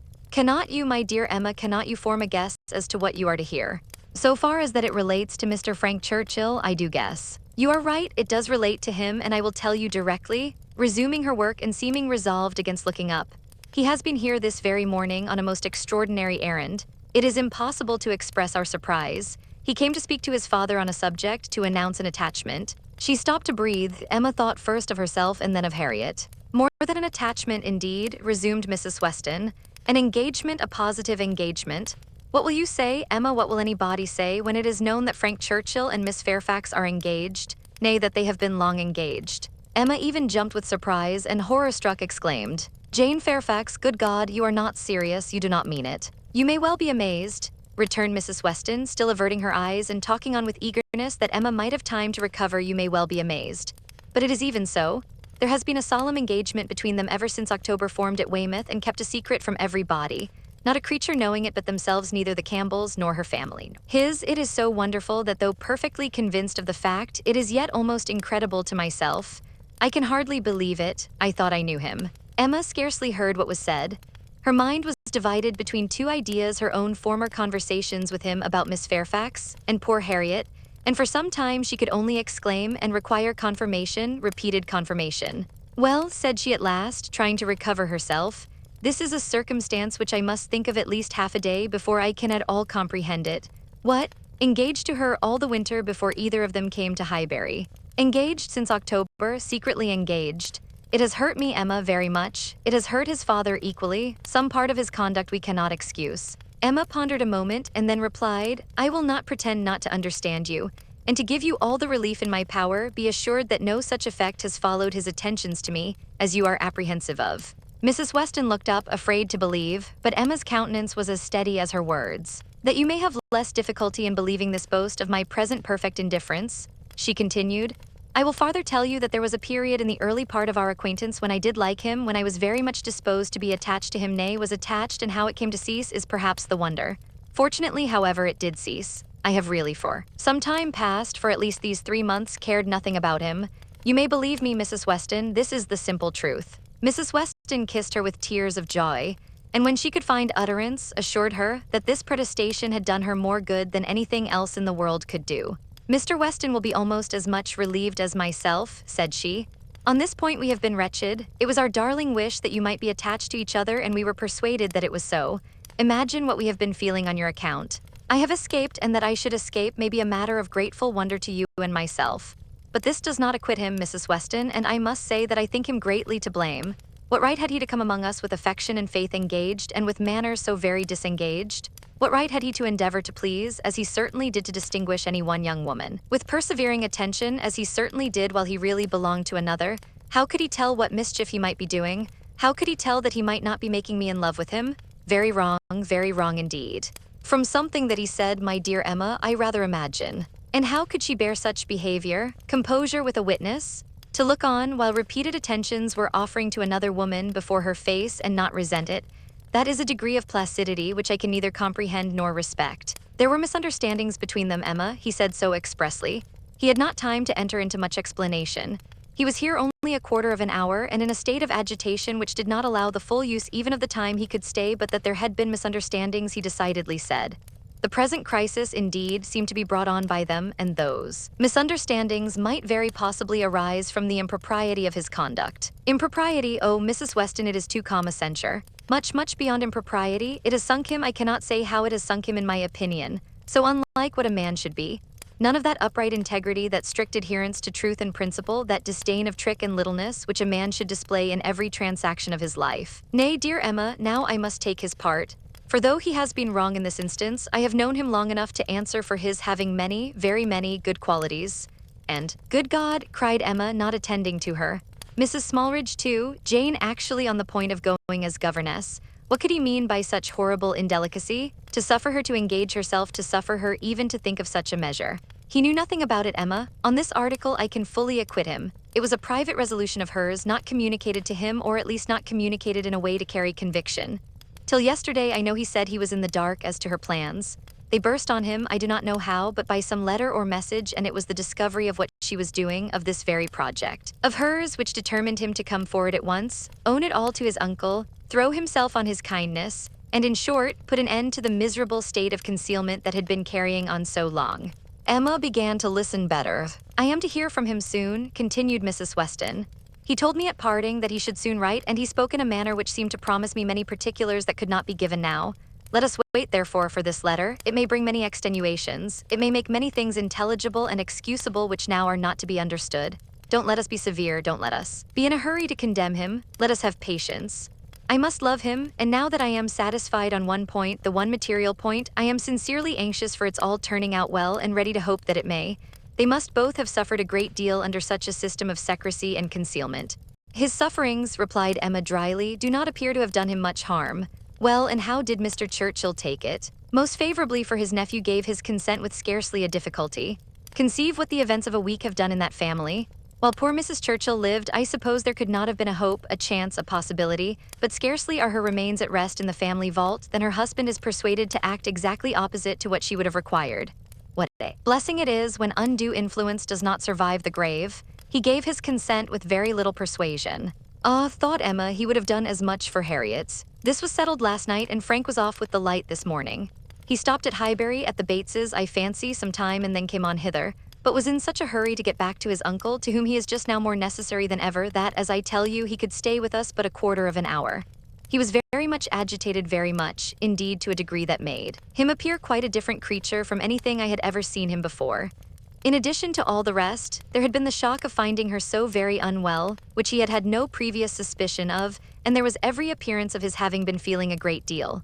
And do you really believe the affair to have been carrying on with such perfect secrecy? The Campbells, the Dixons, did none of them know of the engagement? Emma could not speak the name of Dixon without a little blush. None, not one. He positively said that it had been known to no being in the world but their two selves. Well, said Emma, I suppose we shall gradually grow reconciled to the idea, and I wish them very happy. But I shall always think it a very abominable sort of proceeding. What has it been but a system of hypocrisy and deceit, espionage and treachery, to come among us with professions of openness and simplicity, and such a league in secret to judge us all? Here have we been the whole winter and spring, completely duped, fancying ourselves all on an equal footing of truth and honor, with two people in the midst of us who may have been carrying round, comparing and sitting in judgment on sentiments and words that were never meant for both to hear. They must take the consequence if they have heard each other spoken of in a way not perfectly agreeable. I am quite easy on that head, replied Mrs. Weston. I am very sure that I never said anything of either to the other which both might not have heard. You are in luck. Your only blunder was confined to my ear when you imagined a certain friend of ours in love with the lady. True, but as I have always had a thoroughly good opinion of Miss Fairfax, I never could, under any blunder, have spoken ill of her. And as to speaking ill of him, there I must have been safe. At this moment Mr. Weston appeared at a little distance from the window, evidently on the watch. His wife gave him a look which invited him in, and while he was coming round added, Now, dearest Emma, let me entreat you to say and look everything that may set his heart at ease and incline him to be satisfied with the match. Let us make the best of it, and indeed almost everything may be fairly said in her favor. It is not a connection to gratify, but if Mr. Churchill does not feel that, why should we? And it may be a very fortunate circumstance for him, for Frank I mean, that he should have attached himself to a girl of such steadiness of character and good judgment as I have always given her credit for and still am disposed to give her credit for, in spite of this one great deviation from the strict rule of right. And how much may be said in her situation for even that era? Much indeed, cried Emma feelingly. If a woman can ever be excused for thinking only of herself, it is in a situation like Jane Fairfax's. Of such one may almost say that the world is not theirs nor the world's law. She met Mr. Weston on his entrance with a smiling countenance, exclaiming, A very pretty trick you have been playing me, upon my word. This was a device, I suppose, to sport with my curiosity and exercise my talent of guessing. But you really frightened me. I thought you had lost half your property at least, and here, instead of its being a matter of condolence, it turns out to be one of congratulation. I congratulate you, Mr. Weston, with all my heart on the prospect of having one of the most lovely and accomplished young women in England for your daughter. A glance or two between him and his wife convinced him that all was as right as this speech proclaimed, and its happy effect on his spirits was immediate. His air and voice recovered their usual briskness. He shook her heartily and gratefully by the hand and entered on the subject in a manner to prove that he now only wanted time and persuasion to think the engagement no very bad thing. His companions suggested only what could palliate imprudence or smooth objections, and by the time they had talked it all over together and he had talked it all over again with Emma in their walk back to Hartfield, he was become perfectly reconciled, and not far from thinking it the very best thing that Frank could possibly have done. Chapter 11. Harriet, poor Harriet. Those were the words. In them lay the tormenting ideas which Emma could not get rid of and which constituted the real misery of the business to her. Frank Churchill had behaved very ill by herself, very ill in many ways, but it was not so much his behavior as her own which made her so angry with him. It was the scrape which he had drawn her into on Harriet's account that gave the deepest hue to his offense. Poor Harriet, to be a second time the dupe of her misconceptions and flattery. Mr. Knightley had spoken prophetically when he once said, "Emma, you have been no friend to Harriet Smith."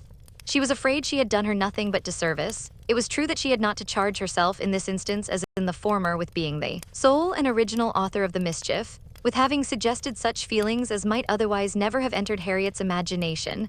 For Harriet had acknowledged her admiration and preference of Frank Churchill before she had ever given her a hint on the subject, but she felt completely guilty of having encouraged what she might have repressed. She might have prevented the indulgence and increase of such sentiments. Her influence would have been enough, and now she was very conscious that she ought to have prevented them. She felt that she had been risking her friend's happiness on most insufficient grounds. Common sense would have directed her to tell Harriet that she must not allow herself to think of him and that there were 500 chances to 1 against his ever caring for her, but with common sense, she added, "I am afraid I have had little to do." She was extremely angry with herself. If she could not have been angry with Frank Churchill too, it would have been dreadful. As for Jane Fairfax, she might at least relieve her feelings from any present solicitude on her account. Harriet would be anxiety enough. She need no longer be unhappy about Jane, whose troubles and whose ill health, having of course the same origin, must be equally under cure. Her days of insignificance and evil were over. She would soon be well and happy and prosperous. Emma could now imagine why her own attentions had been slighted. This discovery laid many smaller matters open. No doubt it had been from jealousy. In Jane's eyes, she had been a rival, and well might anything she could offer of assistance or regard be repulsed. An airing in the Hartfield carriage would have been the rack, an arrowroot from the Hartfield storeroom must have been poison. She understood it all, and as far as her mind could disengage itself from the injustice and selfishness of angry feelings, she acknowledged that Jane Fairfax would have neither elevation nor happiness beyond her desert. But poor Harriet was such an engrossing charge. There was little sympathy to be spared for anybody else.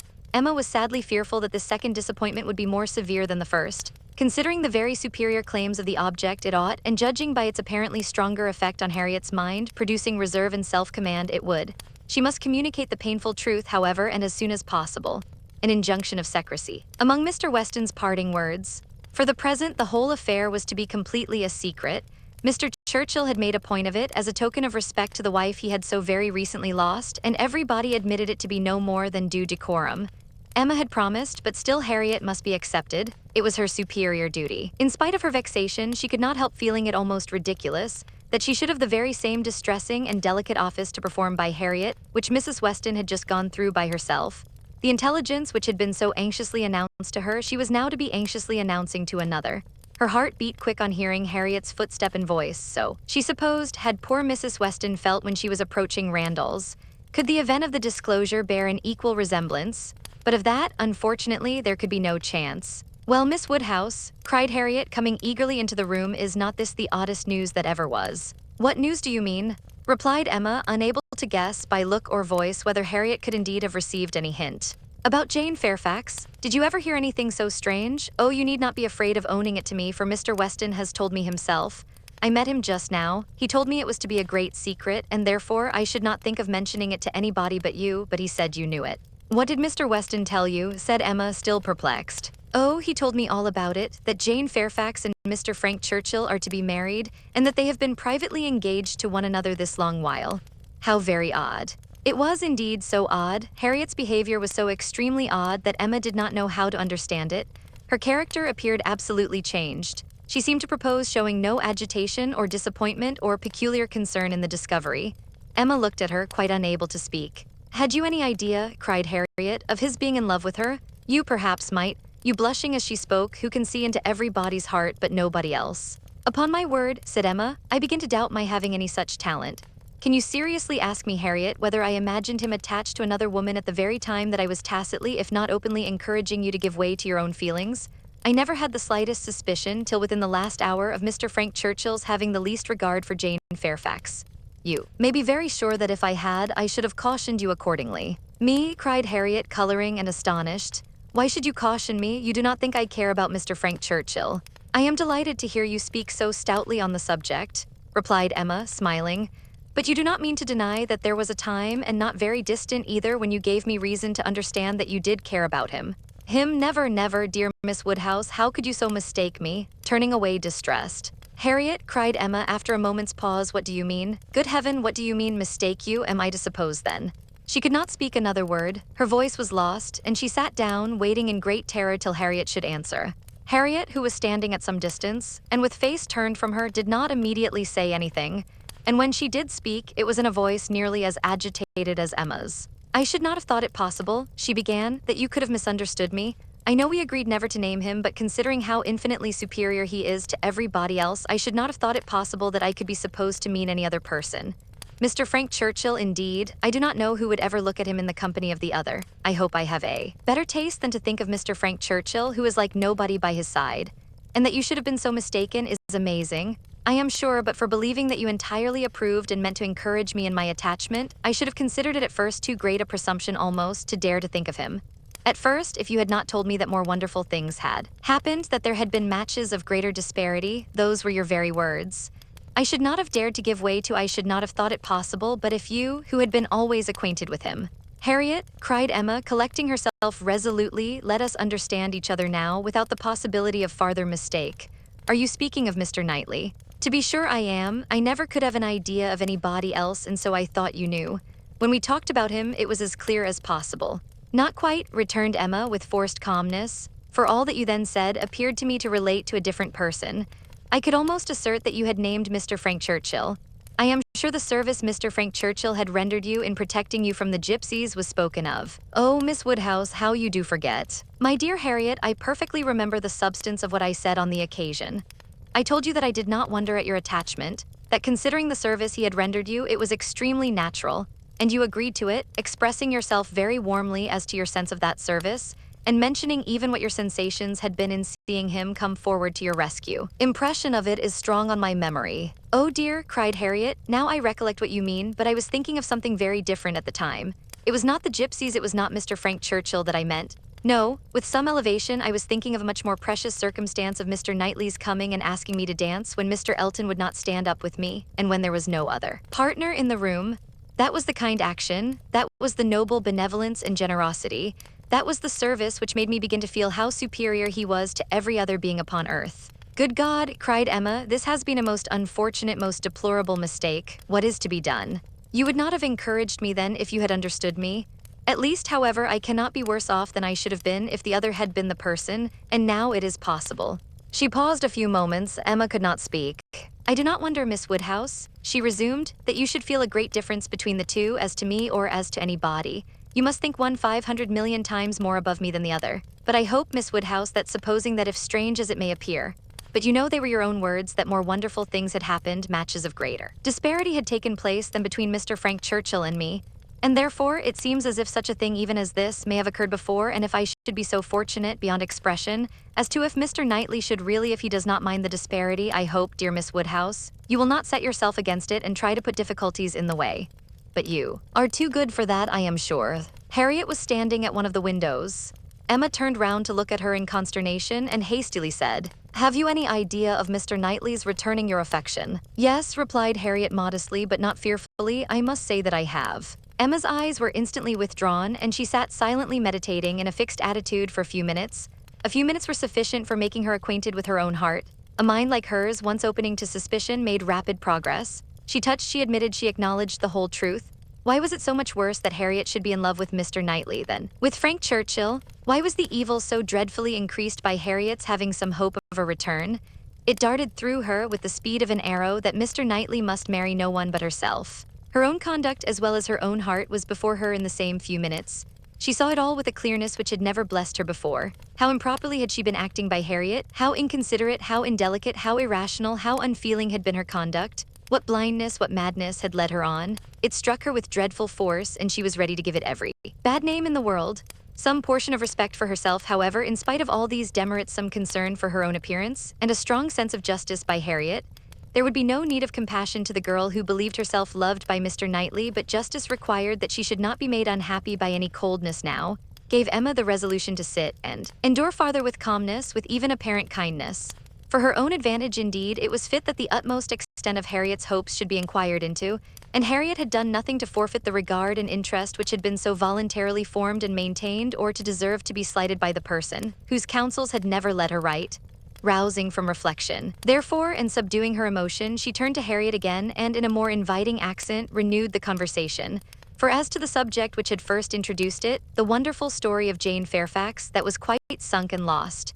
Neither of them thought but of Mr. Knightley and themselves. Harriet, who had been standing in no unhappy reverie, was yet very glad to be called from it by the now encouraging manner of such a judge and such a friend as Miss Woodhouse, and only wanted invitation to give the history of her hopes with great though trembling delight.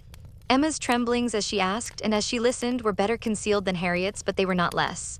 Her voice was not unsteady, but her mind was in all the perturbation that such a development of self, such a burst of threatening evil, such a confusion of sudden and perplexing emotions must create. She listened with much inward suffering but with great outward patience to Harriet's detail. Methodical or well-arranged or very well delivered it could not be expected to be, but it contained, when separated from all the feebleness and tautology of the narration, a substance to sink her spirit, especially with the corroborating circumstances, which her own memory brought in favor of Mr. Knightley's most improved opinion of Harriet. Harriet had been conscious of a difference in his behavior ever since those two decisive dances. Emma knew that he had, on that occasion, found her much superior to his expectation. From that evening, or at least from the time of Miss Woodhouse's encouraging her to think of him, Harriet had begun to be sensible of his talking to her much more than he had been used to do, and of his having, indeed, quite a different manner towards her, a manner of kindness and sweetness. Latterly she had been more and more aware of it. When they had been all walking together, he had so often come and walked by her and talked so very delightfully. He seemed to want to be acquainted with her. Emma knew it to have been very much the case. She had often observed the change to almost the same extent. Harriet repeated expressions of approbation and praise from him, and Emma felt them to be in the closest agreement with what she had known of his opinion of Harriet. He praised her for being without art or affectation, for having simple, honest, generous feelings. She knew that he saw such recommendations in Harriet. He had dwelt on them to her more than once. Much that lived in Harriet's memory, many little particulars of the notice she had received from him, a look, a speech, a removal from one chair to another, a compliment implied, a preference inferred, had been unnoticed because unsuspected by Emma. Circumstances that might swell to half an hour's relation and contained multiplied proofs to her who had seen them had passed undiscerned by her who now heard them. But the two latest occurrences to be mentioned, the two of strongest promise to Harriet, were not without some degree of witness from Emma herself. The first was his walking with her apart from the others in the lime walk at Donwell, where they had been walking some time before Emma came, and he had taken pains, as she was convinced, to draw her from the rest to himself, and at first he had talked to her in a more particular way than he had ever done before, in a very particular way indeed. Harriet could not recall it without a blush. He seemed to be almost asking her whether her affections were engaged. But as soon as Miss Woodhouse appeared likely to join them, he changed the subject and began talking about farming. The second was his having sat talking with her nearly half an hour before Emma came back from her visit, the very last morning of his being at Hartfield, though, when he first came in, he had said that he could not stay 5 minutes, and his having told her during their conversation that though he must go to London, it was very much against his inclination that he left home at all, which was much more, as Emma felt, than he had acknowledged to her. Superior degree of confidence towards Harriet, which this one article marked, gave her severe pain. On the subject of the first of the two circumstances, she did, after a little reflection, venture the following question. Might he not? Is not it possible that when inquiring, as you thought, into the state of your affections, he might be alluding to Mr. Martin, he might have Mr. Martin's interest in view? But Harriet rejected the suspicion with spirit. Mr. Martin? No, indeed. There was not a hint of Mr. Martin. I hope I know better now than to care for Mr. Martin or to be suspected of it. When Harriet had closed her evidence, she appealed to her dear Miss Woodhouse to say whether she had not good ground for hope. I never should have presumed to think of it at first, said she, but for you told me to observe him carefully and let his behavior be the rule of mine, and so I have. But now I seem to feel that I may deserve him, and that if he does choose me, it will not be anything so very wonderful. The bitter feelings occasioned by this speech, the many bitter feelings, made the utmost exertion necessary on Emma's side to enable her to say on reply, Harriet, I will only venture to declare that Mr. Knightley is the last man in the world who would intentionally give any woman the idea of his feeling for her more than he really does. Harriet seemed ready to worship her friend for a sentence so satisfactory, and Emma was only saved from raptures and fondness which at that moment would have been dreadful penance by the sound of her father's footsteps. He was coming through the hall. Harriet was too much agitated to encounter him. She could not compose herself. Mr. Woodhouse would be alarmed. She had better go, with most ready encouragement from her friend. Therefore, she passed off through another door, and the moment she was gone, this was the spontaneous burst of Emma's feelings. Oh God, that I had never seen her. The rest of the day, the following night, were hardly enough for her thoughts. She was bewildered amidst the confusion of all that had rushed on her within the last few hours. Every moment had brought a fresh surprise, and every surprise must be matter of humiliation to her. How to understand it all? How to understand the deceptions she had been thus practicing on herself and living under? Blunders, the blindness of her own head and heart. She sat still, she walked about, she tried her own room, she tried the shrubbery in every place, every posture. She perceived that she had acted most weakly, that she had been imposed on by others in a most mortifying degree, that she had been imposing on herself in a degree yet more mortifying, that she was wretched and should probably find this day but the beginning of wretchedness. To understand, thoroughly understand her own heart was the first endeavor. To that point went every leisure moment which her father's claims on her allowed, and every moment of involuntary absence of mind. How long had Mr. Knightley been so dear to her as every feeling declared him now to be? When had his influence, such influence, begun? When had he succeeded to that place in her affection which Frank Churchill had once for a short period occupied? She looked back, she compared the two, compared them as they had always stood in her estimation from the time of the latter's becoming known to her, and as they must at any time have been compared by her. Had it by any blessed felicity occurred to her to institute the comparison, she saw that there never had been a time when she did not consider Mr. Knightley as infinitely the superior, or when his regard for her had not been infinitely the most dear. She saw that in persuading herself, in fancying and acting to the contrary, she had been entirely under a delusion, totally ignorant of her own heart, and in short, that she had never really cared for Frank Churchill at all. This was the conclusion of the first series of reflection. This was the knowledge of herself on the first question of inquiry which she reached, and without being long in reaching it, she was most sorrowfully indignant, ashamed of every sensation but the one revealed to her, her affection for Mr. Knightley. Every other part of her mind was disgusting. With insufferable vanity had she believed herself in the secret of everybody's feelings, with unpardonable arrogance proposed to arrange everybody's destiny. She was proved to have been universally mistaken, and she had not quite done nothing, for she had done mischief. She had brought evil on Harriet, on herself, and she too much feared on Mr. Knightley. Were this most unequal of all connections to take place, on her must rest all the reproach of having given it a beginning. For his attachment she must believe to be produced only by a consciousness of Harriet's, and even were this not the case, he would never have known Harriet at all but for her folly. Mr. Knightley and Harriet Smith, it was a union to distance every wonder of the kind. The attachment of Frank Churchill and Jane Fairfax became commonplace, threadbare, stale in the comparison, exciting no surprise, presenting no disparity, affording nothing to be said or thought. Mr. Knightley and Harriet Smith, such an elevation on her side, such a debasement on his, it was horrible to Emma to think how it must sink him in the general opinion, to foresee the smiles, the sneers, the merriment it would prompt at his expense, the mortification and disdain of his brother, the thousand inconveniences to himself. Could it be? No, it was impossible. And yet it was far, very far from impossible. Was it a new circumstance for a man of first-rate abilities to be captivated by very inferior powers? Was it new for one, perhaps too busy to seek, to be the prize of a girl who would seek him? Was it new for anything in this world to be unequal, inconsistent, incongruous, or for chance and circumstance, as second causes, to direct the human fate? Oh, had she never brought Harriet forward? Had she left her where she ought and where he had told her she ought?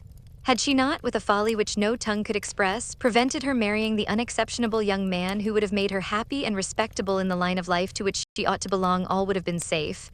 None of this dreadful sequel would have been. How Harriet could ever have had the presumption to raise her thoughts to Mr. Knightley? How she could dare to fancy herself the chosen of such a man till actually assured of it? But Harriet was less humble, had fewer scruples than formerly. Her inferiority, whether of mind or situation, seemed little felt. She had seemed more sensible of Mr. Elton's being to stoop in marrying her than she now seemed of Mr. Knightley's. Alas, was not that her own doing too? Who had been at pains to give Harriet notions of self-consequence but herself? Who but herself had taught her that she was to elevate herself if possible, and that her claims were great to a high worldly establishment? If Harriet from being humble were grown vain, it was her doing too. Chapter 12. Till now that she was threatened with its loss, Emma had never known how much of her happiness depended on being first with Mr. Knightley, first in interest and affection. Satisfied that it was so, and feeling it her due, she had enjoyed it without reflection, and only in the dread of being supplanted found how inexpressibly important it had been. Long, very long, she felt she had been. First, for having no female connections of his own, there had been only Isabella whose claims could be compared with hers, and she had always known exactly how far he loved and esteemed Isabella. She had herself been first with him for many years past. She had not deserved it. She had often been negligent or perverse, slighting his advice or even willfully opposing him, insensible of half his merits, and quarreling with him because he would not acknowledge her false and insolent estimate of her own. But still, from family attachment and habit and thorough excellence of mind, he had loved her and watched over her from a girl with an endeavor to improve her and an anxiety for her doing right which no other creature had at all shared. In spite of all her faults, she knew she was dear to him, might she not say very dear? When the suggestions of hope, however, which must follow here presented themselves, she could not presume to indulge them. Harriet Smith might think herself not unworthy of being peculiarly, exclusively, passionately loved by Mr. Knightley. She could not. She could not flatter herself with any idea of blindness in his attachment to her. She had received a very recent proof of its impartiality. How shocked had he been by her behavior to Miss Bates? How directly, how strongly had he expressed himself to her on the subject? Not too strongly for the offense, but far, far too strongly to issue from any feeling softer than upright justice and clear-sighted goodwill.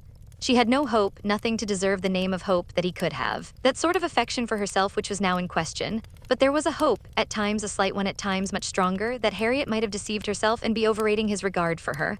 Wish it she must, for his sake, be the consequence nothing to herself but his remaining single all his life. Could she be secure of that, indeed, of his never marrying at all? She believed she should be perfectly satisfied.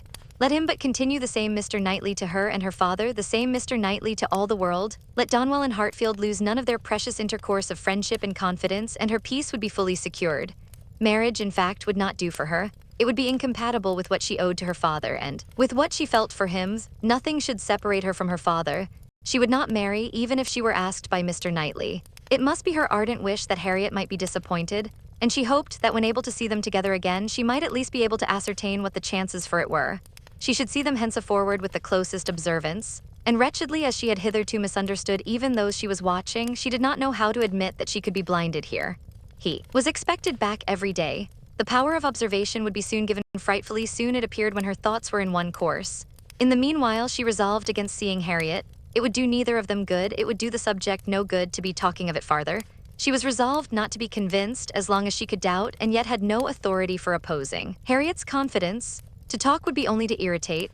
She wrote to her therefore kindly but decisively to beg that she would not at present come to Hartfield, acknowledging it to be her conviction that all farther confidential discussion of one topic had better be avoided, and hoping that if a few days were allowed to pass before they met again, except in the company of others, she objected only to a tete-a-tete, they might be able to act as if they had forgotten the conversation of yesterday.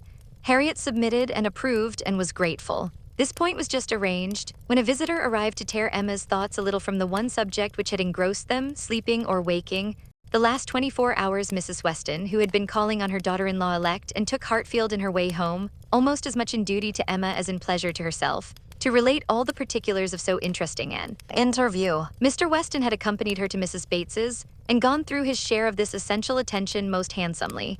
But she, having then induced Miss Fairfax to join her in an airing, was now returned with much more to say, and much more to say with satisfaction, than a quarter of an hour spent in Mrs. Bates's parlor with all the encumbrance of awkward feelings could have afforded. A little curiosity Emma had, and she made the most of it while her friend related.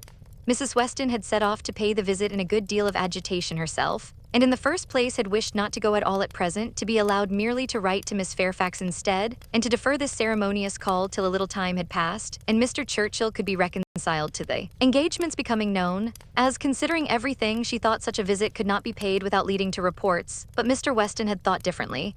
He was extremely anxious to show his approbation to Miss Fairfax and her family, and did not conceive that any suspicion could be excited by it, or if it were, that it would be of any consequence. For such things, he observed, always got about.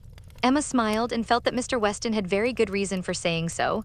They had gone, in short, and very great had been the evident distress and confusion of the lady. She had hardly been able to speak a word, and every look and action had shewn how deeply she was suffering from consciousness. The quiet, heartfelt satisfaction of the old lady and the rapturous delight of her daughter, who proved even too joyous to talk as usual, had been a gratifying yet almost an affecting scene. They were both so truly respectable in their happiness, so disinterested in every sensation, thought so much of Jane, so much of everybody, and so little of themselves, that every kindly feeling was at work for them. Miss Fairfax's recent illness had offered a fair plea for Mrs. Weston to invite her to an airing. She had drawn back and declined at first, but on being pressed had yielded, and in the course of their drive, Mrs. Weston had, by gentle encouragement, overcome so much of her embarrassment as to bring her to converse on the important subject. Apologies for her seemingly ungracious silence in their first reception, and the warmest expressions of the gratitude she was always feeling towards herself and Mr. Weston, must necessarily open the cause. But when these effusions were put by, they had talked a good deal of the present and of the future state of the engagement. Mrs. Weston was convinced that such conversation must be the greatest relief to her companion, pent up within her own mind as everything had so long been, and was very much pleased with all that she had said on the subject. On the misery of what she had suffered during the concealment of so many months, continued Mrs. Weston, she was energetic. This was one of her expressions. I will not say that since I entered into the engagement I have not had some happy moments, but I can say that I have never known the blessing of one tranquil hour, and the quivering lip, Emma, which uttered it was an attestation that I felt at my heart. Poor girl, said Emma, She thinks herself wrong then for having consented to a private engagement. Wrong, no one, I believe, can blame her more than she is disposed to blame herself. The consequence, said she, has been a state of perpetual suffering to me, and so it ought. But after all the punishment that misconduct can bring, it is still not less misconduct. Pain is no expiation, I never can be blameless. I have been acting contrary to all my sense of right, and the fortunate turn that everything has taken, and the kindness I am now receiving is what my conscience tells me ought not to be. Do not imagine, madam, she continued, that I was taught wrong. Do not let any reflection fall on the principles or the care of the friends who brought me up. The error has been all my own, and I do assure you that, with all the excuse that present circumstances may appear to give, I shall yet dread making the story known to Colonel Campbell. Poor girl, said Emma again. She loves him then excessively, I suppose. It must have been from attachment only that she could be led to form the engagement. Her affection must have overpowered her judgment. Yes, I have no doubt of her being extremely attached to him. I am afraid, returned Emma, sighing, that I must often have contributed to make her unhappy. On your side, my love, it was very innocently done. But she probably had something of that in her thoughts when alluding to the misunderstandings which he had given us hints of before. One natural consequence of the evil she had involved herself in, she said, was that of making her unreasonable. The consciousness of having done amiss had exposed her to 1,000 inquietudes and made her captious and irritable to a degree that must have been hard for him to bear. I did not make the allowances, said she, which I ought to have done for his temper and spirits, his delightful spirits, and that gaiety, that playfulness of disposition, which under any other circumstances would, I am sure, have been as constantly bewitching to me as they were at first.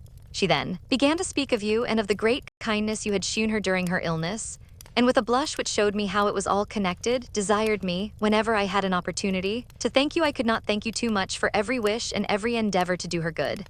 She was sensible that you had never received any proper acknowledgement from herself. If I did not know her to be happy now, said Emma seriously, which in spite of every little drawback from her scrupulous conscience she must be, I could not bear these thanks. For oh, Mrs. Weston, if there were an account drawn up of the evil and the good I have done Miss Fairfax. While checking herself and trying to be more lively, this is all to be forgotten. You are very kind to bring me these interesting particulars. They show her to the greatest advantage. I am sure she is very good. I hope she will be very happy. It is fit that the fortune should be on his side, for I think the merit will be all on hers. Such a conclusion could not pass unanswered by Mrs. Weston. She thought well of Frank in almost every respect, and what was more, she loved him very much, and her defense was therefore earnest.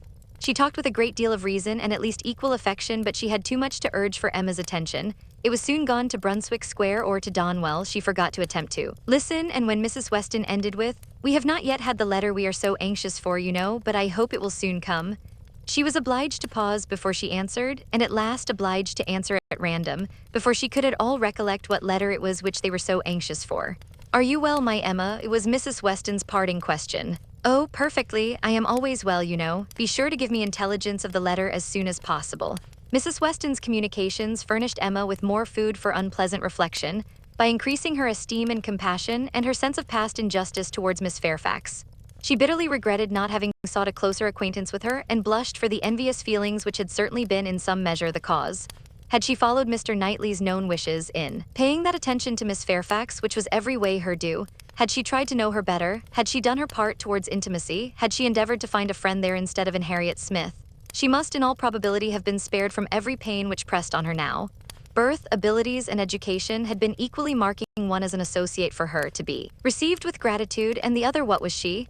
Supposing even that they had never become intimate friends, that she had never been admitted into Miss Fairfax's confidence on this important matter, which was most probable still in knowing her as she ought, and as she might, she must have been preserved from the abominable suspicions of an improper attachment to Mr. Dixon, which she had not only so foolishly fashioned and harbored herself, but had so unpardonably imparted.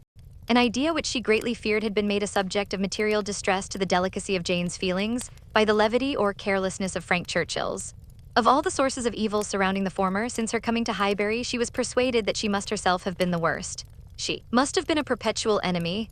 They never could have been all three together without her having stabbed Jane Fairfax's peace in 1,000 instances, and on Box Hill, perhaps, it had been the agony of a mind that would bear no more. The evening of this day was very long and melancholy at Hartfield.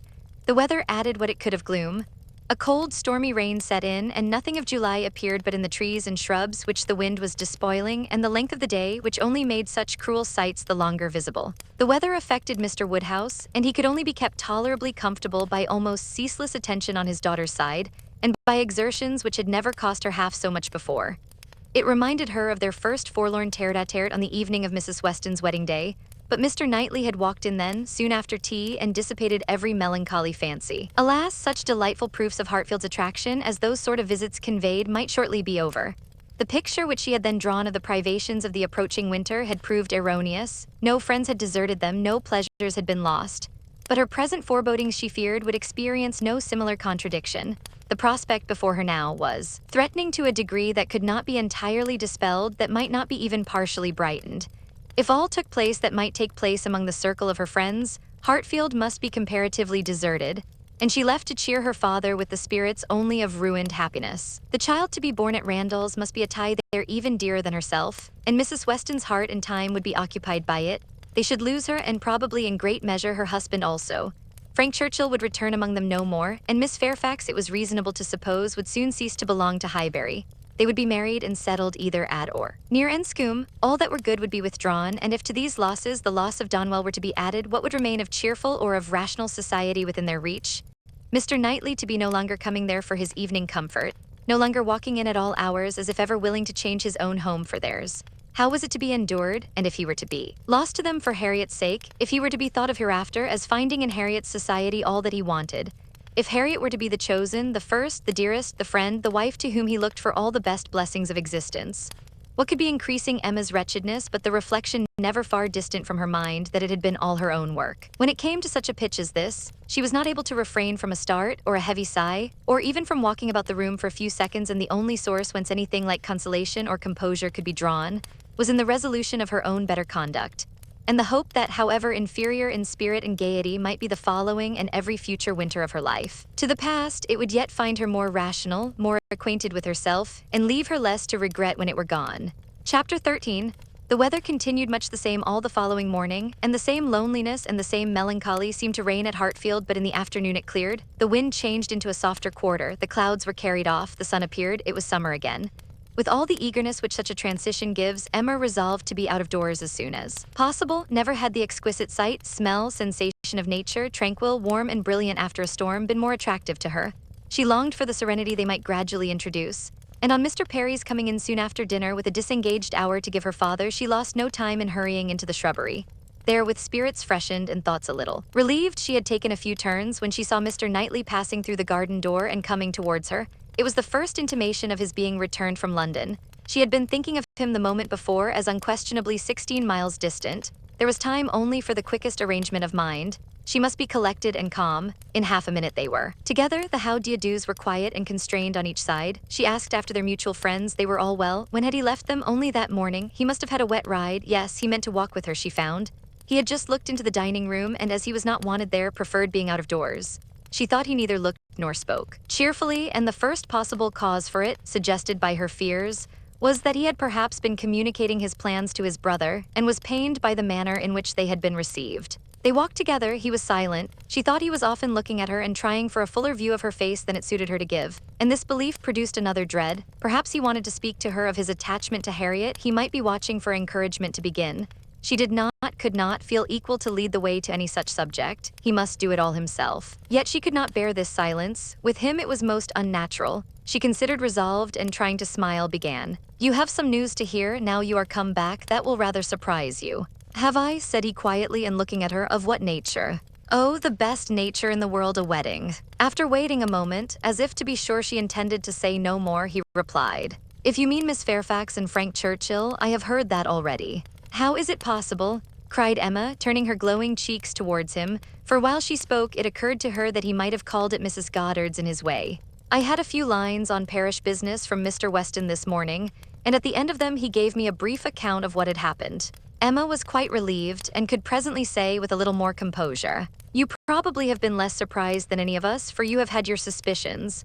I have not forgotten that you once tried to give me a caution.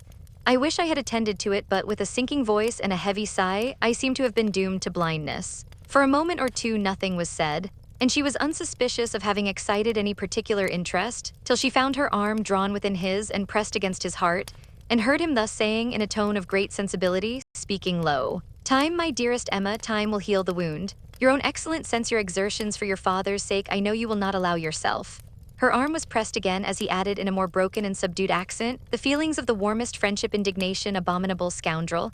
And in a louder, steadier tone, he concluded with, he will soon be gone, they will soon be in Yorkshire. I am sorry for her, she deserves a better fate. Emma understood him, and as soon as she could recover from the flutter of pleasure, excited by such tender consideration, replied, you are very kind, but you are mistaken, and I must set you right. I am not in want of that sort of compassion. My blindness to what was going on led me to act by them in a way that I must always be ashamed of, and I was very foolishly tempted to say and do many things which may well lay me open to unpleasant conjectures, but I have no other reason to regret that I was not in the secret earlier. Emma, cried he, looking eagerly at her, are you indeed? But checking himself, no, I understand you, forgive me, I am pleased that you can say even so much. He is no object of regret indeed, and it will not be very long, I hope, before that becomes the acknowledgement of more than your reason. Fortunate that your affections were not farther entangled. I could never, I confess, from your manners assure myself as to the degree of what you felt. I could only be certain that there was a preference, and a preference which I never believed him to deserve. He is a disgrace to the name of man. And is he to be rewarded with that sweet young woman? Jane, you will be a miserable creature. Mr. Knightley, said Emma, trying to be lively but really confused, I am in a very extraordinary situation. I cannot let you continue in your error, and yet perhaps since my manners gave such an impression, I have as much reason to be ashamed of confessing that I never have been at all attached to the person we are speaking of, as it might be natural for a woman to feel in confessing. Exactly the reverse, but I never have. He listened in perfect silence. She wished him to speak, but he would not. She supposed she must say more before she were entitled to his clemency, but it was a hard case to be obliged still to lower herself in his opinion. She went on, however. I have very little to say for my own conduct. I was tempted by his attentions and allowed myself to appear pleased. An old story, probably a common case, and no more than has happened to hundreds of my sex before, and yet it may not be the more excusable in one who sets up as I do for understanding. Many circumstances assisted the temptation. He was the son of Mr. Weston, he was. Continually here I always found him very pleasant, and in short, for with a sigh, let me swell out the causes ever so ingeniously, they all center in this: at last my vanity was flattered, and I allowed his attentions. Latterly, however, for some time, indeed I have had no idea of their meaning anything. I thought them a habit, a trick, nothing that called for seriousness on my side. He has imposed on me, but he has not injured me.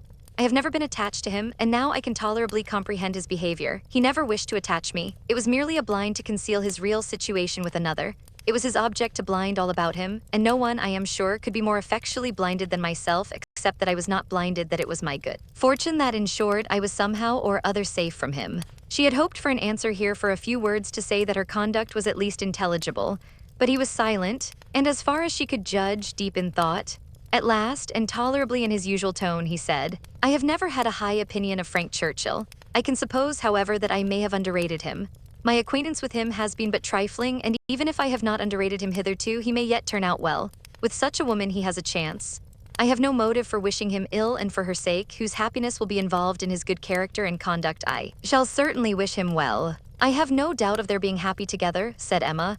I believe them to be very mutually and very sincerely attached. He is a most fortunate man, returned Mr. Knightley with energy.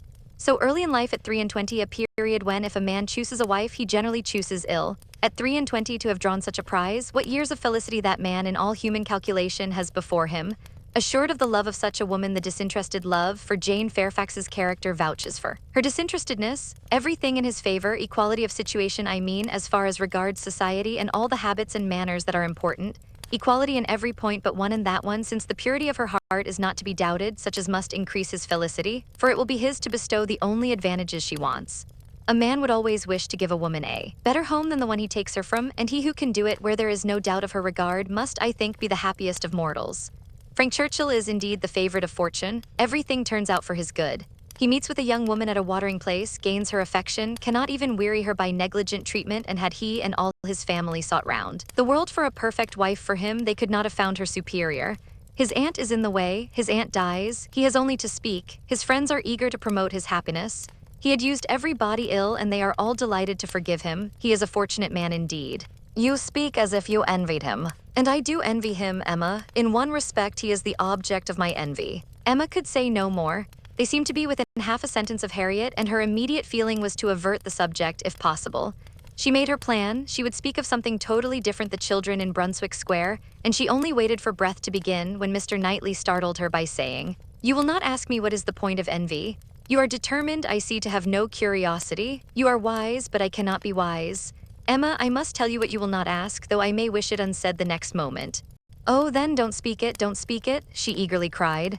Take a little time, consider, do not commit yourself. Thank you, said he, in an accent of deep mortification, and not another syllable followed. Emma could not bear to give him pain. He was wishing to confide in her, perhaps to consult her, cost her what it would, she would listen. She might assist his resolution or reconcile him to it. She might give just praise to Harriet, or by representing to him his own independence, relieve him from that state of indecision, which must be more intolerable than any alternative to such a mind as his. They had reached the house. You are going in, I suppose, said he. No, replied Emma, quite confirmed by the depressed manner in which he still spoke. I should like to take another turn. Mr. Perry is not gone. And after proceeding a few steps, she added, I stopped you ungraciously just now, Mr. Knightley, and I am afraid gave you pain. But if you have any wish to speak openly to me as a friend, or to ask my opinion of anything that you may have in contemplation as a friend, indeed, you may command me. I will hear whatever you like. I will tell you exactly what I think. As a friend, repeated Mr. Knightley. Emma, that I fear is a word. No, I have no wish. Stay, yes, why should I hesitate? I have gone too far already for concealment. Emma, I accept your offer, extraordinary as it may seem. I accept it and refer myself to you as a friend. Tell me then, have I no chance of ever succeeding? He stopped in his earnestness to look the question, and the expression of his eyes overpowered her. My dearest Emma, said he, for dearest you will always be, whatever the event of this hour's conversation. My dearest, most beloved Emma, tell me at once. Say no if it is to be said. She could really say nothing. You are silent, he cried with great animation, absolutely silent. At present I ask no more. Emma was almost ready to sink under the agitation of this moment. The dread of being awakened from the happiest dream was perhaps the most prominent feeling. I cannot make speeches, Emma, he soon resumed, and in a tone of such sincere, decided, intelligible tenderness as was tolerably convincing. If I loved you less, I might be able to talk about it more, but you know what I am, you hear nothing but truth from me. I have blamed you and lectured you, and you have borne it as no other woman in England would have borne it. Bear with the truths I would tell you now, dearest Emma, as well as you have borne with them. The manner perhaps may have as little to recommend them. God knows I have been a very indifferent lover, but you understand me. Yes, you see, you understand my feelings and will return them if you can. At present, I ask only to hear your voice. While he spoke, Emma's mind was most busy, and with all the wonderful velocity of thought had been able, and yet without losing a word, to catch and comprehend the exact truth of the whole. To see that Harriet's hopes had been entirely groundless, a mistake, a delusion, as complete a delusion as any of her own, that Harriet was nothing, that she was everything herself, that what she had been saying relative to Harriet had been all taken as the language of her own feelings, and that her agitation, her doubts, her reluctance, her discouragement had been all received as discouragement from herself. And not only was there time for these convictions with all their glow of attendant happiness, there was time also to rejoice that Harriet's secret had not escaped her, and to resolve that it need not and should not. It was all the service she could now render her poor friend. For as to any of that heroism of sentiment which might have prompted her to entreat him to transfer his affection from herself to Harriet, as infinitely the most worthy of the two, or even the more simple sublimity of resolving to refuse him at once and forever without vouchsafing any motive, because he could not marry them both, Emma had it not. She felt for Harriet with pain and with contrition, but no flight of generosity run mad, opposing all that could be probable or reasonable, entered her brain. She had led her friend astray, and it would be a reproach to her forever, but her judgment was as strong as her feelings, and as strong as it had ever been before, in reprobating any such alliance for him as most unequal and degrading. Her way was clear, though not quite smooth. She spoke then, on being so entreated. What did she say? Just what she ought, of course. A lady always does. She said enough to show there need not be despair, and to invite him to say more himself. He had despaired at one period. He had received such an injunction to caution and silence as for the time crushed every hope. She had begun by refusing to hear him. The change had perhaps been somewhat sudden. Her proposal of taking another turn, her renewing the conversation which she had just put an end to, might be a little extraordinary. She felt its inconsistency, but Mr. Knightley was so obliging as to put up with it and seek no farther explanation. Seldom, very seldom, does complete truth belong to any human disclosure. Seldom can it happen that something is not a little disguised or a little mistaken. But where, as in this case, though the conduct is mistaken, the feelings are not, it may not be very material. Mr. Knightley could not impute to Emma a more relenting heart than she possessed, or a heart more disposed to accept of his. He had, in fact, been wholly unsuspicious of his own influence. He had followed her into the shrubbery with no idea of trying it. He had come in his anxiety to see how she bore Frank Churchill's engagement, with no selfish view, no view at all, but of endeavoring, if she allowed him an opening, to soothe or to counsel her. The rest had been the work of the moment, the immediate effect of what he heard on his feelings. The delightful assurance of her total indifference towards Frank Churchill, of her having a heart completely disengaged from him, had given birth to the hope that in time he might gain her affection himself. But it had been no present hope. He had only, in the momentary conquest of eagerness over judgment, aspirated to be told that she did not forbid his attempt to attach her. The superior hopes which gradually opened were so much the more enchanting. The affection which he had been asking to be allowed to create, if he could, was already his. Within half an hour he had passed from a thoroughly distressed state of mind to something so like perfect happiness that it could bear no other name. Her change was equal. This 1/2 hour had given to each the same precious certainty of being beloved, had cleared from each the same degree of ignorance, jealousy, or distrust. On his side there had been a long-standing jealousy, old as the arrival or even the expectation of Frank Churchill. He had been in love with Emma and jealous of Frank Churchill from about the same period. One sentiment having probably enlightened him as to the other, it was his jealousy of Frank Churchill that had taken him from the country. The Box Hill party had decided him on going away. He would save himself from witnessing again such permitted, encouraged attentions. He had gone to learn to be indifferent, but he had gone to a wrong place. There was too much domestic happiness in his brother's house. Woman wore too amiable a form in it. Isabella was too much like Emma, differing only in those striking inferiorities which always brought the other in brilliancy before him, for much to have been done even had his time been longer. He had stayed on, however, vigorously day after day till this very morning's post had conveyed the history of Jane Fairfax. Then with the gladness which must be felt, nay, which he did not scruple to feel, having never believed Frank Churchill to be at all deserving Emma, was there so much fond solicitude, so much keen anxiety for her that he could stay no longer. He had ridden home through the rain and had walked up directly after dinner to see how this sweetest and best of all creatures, faultless in spite of all her faults, bore the discovery. He had found her agitated and low.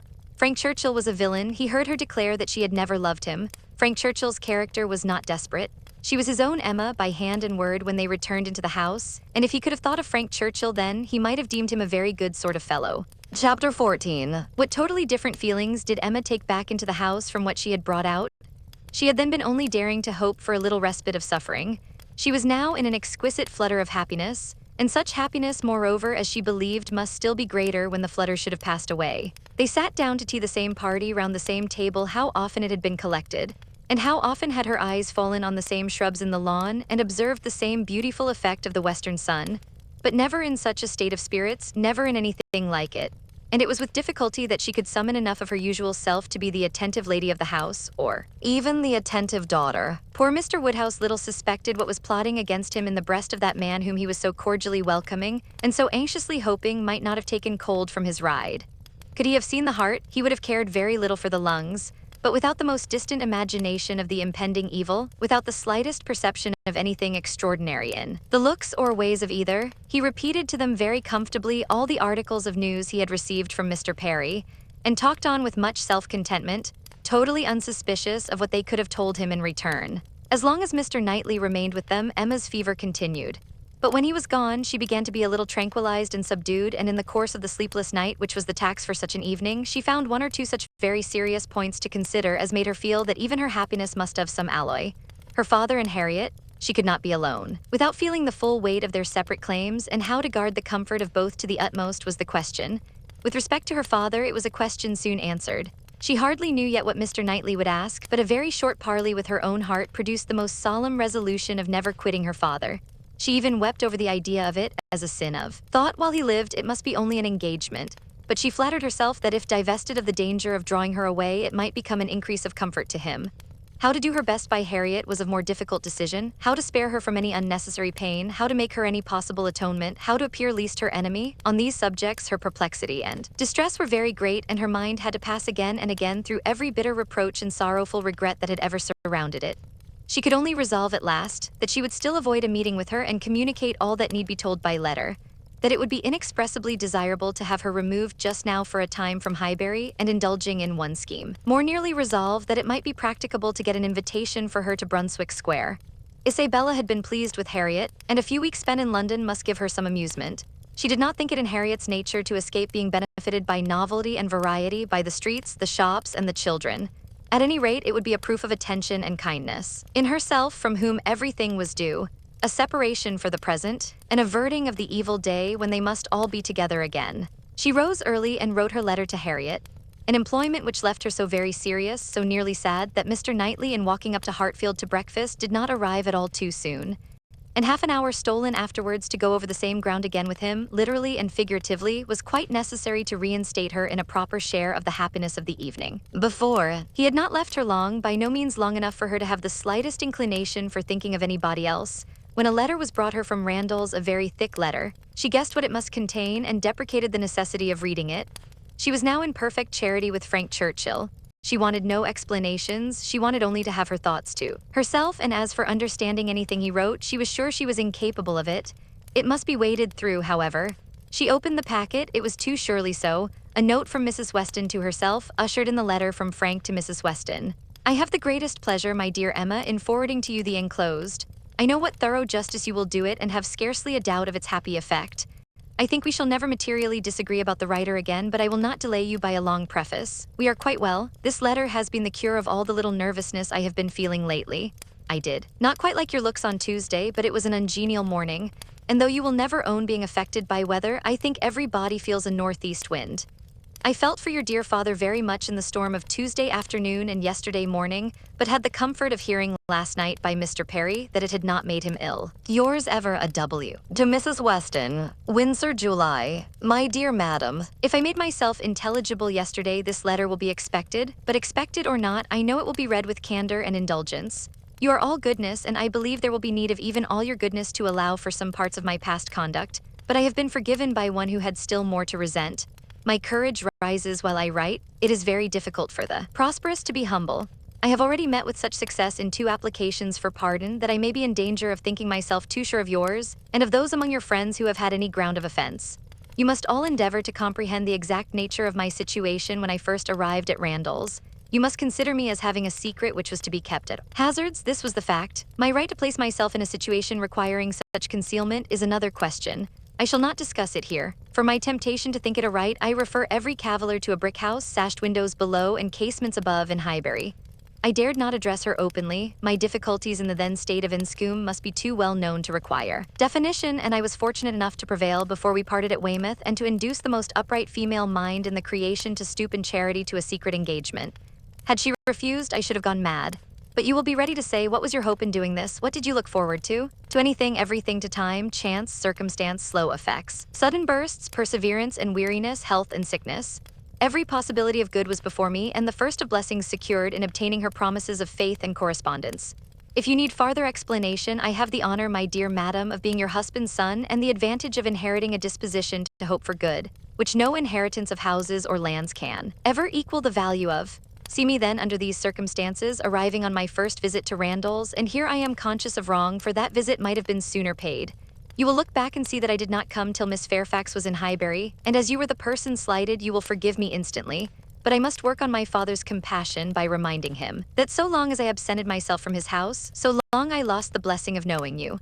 My behavior during the very happy fortnight which I spent with you did not, I hope, lay me open to reprehension, excepting on one point. And now I come to the principal, the only important part of my conduct while belonging to you, which excites my own anxiety or requires very solicitous explanation. With the greatest respect and the warmest friendship, do I mention Miss Woodhouse? My father perhaps will think I ought to add, with the deepest humiliation. A few words which dropped from him yesterday spoke his opinion, and some censure I acknowledge myself liable to. My behavior to Miss Woodhouse indicated, I believe, more than it ought. In order to assist a concealment so essential to me, I was led on to make more than an allowable use of the sort of intimacy into which we were immediately thrown.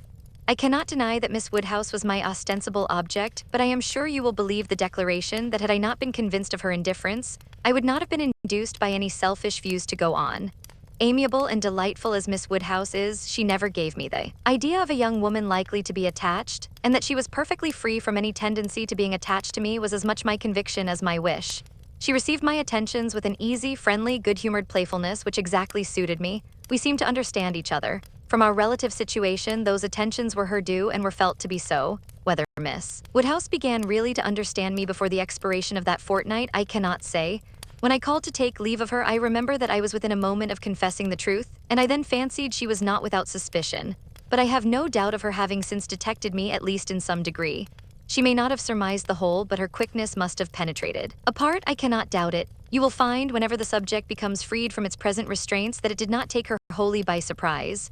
She frequently gave me hints of it. I remember her telling me at the ball that I owed Mrs. Elton gratitude for her attentions to Miss Fairfax. I hope this history of my conduct towards her will be admitted by you and my father as great extenuation of what you saw amiss. While you considered me as having sinned against Emma Woodhouse, I could deserve nothing from either. Acquit me here and procure for me, when it is allowable, the acquittal and good wishes of that said Emma Woodhouse, whom I regard with so much brotherly affection as to long to have her as deeply and as happily in love as myself. Whatever strange things I said, or did during that fortnight, you have now a key to. My heart was in Highbury, and my business was to get my body thither as often as might be, and with the least suspicion. If you remember any queernesses, set them all to the right account. Of the pianoforte so much talked of, I feel it only necessary to say that its being ordered was absolutely unknown to Miss F., who would never have allowed me to send it had any choice been given her. The delicacy of her mind throughout the whole engagement, my dear madam, is much beyond my power of doing justice to.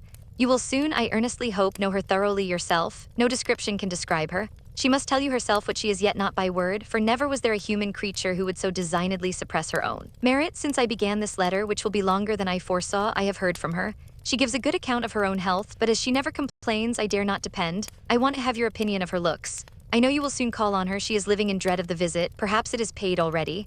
Let me hear from you without delay. I am impatient for 1,000 particulars. Remember how few minutes I was at Randall's, and in how bewildered, how mad a state.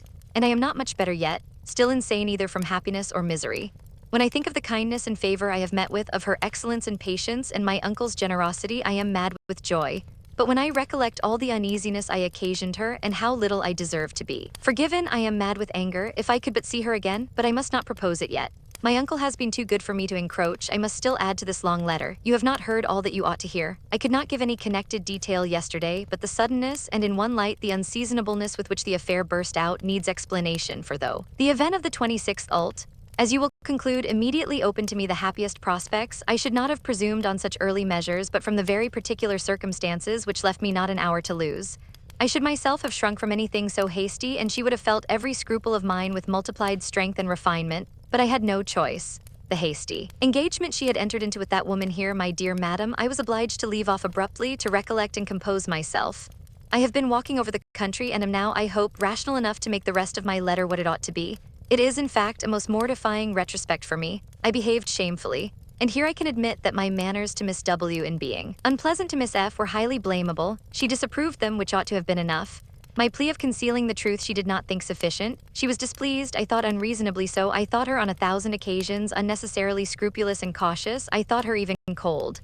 But she was always right. If I had followed her judgment and subdued my spirits to the level of what she deemed proper, I should have escaped the greatest unhappiness I have ever known. We quarreled. Do you remember the morning spent at Donwell? There every little dissatisfaction that had occurred before came to a crisis.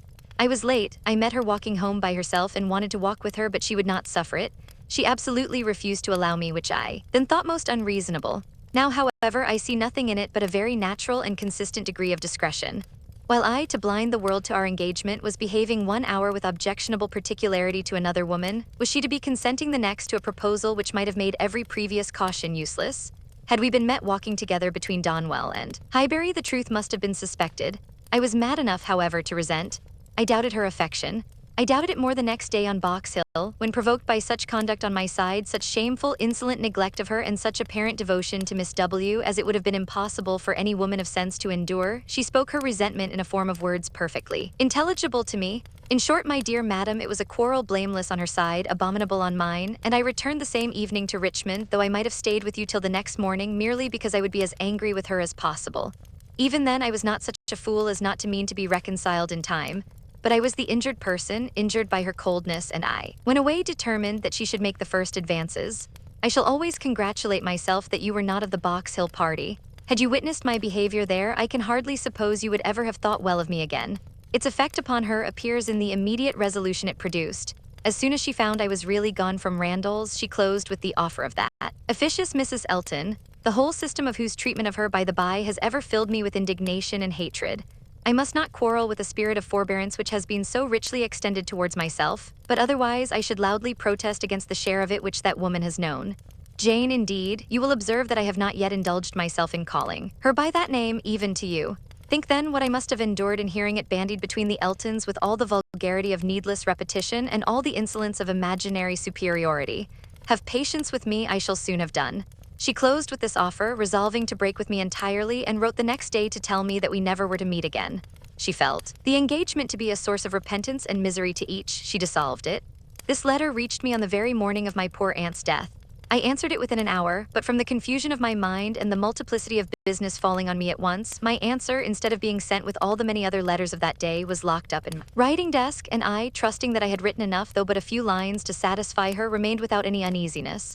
I was rather disappointed that I did not hear from her again speedily, but I made excuses for her and was too busy and, may I add, too cheerful in my views to be captious.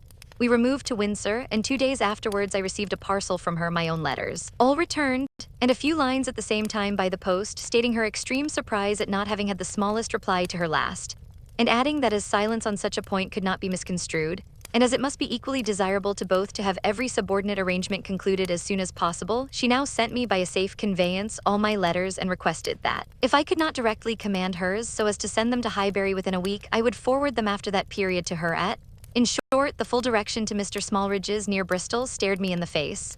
I knew the name, the place, I knew all about it, and instantly saw what she had been doing. It was perfectly accordant with that resolution of character which I knew her to possess, and the secrecy she had maintained as to any such design in her former letter was equally descriptive of its anxious delicacy. For the world would not she have seemed to threaten me. Imagine the shock, imagine how, till I had actually detected my own blunder, I raved at the blunders of the post. What was to be done? One thing only, I must speak to my uncle. Without his sanction I could not hope to be listened to again. I spoke. Circumstances were in my favor, the late event had softened away his pride, and he was, earlier than I could have anticipated, wholly reconciled and complying, and could say at last, poor man, with a deep sigh, that he wished I might find as much happiness in the marriage state as he had done. I felt that it would be of a different sort. Are you disposed to pity me for what I must have suffered in opening the cause to him, for my suspense while all was at stake? No, do not pity me till I reached Highbury and saw how ill I had made her. Do not pity me till I saw her wan, sick looks. I reached Highbury at the time of day when, from my knowledge of their late breakfast hour, I was certain of a good chance of finding her alone. I was not disappointed, and at last I was not disappointed either in the object of my journey. A great deal of very reasonable, very just displeasure I had to persuade away. But it is done, we are reconciled, dearer, much dearer than ever, and no moment's uneasiness can ever occur between us again. Now, my dear madam, I will release you, but I could not conclude before. 1,000 and 1,000 thanks for all the kindness you have ever shewn me, and 10,000 for the attentions your heart will dictate towards her. If you think me in a way to be happier than I deserve, I am quite of your opinion. Miss W. calls me the child of good fortune. I hope she is right. In one respect, my good fortune is undoubted, that of being able to subscribe myself. Your obliged and affectionate son, F.C. Weston Churchil. Chapter 15. This letter must make its way to Emma's feelings. She was obliged, in spite of her previous determination to the contrary, to do it all the justice that Mrs. Weston foretold.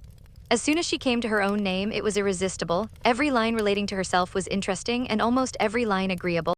And when this charm ceased, the subject could still maintain itself by the natural return of her former regard for the writer and the very strong attraction which any picture of love must have for her at that moment. She never stopped till she had gone through the whole.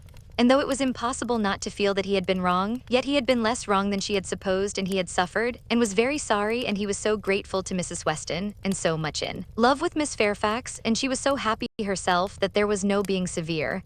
And could he have entered the room, she must have shaken hands with him as heartily as ever. She thought so well of the letter that when Mr. Knightley came again, she desired him to read it. She was sure of Mrs. Weston's wishing it to be communicated, especially to one who, like Mr. Knightley, had seen so much to blame in his conduct. I shall be very glad to look it over, said he, but it seems long. I will take it home with me at night. But that would not do. Mr. Weston was to call in the evening, and she must return it by him. I would rather be talking to you, he replied, but as it seems a matter of justice, it shall be done. He began, stopping, however, almost directly to say, had I been offered the sight of one of this gentleman's letters to his mother-in-law a few months ago, Emma, it would not have been taken with such indifference. He proceeded a little farther, reading to himself, and then with a smile observed, humph, a fine complimentary opening, but it is his way, one man's style must not be the rule of another's. We will not be severe. It will be natural for me, he added shortly afterwards, to speak my opinion aloud as I read. By doing it, I shall feel that I am near you. It will not be so great a loss of time, but if you dislike it, not at all, I should wish it. Mr. Knightley returned to his reading with greater alacrity. He trifles here, said he, as to the temptation. He knows he is wrong and has nothing rational to urge. Bad, he ought not to have formed the engagement. His father's disposition, he is unjust, however, to his father. Mr. Weston's sanguine temper was a blessing on all his upright and honorable exertions, but Mr. Weston earned every present comfort before he endeavored to gain it. Very true, he did not come till Miss Fairfax was here. And I have not forgotten, said Emma, how sure you were that he might have come sooner if he would. You pass it over very handsomely, but you were perfectly right. I was not quite impartial in my judgment, Emma, but yet I think had you not been in the case, I should still have distrusted him. When he came to Miss Woodhouse, he was obliged to read the whole of it aloud, all that related to her, with a smile, a look, a shake of the head, a word or two of assent or disapprobation, or merely of love as the subject required, concluding, however, seriously and after steady reflection, thus: very bad though it might have been worse, playing a most dangerous game, too much indebted to the event for his acquittal, no judge of his own manners by you, always deceived in fact by his own wishes, and regardless of little besides his own convenience, fancying you to have fathomed his secret, natural enough, his own mind full of intrigue that he should suspect it in others. Mystery. Finesse, how they pervert the understanding. My Emma, does not everything serve to prove more and more the beauty of truth and sincerity in all our dealings with each other? Emma agreed to it, and with a blush of sensibility on Harriet's account, which she could not give any sincere explanation of. You had better go on, said she. He did so, but very soon stopped again to say, the pianoforte? Ah, that was the act of a very, very young man, one too young to consider whether the inconvenience of it might not very much exceed the pleasure. A boyish scheme, indeed. I cannot comprehend a man's wishing to give a woman any proof of affection which he knows she would rather dispense with, and he did know that she would have prevented the instruments coming if she could. After this, he made some progress without any pause. Frank Churchill's confession of having behaved shamefully was the first thing to call for more than a word in passing. I perfectly agree with you, sir, was then his remark. You did behave very shamefully, you never wrote a truer line. And having gone through what immediately followed of the basis of their disagreement and his persisting to act in direct opposition to Jane Fairfax's sense of right, he made a fuller pause to say, this is very bad. He had induced her to place herself for his sake in a situation of extreme difficulty and uneasiness, and it should have been his first object to prevent her from suffering unnecessarily. She must have had much more to contend with in carrying on the correspondence than he could. He should have respected even unreasonable scruples had there been such, but hers were all reasonable. We must look to her one fault and remember that she had done a wrong thing in consenting to the engagement, to bear that she should have been in such a state of punishment. Emma knew that he was now getting to the Box Hill party and grew uncomfortable. Her own behavior had been so very improper, she was deeply ashamed and a little afraid of his next look. It was all read, however, steadily, attentively, and without the smallest remark, and accepting one momentary glance at her, instantly withdrawn, in the fear of giving pain no remembrance of Box Hill seemed to exist. There is no saying much for the delicacy of our good friends, the Eltons, was his next observation. His feelings are natural. What actually resolved to break with him entirely? She felt the engagement to be a source of repentance and misery to each she dissolved it. What a view this gives of her sense of his behavior. Well, he must be a most extraordinary. Nay, nay, read on, you will find how very much he suffers. I hope he does, replied Mr. Knightley coolly and resuming the letter. Smallridge, what does this mean? What is all this? She had engaged to go as governess to Mrs. Smallridge's children, a dear friend of Mrs. Elton's, a neighbor of Maple Grove. And by the by, I wonder how Mrs. Elton bears the disappointment. Say nothing, my dear Emma, while you oblige me to read not even of Mrs. Elton. Only one page more. I shall soon have done. What a letter the man writes. I wish you would read it with a kinder spirit towards him. Well, there is feeling here. He does seem to have suffered in finding her ill. Certainly, I can have no doubt of his being fond of her, dearer, much dearer than ever. I hope he may long continue to feel all the value of such a reconciliation. He is a very liberal thanker with his thousands and tens of thousands. Happier than I deserve. Come, he knows himself there. Miss Woodhouse calls me the child of good fortune. Those were Miss Woodhouse's words, were they? And a fine ending, and there is the letter. The child of good fortune. That was your name for him, was it? You do not appear so well satisfied with his letter as I am, but still you must, at least I hope you must, think the better of him for it. I hope it does him some service with you. Yes, certainly it does. He has had great faults of inconsideration and thoughtlessness, and I am very much of his opinion in thinking him likely to be happier than he deserves. But still, as he is, beyond a doubt, really attached to Miss Fairfax, and will soon, it may be hoped, have the advantage of being constantly with her, I am very ready to believe his character will improve, and acquire from hers the steadiness and delicacy of principle that it wants. And now, let me talk to you of something else. I have another person's interest at present so much at heart, that I cannot think any longer about Frank Churchill. Ever since I left you this morning, Emma, my mind has been hard at work on one subject. The subject followed. It was in plain, unaffected, gentlemanlike English, such as Mr. Knightley used even to the woman he was in love with, how to be able to ask her to marry him without attacking the happiness of her father. Emma's answer was ready at the first word. While her dear father lived, any change of condition must be impossible for her. She could never quit him. Part only of this answer, however, was admitted. The impossibility of her quitting her father Mr. Knightley felt as strongly as herself, but the inadmissibility of any other change he could not agree to. He had been thinking it over most deeply, most intently. He had at first hoped to induce Mr. Woodhouse to remove with her to Donwell. He had wanted to believe it feasible, but his knowledge of Mr. Woodhouse would not suffer him to deceive himself long, and now he confessed his persuasion that such a transplantation would be a risk of her father's comfort, perhaps even of his life, which must not be hazarded. Mr. Woodhouse taken from Hartfield? No, he felt that it ought not to be attempted. But the plan which had arisen on the sacrifice of this, he trusted his dearest Emma would not find in any respect objectionable. It was that he should be received at Hartfield, that so long as her father's happiness, in other words, his life required Hartfield to continue her home, it should be his likewise. Of their all removing to Donwell, Emma had already had her own passing thoughts. Like him, she had tried the scheme and rejected it, but such an alternative as this had not occurred to her.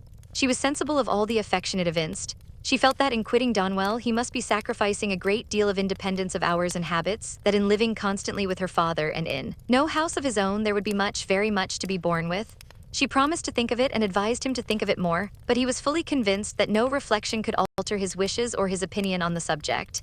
He had given it, he could assure her, very long and calm consideration. He had been walking away from William Larkins the whole morning to have his thoughts to himself. "Ah, there is one difficulty unprovided for," cried Emma. "I am sure William Larkins will not like it. You must get his consent before you ask mine." She promised, however, to think of it, and pretty nearly promised, moreover, to think of it, with the intention of finding it a very good scheme. It is remarkable that Emma, in the many, very many, points of view in which she was now beginning to consider Donwell Abbey, was never struck with any sense of injury to her nephew Henry, whose rights as heir expectant had formerly been so tenaciously regarded. Think she must of the possible difference to the poor little boy, and yet she only gave herself a saucy conscious smile about it, and found amusement in detecting the real cause of that violent dislike of Mr. Knightley's marrying Jane Fairfax, or anybody else, which at the time she had wholly imputed to the amiable solicitude of the sister and the aunt. This proposal of his, this plan of marrying and continuing at Hartfield, the more she contemplated it, the more pleasing it became. His evils seemed to lessen, her own advantages to increase, their mutual good to outweigh every drawback. Such a companion for herself in the periods of anxiety and cheerlessness before her. Such a partner in all those duties and cares to which time must be giving. Increase of melancholy. She would have been too happy but for poor Harriet, but every blessing of her own seemed to involve and advance the sufferings of her friend, who must now be even excluded from Hartfield. The delightful family party which Emma was securing for herself, poor Harriet must in mere charitable caution be kept at a distance from. She would be a loser in every way. Emma could not deplore her future absence as any deduction from her own enjoyment. In such a party, Harriet would be rather a dead weight than otherwise, but for the poor girl herself, it seemed a peculiarly cruel necessity that was to be placing her in such a state of unmerited punishment. In time, of course, Mr. Knightley would be forgotten, that is, supplanted, but this could not be expected to happen very early. Mr. Knightley himself would be doing nothing to assist the cure, not like Mr. Elton. Mr. Knightley, always so kind, so feeling, so truly considerate for everybody, would never deserve to be less worshipped than now, and it really was too much to hope even of Harriet, that she could be in love with more than 3 men in 1 year. Chapter 16. It was a very great relief to Emma to find Harriet as desirous as herself to avoid a meeting. Their intercourse was painful enough by letter. How much worse had they been obliged to meet? Harriet expressed herself very much as might be supposed, without reproaches or apparent sense of ill usage. And yet Emma fancied there was a something of resentment, a something bordering on it in her style, which increased the desirableness of their being separate. It might be only her own consciousness, but it seemed as if an angel only could have been quite without resentment under such a stroke. She had no difficulty in procuring Isabella's invitation, and she was fortunate in having a sufficient reason for asking it without resorting to invention. There was a tooth amiss. Harriet really wished, and had wished some time, to consult a dentist. Mrs. John Knightley was delighted to be of use. Anything of ill health was a recommendation to her, and though not so fond of a dentist as of a Mr. Wingfield, she was quite eager to have Harriet under her care. When it was thus settled on her sister's side, Emma proposed it to her friend and found her very persuadable. Harriet was to go, she was invited for at least a fortnight, she was to be conveyed in Mr. Woodhouse's carriage. It was all arranged, it was all completed, and Harriet was safe in Brunswick Square. Now Emma could, indeed, enjoy Mr. Knightley's visits. Now she could talk, and she could listen with true happiness, unchecked by that sense of injustice, of guilt, of something most painful, which had haunted her when remembering how disappointed a heart was near her. How much might at that moment and at a little distance be enduring by the feelings which she had led astray herself. The difference of Harriet at Mrs. Goddard's or in London made perhaps an unreasonable difference in Emma's sensations. But she could not think of her in London without objects of curiosity and employment, which must be averting the past and carrying her out of herself. She would not allow any other anxiety to succeed directly to the place in her mind which Harriet had occupied. There was a communication before her, one which she only could be competent to make the confession of her engagement to her father, but she would have nothing to do with it at present. She had resolved to defer the disclosure till Mrs. Weston were safe and well. No additional agitation should be thrown at this period among those she loved, and the evil should not act on herself by anticipation before the appointed time. A fortnight at least of leisure and peace of mind, to crown every warmer but more agitating delight, should be hers. She soon resolved, equally as a duty and a pleasure, to employ half an hour of this holiday of spirits in calling on Miss Fairfax. She ought to go, and she was longing to see her, the resemblance of their present situations increasing every other motive of goodwill. It would be a secret satisfaction, but the consciousness of a similarity of prospect would certainly add to the interest with which she should attend to anything Jane might communicate. She had driven once unsuccessfully to the door, but had not been into the house since the morning after Box Hill, when poor Jane had been in such distress as had filled her with compassion, though all the worst of her sufferings had been unsuspected. The fear of being still unwelcome determined her, though assured of their being at home, to wait in the passage and send up her name. She heard Patty announcing it, but no such bustle succeeded as poor Miss Bates had before made so happily intelligible. No, she heard nothing but the instant reply of "Beg her to walk up," and a moment afterwards she was met on the stairs by Jane herself, coming eagerly forward as if no other reception of her were felt sufficient. Emma had never seen her look so well, so lovely, so engaging. There was consciousness, animation, and warmth. There was everything which her countenance or manner could ever have wanted. She came forward with an offered hand, and said in a low but very feeling tone, "This is most kind indeed. Miss Woodhouse, it is impossible for me to express. I hope you will excuse me for being so entirely without words." Emma was gratified, and would soon have shewn no want of words, if the sound of Mrs. Elton's voice from the sitting-room had not checked her, and made it expedient to compress all her friendly and all her congratulatory sensations into a very, very earnest shake of the hand. Mrs. Bates and Mrs. Elton were together. Miss Bates was out, which accounted for the previous tranquility. Emma could have wished Mrs. Elton elsewhere, but she was in a humor to have patience with everybody, and as Mrs. Elton met her with unusual graciousness, she hoped the rencontre would do them no harm. She soon believed herself to penetrate Mrs. Elton's thoughts and understand why she was, like herself, in happy spirits. It was being in Miss Fairfax's confidence and fancying herself acquainted with what was still a secret to other people. Emma saw symptoms of it immediately in the expression of her face, and while paying her own compliments to Mrs. Bates and appearing to attend to the good old lady's replies, she saw her with a sort of anxious parade of mystery fold up a letter which she had apparently been reading aloud to Miss Fairfax, and return it into the purple and gold reticule by her side, saying with significant nods, "We can finish this some other time, you know. You and I shall not want opportunities, and in fact you have heard all the essential already. I only wanted to prove to you that Mrs. S. admits our apology and is not offended. You see how delightfully she writes. Oh, she is a sweet creature. You would have doted on her had you gone, but not a word more. Let us be discreet quite on her behavior. Hush, you remember those lines. I forget the poem at this moment. For when a lady's in the case, you know all other things give place. Now I say, my dear, in our case, for lady, read mum. A word to the wise. I am in a fine flow of spirits, and but I want to set your heart at ease as to Mrs. S. My representation, you see, has quite appeased her." And again, on Emma's merely turning her head to look at Mrs. Bates's knitting, she added in a half-whisper, "I mention no names, you will observe. Oh no, cautious as a minister of state, I managed it extremely well." Emma could not doubt. It was a palpable display, repeated on every possible occasion. When they had all talked a little while in harmony of the weather and Mrs. Weston, she found herself abruptly addressed with, "Do not you think, Miss Woodhouse, our saucy little friend here is charmingly recovered? Do not you think her cure does Perry the highest credit?" Here was a side glance of great meaning at Jane. "Upon my word, Perry has restored her in a wonderful short time. Oh, if you had seen her as I did when she was at the worst." And when Mrs. Bates was saying something to Emma, whispered farther, "We do not say a word of any assistance that Perry might have, not a word of a certain young physician from Windsor. Oh no, Perry shall have all the credit. I have scarce had the pleasure of seeing you, Miss Woodhouse." She shortly afterwards began, "Since the party to Box Hill, very pleasant party, but yet I think there was something wanting. Things did not seem, that is, there seemed a little cloud upon the spirits of some, so it appeared to me at least, but I might be mistaken. However, I think it answered so far as to tempt one to go again. What say you both to our collecting the same party and exploring to Box Hill again while the fine weather lasts? It must be the same party, you know, quite the same party, not one exception." Soon after this Miss Bates came in, and Emma could not help being diverted by the perplexity of her first answer to herself, resulting, she supposed, from doubt of what might be said and impatience to say everything. "Thank you, dear Miss Woodhouse, you are all kindness. It is impossible to say yes, indeed, I quite understand dearest Jane's prospects, that is, I do not mean.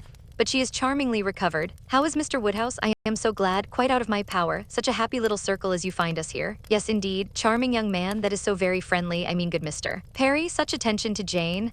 And from her more than commonly thankful delight towards Mrs. Elton for being there, Emma guessed that there had been a little show of resentment towards Jane from the vicarage quarter, which was now graciously overcome. After a few whispers indeed, which placed it beyond a guess, Mrs. Elton, speaking louder, said, "Yes, here I am, my good friend, and here I have been so long that anywhere else I should think it necessary to apologize, but the truth is that I am waiting for my lord and master. He promised to join me here and pay his respects to you." "What, are we to have the pleasure of a call from Mr. Elton? That will be a favor indeed. For I know gentlemen do not like morning visits, and Mr. Elton's time is so engaged." "Upon my word it is, Miss Bates. He really is engaged from morning to night. There is no end of people's coming to him on some pretense or other. The magistrates and overseers and churchwardens are always wanting his opinion. They seem not able to do anything without him. Upon my word, Mr. E, I often say, rather you than I do not know what would become of my crayons and my instrument if I had half so many applicants. Bad enough as it is, for I absolutely neglect them both to an unpardonable degree. I believe I have not played a bar this fortnight. However, he is coming, I assure you, yes indeed, on purpose to wait on you all." And putting up her hand to screen her words from Emma, "Congratulatory visit, you know?" "Oh yes, quite indispensable." Miss Bates looked about her so happily. "He promised to come to me as soon as he could disengage himself from Knightley, but he and Knightley are shut up together in deep consultation. Mr. E is Knightley's right hand." Emma would not have smiled for the world and only said, "Is Mr. Elton gone on foot to Donwell? He will have a hot walk." "Oh no, it is a meeting at the Crown, a regular meeting. Weston and Cole will be there too, but one is apt to speak only of those who laid. I fancy Mr. E and Knightley have everything their own way." "Have not you mistaken the day?" said Emma. "I am almost certain that the meeting at the Crown is not till tomorrow. Mr. Knightley was at Hartfield yesterday and spoke of it as for Saturday." "Oh no, the meeting is certainly today," was the abrupt answer, which denoted the impossibility of any blunder on Mrs. Elton's side. "I do believe," she continued, "this is the most troublesome parish that ever was. We never heard of such things at Maple Grove." "Your parish there was small," said Jane. "Upon my word, my dear, I do not know, for I never heard the subject talked of. But it is proved by the smallness of the school, which I have heard you speak of, as under the patronage of your sister and Mrs. Bragg, the only school and not more than 25 children." "Ah, you clever creature, that's very true. What a thinking brain you have. I say, Jane, what a perfect character you and I should make if we could be shaken together. My liveliness and your solidity would produce perfection. Not that I presume to insinuate, however, that some people may not think you perfection already. But hush, not a word, if you please." It seemed an unnecessary caution. Jane was wanting to give her words, not to Mrs. Elton, but to Miss Woodhouse, as the latter plainly saw. The wish of distinguishing her, as far as civility permitted, was very evident, though it could not often proceed beyond a look. Mr. Elton made his appearance. His lady greeted him with some of her sparkling vivacity. "Very pretty, sir, upon my word, to send me on here to be an encumbrance to my friends so long before you vouchsafed to come. But you knew what a dutiful creature you had to deal with. You knew I should not stir till my lord and master appeared. Here have I been sitting this hour, giving these young ladies a sample of true conjugal obedience, for who can say, you know, how soon it may be wanted." Mr. Elton was so hot and tired that all this wit seemed thrown away. His civilities to the other ladies must be paid, but his subsequent object was to lament over himself for the heat he was suffering and the walk he had had for nothing. "When I got to Donwell," said he, "Knightley could not be found, very odd, very unaccountable, after the note I sent him this morning and the message he returned that he should certainly be at home till 1. "Donwell," cried his wife. "My dear Mr. E, you have not been to Donwell. You mean the Crown. You come from the meeting at the Crown." "No, no, that's tomorrow, and I particularly wanted to see Knightley today on that very account. Such a dreadful broiling morning. I went over the fields too, speaking in a tone of great ill-usage, which made it so much the worse. And then not to find him at home, I assure you I am not at all pleased, and no apology left, no message for me. The housekeeper declared she knew nothing of my being expected, very extraordinary, and nobody knew at all which way he was gone, perhaps to Hartfield, perhaps to the Abbey Mill, perhaps into his woods. Miss Woodhouse, this is not like our friend Knightley. Can you explain it?" Emma amused herself by protesting that it was very extraordinary indeed, and that she had not a syllable to say for him. "I cannot imagine," said Mrs. Elton, feeling the indignity as a wife ought to do, "I cannot imagine how he could do such a thing by you of all people in the world. The very last person whom one should expect to be forgotten, my dear Mr. E, he must have left a message for you, I am sure he must. Not even Knightley could be so very eccentric, and his servants forgot it, depend upon it." That was the case, and very likely to happen with the Donwell servants, who are all, I have often observed, extremely awkward and remiss. I am sure I would not have such a creature as his Harry stand at our sideboard for any consideration. And as for Mrs. Hodges, Wright holds her very cheap indeed. She promised Wright a receipt and never sent it. I met William Larkins, continued Mr. Elton, as I got near the house, and he told me I should not find his master at home, but I did not believe him. William seemed rather out of humor. He did not know what was come to his master lately, he said, but he could hardly ever get the speech of him. I have nothing to do with William's wants, but it really is of very great importance that I should see Knightley today, and it becomes a matter, therefore, of very serious inconvenience that I should have had this hot walk to no purpose. Emma felt that she could not do better than go home directly. In all probability, she was at this very time waited for there, and Mr. Knightley might be preserved from sinking deeper in aggression towards Mr. Elton, if not towards William Larkins. She was pleased, on taking leave, to find Miss Fairfax determined to attend her out of the room, to go with her even downstairs. It gave her an opportunity which she immediately made use of to say, "It is as well, perhaps, that I have not had the possibility. Had you not been surrounded by other friends, I might have been tempted to introduce a subject, to ask questions, to speak more openly than might have been strictly correct. I feel that I should certainly have been impertinent." "Oh," cried Jane, with a blush and an hesitation which Emma thought infinitely more becoming to her than all the elegance of all her usual composure, "there would have been no danger. The danger would have been of my wearying you. You could not have gratified me more than by expressing an interest. Indeed, Miss Woodhouse, speaking more collectedly, with the consciousness which I have of misconduct, very great misconduct, it is particularly consoling to me to know that those of my friends whose good opinion is most worth preserving are not disgusted to such a degree as to I have not time for half that I could wish to say. I long to make apologies, excuses, to urge something for myself. I feel it so very due. But unfortunately, in short, if your compassion does not stand my friend, Oh, you are too scrupulous, indeed you are," cried Emma warmly, and taking her hand. "You owe me no apologies, and every body to whom you might be supposed to owe them is so perfectly satisfied, so delighted even. You are very kind, but I know what my manners were to you. So cold and artificial, I had always a part to act, it was a life of deceit. I know that I must have disgusted you. Pray say no more. I feel that all the apologies should be on my side. Let us forgive each other at once. We must do whatever is to be done quickest, and I think our feelings will lose no time there. I hope you have pleasant accounts from Windsor." "Very. And the next news, I suppose, will be that we are to lose you just as I begin to know you." "Oh, as to all that, of course nothing can be thought of yet. I am here till claimed by Colonel and Mrs. Campbell. Nothing can be actually settled yet, perhaps," replied Emma, smiling, "but excuse me, it must be thought of." The smile was returned as Jane answered, "You are very right, it has been thought of. And I will own to you, I am sure it will be safe, that so far as our living with Mr. Churchil at Inscombe, it is settled. There must be 3 months at least of deep mourning, but when they are over, I imagine there will be nothing more to wait for." Thank you, this is just what I wanted to be assured of. Oh, if you knew how much I love everything that is decided and open. Goodbye. Chapter 17. Mrs. Weston's friends were all made happy by her safety, and if the satisfaction of her well-doing could be increased to Emma, it was by knowing her to be the mother of a little girl.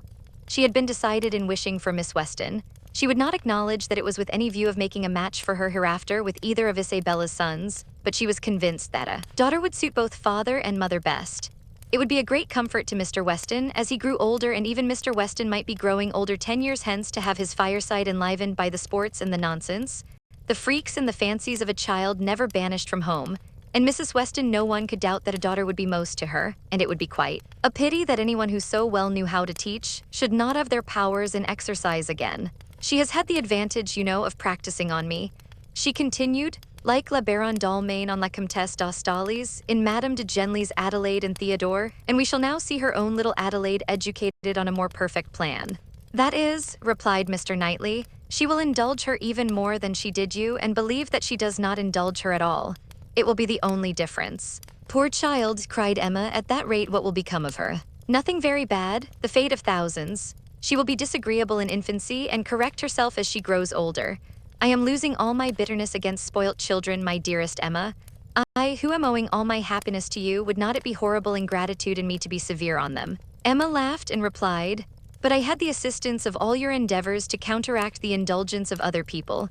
I doubt whether my own sense would have corrected me without it. Do you? I have no doubt. Nature gave you understanding, Miss Taylor gave you principles, you must have done well. My interference was quite as likely to do harm as good. It was very natural for you to say, what right has he to lecture me? And I am afraid very natural for you to feel that it was done in a disagreeable manner. I do not believe I did you any good. The good was all to myself by making you an object of the tenderest affection to me. I could not think about you so much without doting on you, faults and all, and by dint of fancying so many errors, have been in love with you ever since you were 13 at least. I am sure you were of use to me, cried Emma. I was very often influenced rightly by you, oftener than I would own at the time. I am very sure you did me good, and if poor little Anna Weston is to be spoiled, it will be the greatest humanity in you to do as much for her as you have done for me, except falling in love with her when she is 13. How often, when you were a girl, have you said to me with one of your saucy looks, Mr. Knightley, I am going to do so and so. Papa says I may, or I have Miss Taylor's leave something which you knew I did not approve. In such cases, my interference was giving you two bad feelings instead of one. What an amiable creature I was. No wonder you should hold my speeches in such affectionate remembrance. Mr. Knightley, you always called me Mr. Knightley, and from habit it has not so very formal a sound. And yet it is formal. I want you to call me something else, but I do not know what. I remember once calling you George in one of my amiable fits about 10 years ago. I did it because I thought it would offend you, but as you made no objection, I never did it again. And cannot you call me George now? Impossible, I never can call you anything but Mr. Knightley. I will not promise even to equal the elegant terseness of Mrs. Elton by calling you Mr. K, but I will promise. She added presently, laughing and blushing, I will promise to call you once by your Christian name. I do not say when, but perhaps you may guess where, in the building in which N takes him for better, for worse. Emma grieved that she could not be more openly just to one important service which his better sense would have rendered her, to the advice which would have saved her from the worst of all her womanly follies, her wilful intimacy with Harriet Smith. But it was too tender a subject. She could not enter on it. Harriet was very seldom mentioned between them. This, on his side, might merely proceed from her not being thought of, but Emma was rather inclined to attribute it to delicacy, and a suspicion from some appearances that their friendship were declining. She was aware herself that, parting under any other circumstances, they certainly should have corresponded more, and that her intelligence would not have rested, as it now almost wholly did, on Isabella's letters. He might observe that it was so. The pain of being obliged to practice concealment towards him was very little inferior to the pain of having made Harriet unhappy. Isabella sent quite as good an account of her visitor as could be expected. On her first arrival she had thought her out of spirits, which appeared perfectly natural, as there was a dentist to be consulted. But since that business had been over, she did not appear to find Harriet different from what she had known her before. Isabella, to be sure, was no very quick observer, yet if Harriet had not been equal to playing with the children, it would not have escaped her. Emma's comforts and hopes were most agreeably carried on by Harriet's being to stay longer. Her fortnight was likely to be a month at least. Mr. and Mrs. John Knightley were to come down in August, and she was invited to remain till they could bring her back. John does not even mention your friend, said Mr. Knightley. Here is his answer if you like to see it. It was the answer to the communication of his intended marriage. Emma accepted it with a very eager hand, with an impatience all alive to know what he would say about it, and not at all checked by hearing that her friend was unmentioned. John enters like a brother into my happiness, continued Mr. Knightley, but he is no complimenter. And though I well know him to have, likewise, a most brotherly affection for you, he is so far from making flourishes that any other young woman might think him rather cool in her praise. But I am not afraid of your seeing what he writes. He writes like a sensible man, replied Emma when she had read the letter. I honor his sincerity. It is very plain that he considers the good fortune of the engagement as all on my side, but that he is not without hope of my growing, in time, as worthy of your affection as you think me already. Had he said anything to bear a different construction, I should not have believed him. My Emma, he means no such thing, he only means. He and I should differ very little in our estimation of the two, interrupted she, with a sort of serious smile, much less, perhaps, than he is aware of, if we could enter without ceremony or reserve on the subject. Emma, my dear Emma. Oh, she cried with more thorough gaiety, if you fancy your brother does not do me justice, only wait till my dear father is in the secret and hear his opinion. Depend upon it, he will be much farther from doing you justice. He will think all the happiness, all the advantage on your side of the question, all the merit on mine. I wish I may not sink into poor Emma with him at once. His tender compassion towards oppressed worth can go no farther. Ah, he cried, I wish your father might be half as easily convinced as John will be, of our having every right that equal worth can give to be happy together. I am amused by one part of John's letter, did you notice it? Where he says that my information did not take him wholly by surprise, that he was rather in expectation of hearing something of the kind. If I understand your brother, he only means so far as you're having some thoughts of marrying. He had no idea of me. He seems perfectly unprepared for that. Yes, but I am amused that he should have seen so far into my feelings. What has he been judging by? I am not conscious of any difference in my spirits or conversation that could prepare him at this time for my marrying any more than at another. But it was so, I suppose. I dare say there was a difference when I was staying with them the other day. I believe I did not play with the children quite so much as usual. I remember one evening the poor boys saying, Uncle seems always tired now. The time was coming when the news must spread farther and other persons' reception of it tried. As soon as Mrs. Weston was sufficiently recovered to admit Mr. Woodhouse's visits, Emma, having it in view that her gentle reasoning should be employed in the cause, resolved first to announce it at home and then at Randall's. But how to break it to her father at last, she had bound herself to. Do it in such an hour of Mr. Knightley's absence, or when it came to the point her heart would have failed her and she must have put it off. But Mr. Knightley was to come at such a time and follow up the beginning she was to make. She was forced to speak, and to speak cheerfully too. She must not make it a more decided subject of misery to him by a melancholy tone herself. She must not appear to think it a misfortune. With all the spirits she could command, she prepared him first for something strange, and then in a few words said that if his consent and approbation could be obtained, which she trusted would be attended with no difficulty, since it was a plan to promote the happiness of all she and Mr. Knightley meant to marry, by which means Hartfield would receive the constant addition of that person's company whom she knew he loved, next to his daughters and Mrs. Weston, best in the world. Poor man, it was at first a considerable shock to him, and he tried earnestly to dissuade her from it. She was reminded more than once of having always said she would never marry, and assured that it would be a great deal better for her to remain single, and told of poor Isabella and poor Miss Taylor. But it would not do. Emma hung about him affectionately and smiled and said it must be so, and that he must not class her with Isabella and Mrs. Weston, whose marriages taking them from Hartfield had indeed made a melancholy change. But she was not going from Hartfield, she should be always there. She was introducing no change in their numbers or their comforts, but for the better, and she was very sure that he would be a great deal the happier for having Mr. Knightley always at hand when he were once got used to the idea. Did he not love Mr. Knightley very much? He would not deny that he did, she was sure. Whom did he ever want to consult on business but Mr. Knightley, who was so useful to him, who so ready to write his letters, who so glad to assist him, who so cheerful, so attentive, so attached to him? Would not he like to have him always on the spot? Yes, that was all very true. Mr. Knightley could not be there too often. He should be glad to see him every day, but they did see him every day as it was. Why could not they go on as they had done?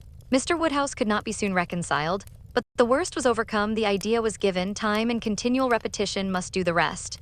To Emma's entreaties and assurances succeeded Mr. Knightley's, whose fond praise of her gave the subject even a kind of welcome, and he was soon used to be talked to by each on every fair occasion.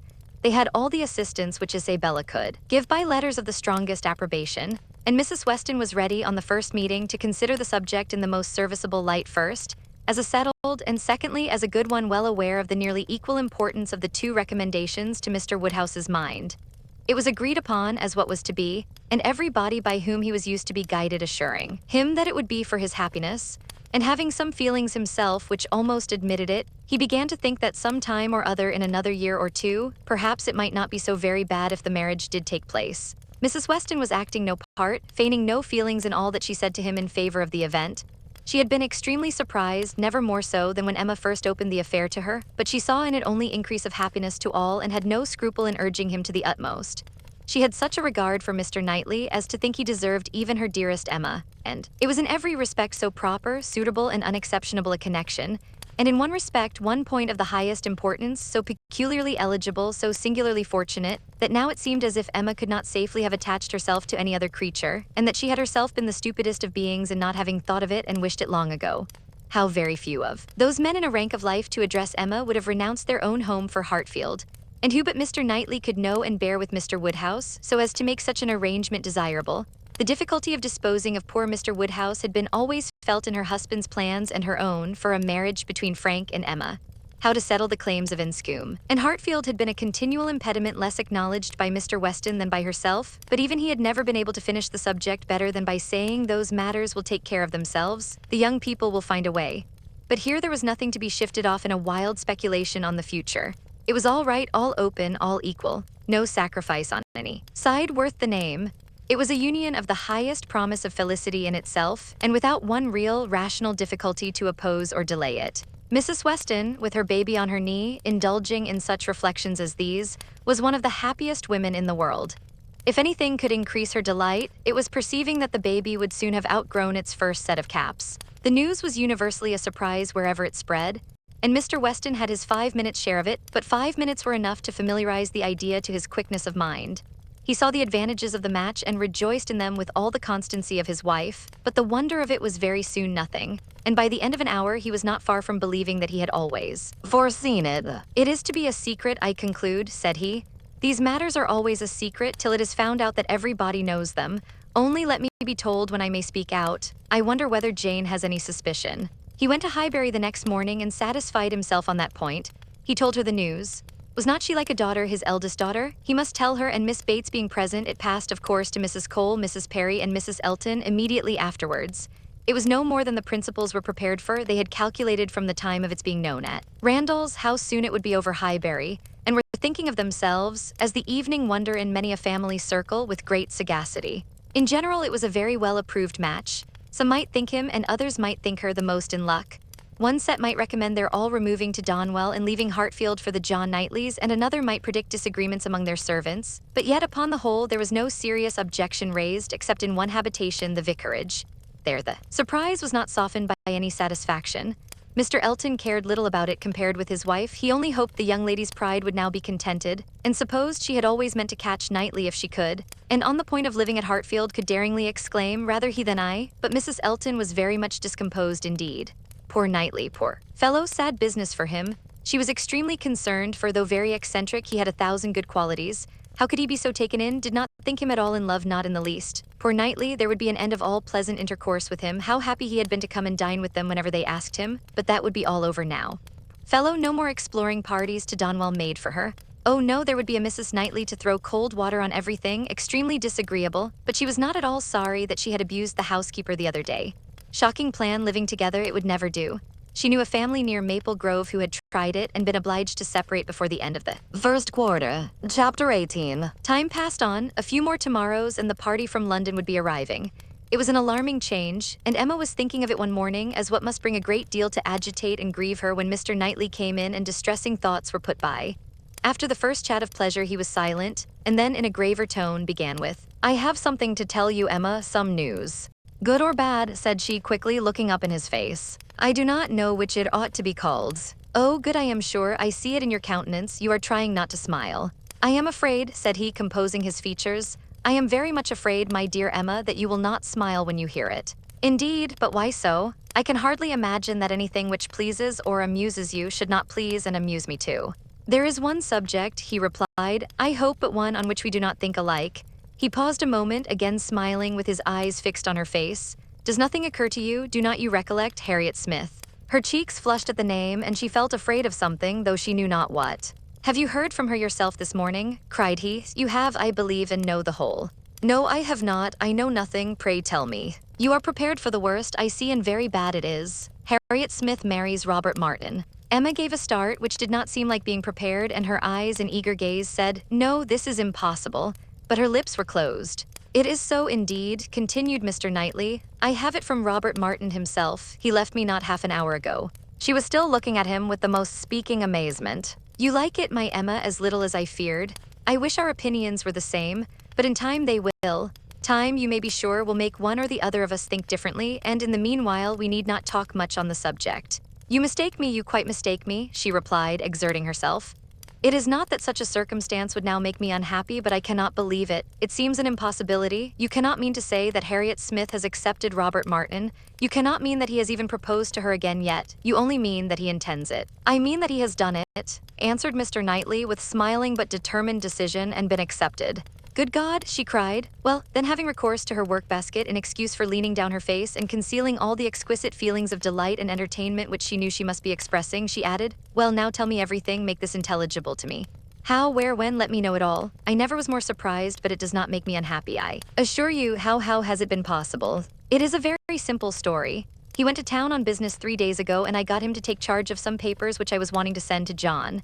He delivered these papers to John at his chambers and was asked by him to join their party the same evening to Astley's.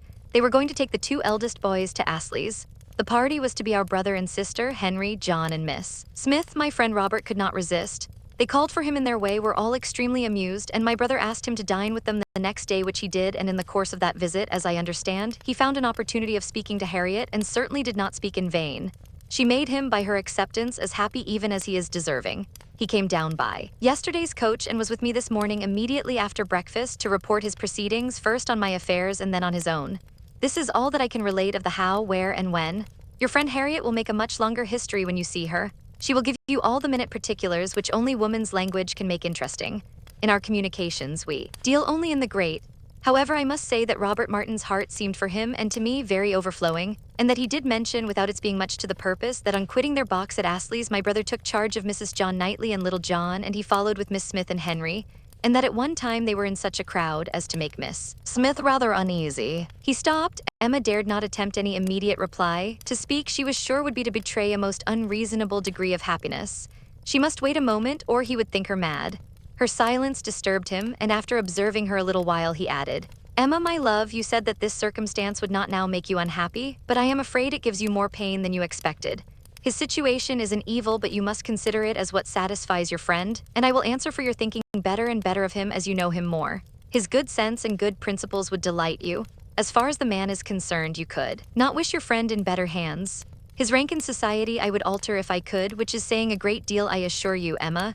You laugh at me about William Larkins, but I could quite as ill spare Robert Martin." He wanted her to look up and smile, and having now brought herself not to smile too broadly, she did, cheerfully answering, "You need not be at any pains to reconcile me to the match. I think Harriet is doing extremely well. Her connections may be worse than his. In respectability of character, there can be no doubt that they are. I have been silent from surprise, merely excessive surprise. You cannot imagine how suddenly it has come on me, how peculiarly unprepared I was, for I had reason to believe her very lately more determined against him, much more than she was before." "You ought to know your friend best," replied Mr. Knightley, "but I should say she was a good-tempered, soft-hearted girl, not likely to be very, very determined against any young man who told her he loved her." Emma could not help laughing as she answered, "Upon my word, I believe you know her quite as well as I do. But Mr. Knightley, are you perfectly sure that she has absolutely and downright accepted him? I could suppose she might in time, but can she already? Did not you misunderstand him? You were both talking of other things, of business, shows of cattle, or new drills, and might not you, in the confusion of so many subjects, mistake him? It was not Harriet's hand that he was certain of, it was the dimensions of some famous ox." The contrast between the countenance and air of Mr. Knightley and Robert Martin was, at this moment, so strong to Emma's feelings, and so strong was the recollection of all that had so recently passed on Harriet's side, so fresh the sound of those words spoken with such emphasis, "No, I hope I know better than to think of Robert Martin," that she was really expecting the intelligence to prove in some measure premature. It could not be otherwise. "Do you dare say this?" cried Mr. Knightley. "Do you dare to suppose me so great a blockhead as not to know what a man is talking of? What do you deserve?" "Oh, I always deserve the best treatment because I never put up with any other, and therefore you must give me a plain, direct answer. Are you quite sure that you understand the terms on which Mr. Martin and Harriet now are?" "I am quite sure," he replied, speaking very distinctly, "that he told me she had accepted him and that there was no obscurity, nothing doubtful in the words he used, and I think I can give you a proof that it must be so. He asked my opinion as to what he was now to do. He knew of no one but Mrs. Goddard to whom he could apply for information of her relations or friends. Could I mention anything more fit to be done than to go to Mrs. Goddard? I assured him that I could not. Then he said he would endeavor to see her in the course of this day." "I am perfectly satisfied," replied Emma with the brightest smiles, "and most sincerely wish them happy. You are materially changed since we talked on this subject before. I hope so, for at that time I was a fool. And I am changed also, for I am now very willing to grant you all Harriet's good qualities.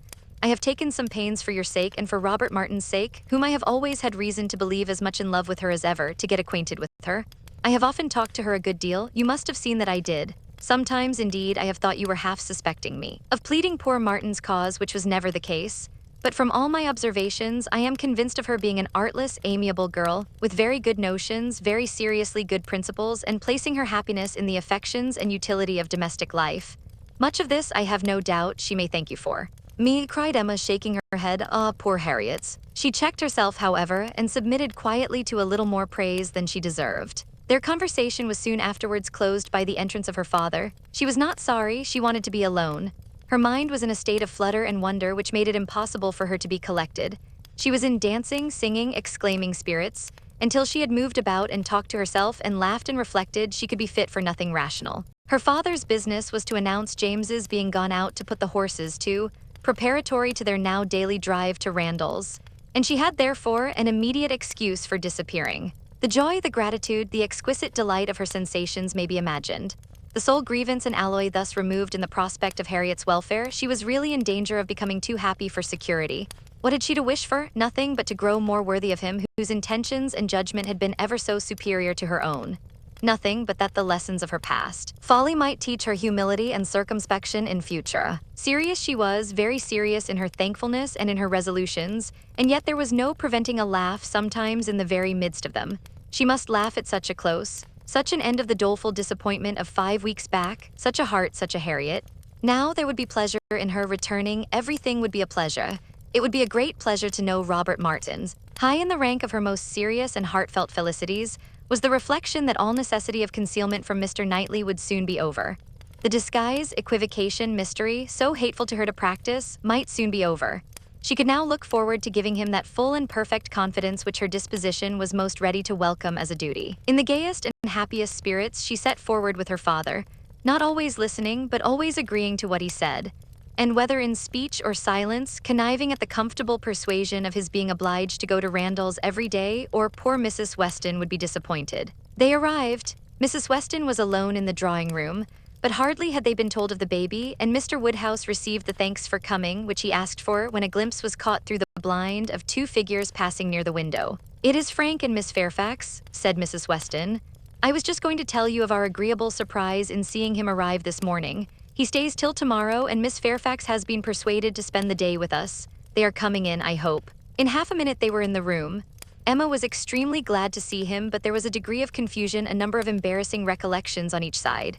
They met readily and smiling, but with a consciousness which at first allowed little to be said, and having all sat down again, there was for some time such a blank in the circle that Emma began to doubt whether the wish now indulged, which she had long felt, of seeing Frank Churchill once more, and of seeing him with Jane, would yield its proportion of pleasure. When Mr. Weston joined the party, however, and when the baby was fetched, there was no longer a want of subject or animation or of courage and opportunity for Frank Churchill to draw near her and say, "I have to thank you, Miss Woodhouse, for a very kind forgiving message in one of Mrs. Weston's letters.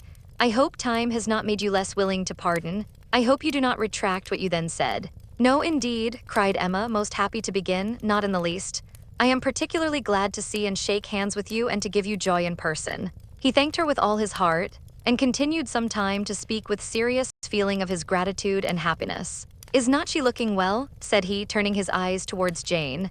"Better than she ever used to do. You see how my father and Mrs. Weston dote upon her." But his spirits were soon rising again, and with laughing eyes, after mentioning the expected return of the Campbells, he named the name of Dixon. Emma blushed and forbade its being pronounced in her hearing. "I can never think of it," she cried, "without extreme shame." "The shame," he answered, "is all mine, or ought to be, but is it possible that you had no suspicion? I mean of late. Early I know you had none." "I never had the smallest, I assure you." "That appears quite wonderful. I was once very near, and I wish I had it would have been better. But though I was always doing wrong things, they were very bad wrong things, and such as did me no service. It would have been a much better transgression had I broken the bond of secrecy and told you everything." "It is not now worth a regret," said Emma. "I have some hope," resumed he, "of my uncle's being persuaded to pay a visit at Randall's. He wants to be introduced to her. When the Campbells are returned, we shall meet them in London and continue there, I trust, till we may carry her northward.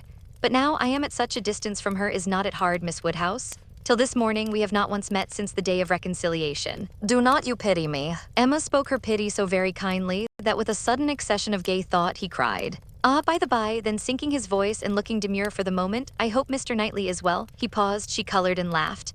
"I know you saw my letter and think you may remember my wish in your favor. Let me return your congratulations. I assure you that I have heard the news with the warmest interest and satisfaction. He is a man whom I cannot presume to praise." Emma was delighted and only wanted him to go on in the same style. But his mind was the next moment in his own concerns and with his own Jane, and his next words were, "Did you ever see such a skin, such smoothness, such delicacy, and yet without being actually fair, one cannot call her fair. It is a most uncommon complexion, with her dark eyelashes and hair a most distinguishing complexion, so peculiarly the lady in it, just color enough for beauty." "I have always admired her complexion," replied Emma archly, "but do not I remember the time when you found fault with her for being so pale? When we first began to talk of her, have you quite forgotten?" "Oh no, what an impudent dog I was, how could I dare?" But he laughed so heartily at the recollection that Emma could not help saying, "I do suspect that in the midst of your perplexities at that time, you had very great amusement in tricking us all. I am sure you had. I am sure it was a consolation to you." "Oh no, no, no, how can you suspect me of such a thing? I was the most miserable wretch. Not quite so miserable as to be insensible to mirth. I am sure it was a source of high entertainment to you to feel that you were taking us all in. Perhaps I am the readier to suspect because, to tell you the truth, I think it might have been some amusement to myself in the same situation. I think there is a little likeness between us." He bowed. "If not in our dispositions," she presently added with a look of true sensibility, "there is a likeness in our destiny, the destiny which bids fair to connect us with two characters so much superior to our own." "True, true," he answered warmly. No, not true on your side. You can have no superior, but most true on mine. She is a complete angel. Look at her. Is not she an angel in every gesture? Observe the turn of her throat. Observe her eyes as she is looking up at my father. You will be glad to hear inclining his head and whispering seriously that my uncle means to give her all my aunt's jewels. They are to be new set. I am resolved to have some in an ornament for the head. Will not it be beautiful in her dark hair? Very beautiful indeed, replied Emma, and she spoke so kindly that he gratefully burst out. How delighted I am to see you again, and to see you in such excellent looks. I would not have missed this meeting for the world. I should certainly have called at Hartfield had you failed to come. The others had been talking of the child, Mrs. Weston giving an account of a little alarm she had been under the evening before from the infant's appearing not quite well. She believed she had been foolish, but it had alarmed her, and she had been within half a minute of sending for Mr. Perry. Perhaps she ought to be ashamed, but Mr. Weston had been almost as uneasy as herself. In 10 minutes, however, the child had been perfectly well again. This was her history, and particularly interesting it was to Mr. Woodhouse, who commended her very much for thinking of sending for Perry, and only regretted that she had not done it. She should always send for Perry if the child appeared in the slightest degree disordered, were it only for a moment. She could not be too soon alarmed, nor send for Perry too often. It was a pity, perhaps, that he had not come last night, for though the child seemed well now, very well considering, it would probably have been better if Perry had seen it. Frank Churchill caught the name. Perry, said he to Emma, and trying as he spoke to catch Miss Fairfax's eye. My friend Mr. Perry, what are they saying about Mr. Perry? Has he been here this morning? And how does he travel now? Has he set up his carriage? Emma soon recollected and understood him, and while she joined in the laugh, it was evident from Jane's countenance that she too was really hearing him, though trying to seem deaf. Such an extraordinary dream of mine, he cried. I can never think of it without laughing. She hears us, Miss Woodhouse. I see it in her cheek, her smile, her vain attempt to frown. Look at her. Do not you see that at this instant, the very passage of her own letter which sent me the report is passing under her eye, that the whole blunder is spread before her, that she can attend to nothing else, though pretending to listen to the others. Jane was forced to smile completely for a moment, and the smile partly remained as she turned towards him and said in a conscious, low, yet steady voice, How you can bear such recollections is astonishing to me. They will sometimes obtrude, but how you can court them. He had a great deal to say in return, and very entertainingly.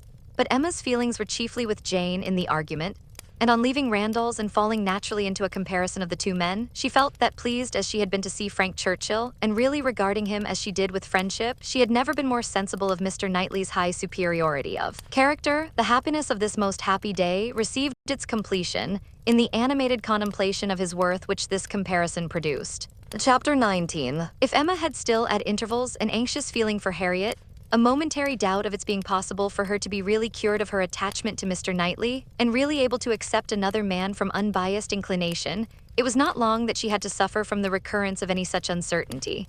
A very few days brought the party from London, and she had no sooner an opportunity of being 1 hour alone with Harriet than she became perfectly satisfied, unaccountable as it was, that Robert Martin had thoroughly supplanted Mr. Knightley, and was now forming all her views of happiness. Harriet was a little distressed, did look a little foolish at first, but having once owned that she had been presumptuous and silly and self-deceived before, her pain and confusion seemed to die away with the words and leave her without a care for the past, and with the fullest exultation in the present and future. For as to her friend's approbation, Emma had instantly removed every fear of that nature by meeting her with the most unqualified congratulations.